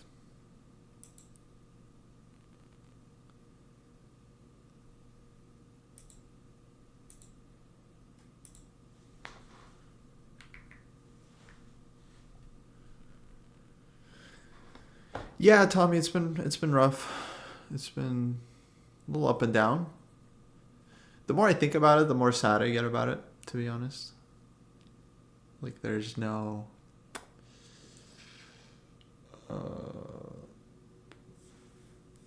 there's like no comfort to be found in it.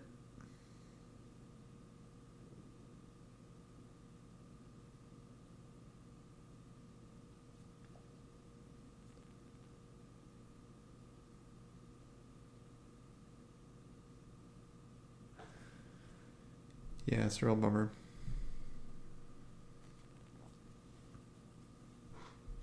Levon also posted something. Levon, he said something yesterday, but he also wrote something today about how we should all kind of kumbaya and not go after each other.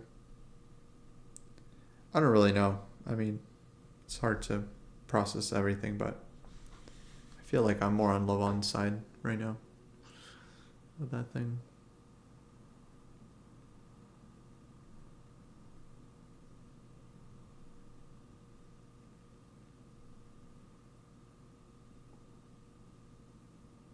At least until we actually like have some idea of what happened.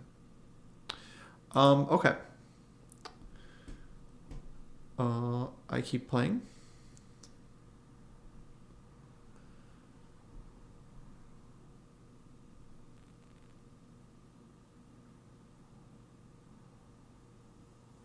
Yeah, me too. Steve. I mean, I think the club had to make like split second decision on that one, but I would have not. I wouldn't have told the players. I think also some of the players knew already, and I think maybe that's what affected the decision is that they felt like some players know already, and maybe they should make an announcement. But I don't. I would have either because there was a rest day today, so I would have either postponed the round till today um, or just not told them, you know. And the ones that found out before the round, that is very unfortunate for them, but they can't really control that. No, they shouldn't end the tournament. I mean, if a player that was in the tournament, something happened to them, then maybe they should end the tournament. But they shouldn't end the tournament for something that's outside the event.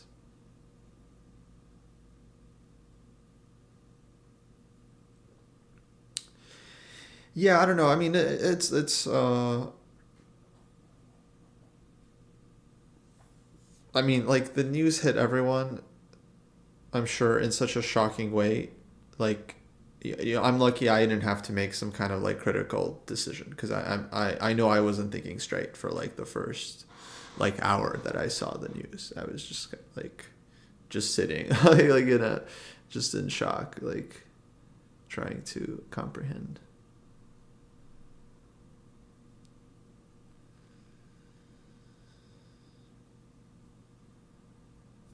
Hmm. So yeah.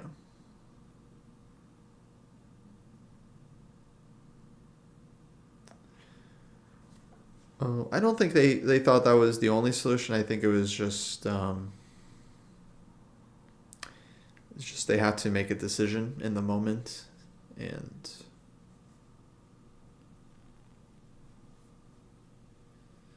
they decided to just I don't know make the announcement versus not. But yeah, I don't know. I mean because it was just I mean you can imagine how hard it is to play a chess game like at that moment. Like like you receive that news. It's so shocking. you have no time to like process it, and then you have to play a full game. I mean, definitely, it doesn't seem right. But it was tough because the news basically came out like 15 minutes before the round was starting. So it's like it seems like some players knew already and they weren't sure what to do, you know.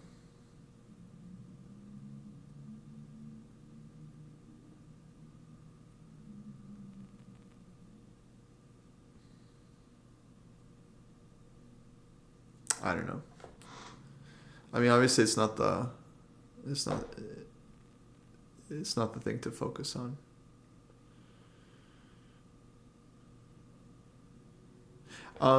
Yeah, ZJ, I saw that someone re-uploaded the stream, so I was watching some of it or just kind of flicking through it. It was very strange. Yeah. Um, I mean, maybe you guys in the chat actually watch Danya a lot more than I honestly. I mean, I tune into a stream, every now and then, but I'll watch like a game or two. I don't really like watch him for hours and hours. But well, I'll watch his commentary for hours and hours, but not really much on his stream. But yeah, just it seemed very unlike him. He was. Um, he didn't seem like himself. What I haven't understood is like, I mean, I don't know if anyone will know, of course, but like it was stuff escalating with like Kramnik or like because I mean I don't Kramnik blocked me on Twitter a while ago, so I don't see Kramnik's Twitter. Sometimes I open it just to see like what he's up to, but like I didn't see like what was the status that it would escalate so much. Oh, a long story, ZJ, long story.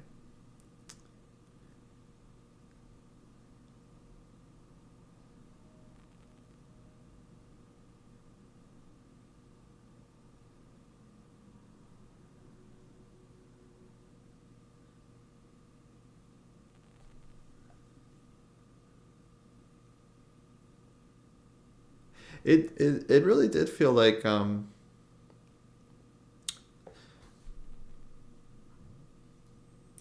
Danya would get affected because he's like it's always been surprising to me because he's just so like he's such an amazing individual, like brilliant chess player, like genius, and also just like such a decent person, like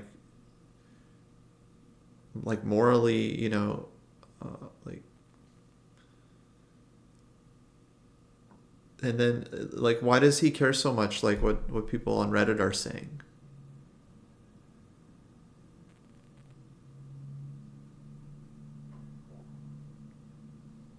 Like how could that be the case? And no, but because I kind of get the same feeling you guys do that like he took a lot of this stuff very personally.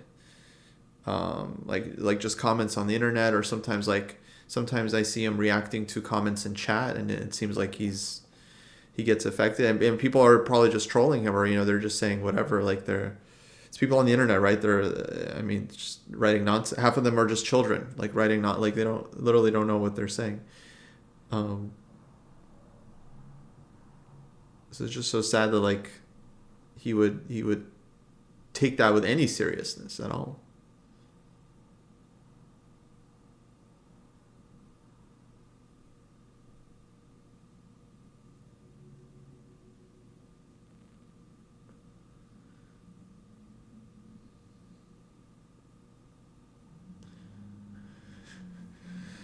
Yeah, I don't know. I mean, I hope we right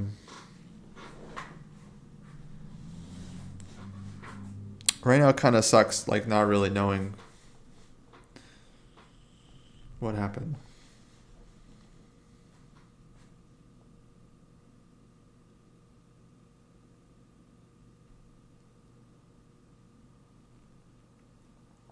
Because I guess like so, Nihal Sarin came out and he wrote a thing, like, um, and he was saying how, because Nihal was also accused by Kramnik, but he was saying how it didn't affect him that much because he had like, I'm paraphrasing, but he had like people around him in India. He had support system. He's playing tournaments, like so it didn't.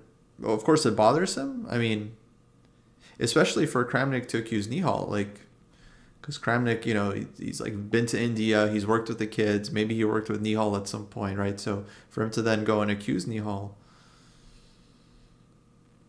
or okay, cast serious aspersions,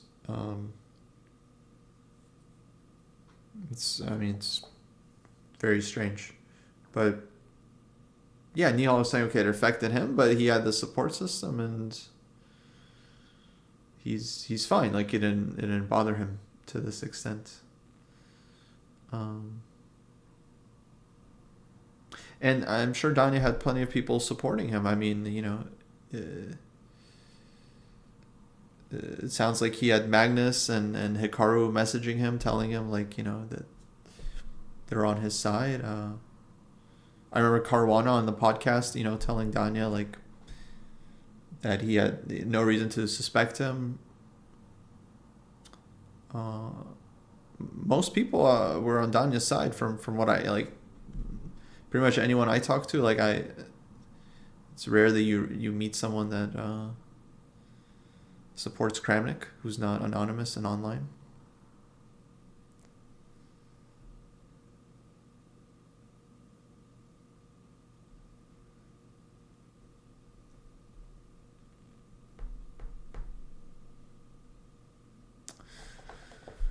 Um,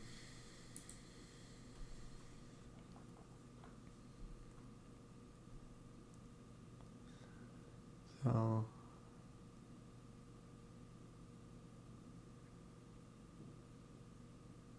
yeah, I mean, like Greg was saying, it's sad that he was saying it's sad that Donnie didn't get a chance to hear all the wonderful things people felt about him, but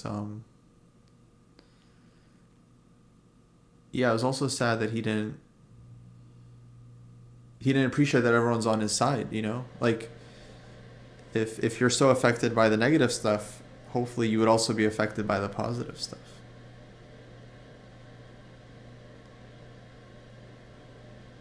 Oh, of course, Beachy, of course. No, I mean, we all looked up to Kramnik. I mean, every world champion in chess is like a legendary figure. I mean, absolutely legendary. Um, so, yeah, and Kramnik is particularly, legendary because he's a modern world champion, right? He's one of the few world champions that are still alive. His career is, I mean, one of the greatest. It's just so that would have an effect on anyone. Um,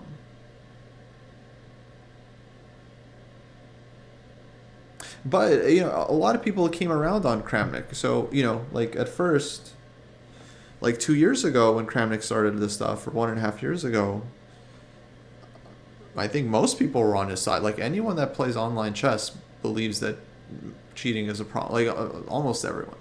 So I think most people were on his side, but it's just like he slowly got everyone to turn against him, and it was hard. So at first, like I was pretty slow to turn because I was definitely one of the people that's like, he's a world champion. He has a right to his opinion. His opinion on chess matters should be taken extremely seriously. But yeah, as he kept just like openly accusing more and more people, right? Random people, children, like eventually, I mean, there was definitely people that spoke out earlier. Eventually, now it's like most people are against Kramnik. It's like he just. I liked how Nihal put it. He's like throwing a bomb on a forest and destroying everything. It's like yeah, you'll take out some cheaters that way. Yeah, but.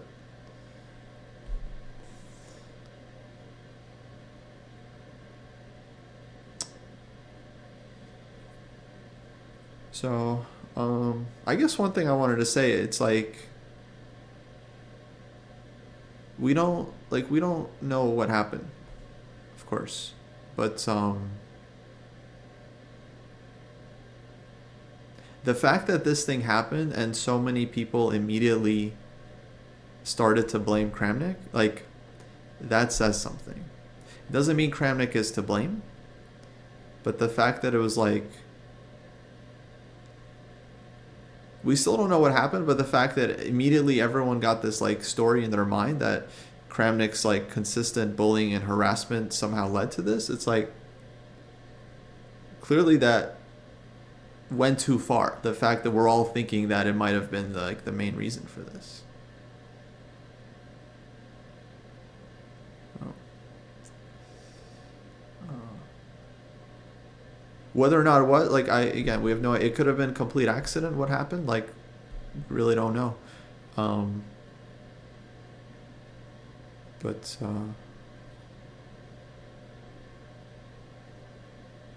yeah, really tragic. I don't know. It feels like just a complete blunder. Everything that happened.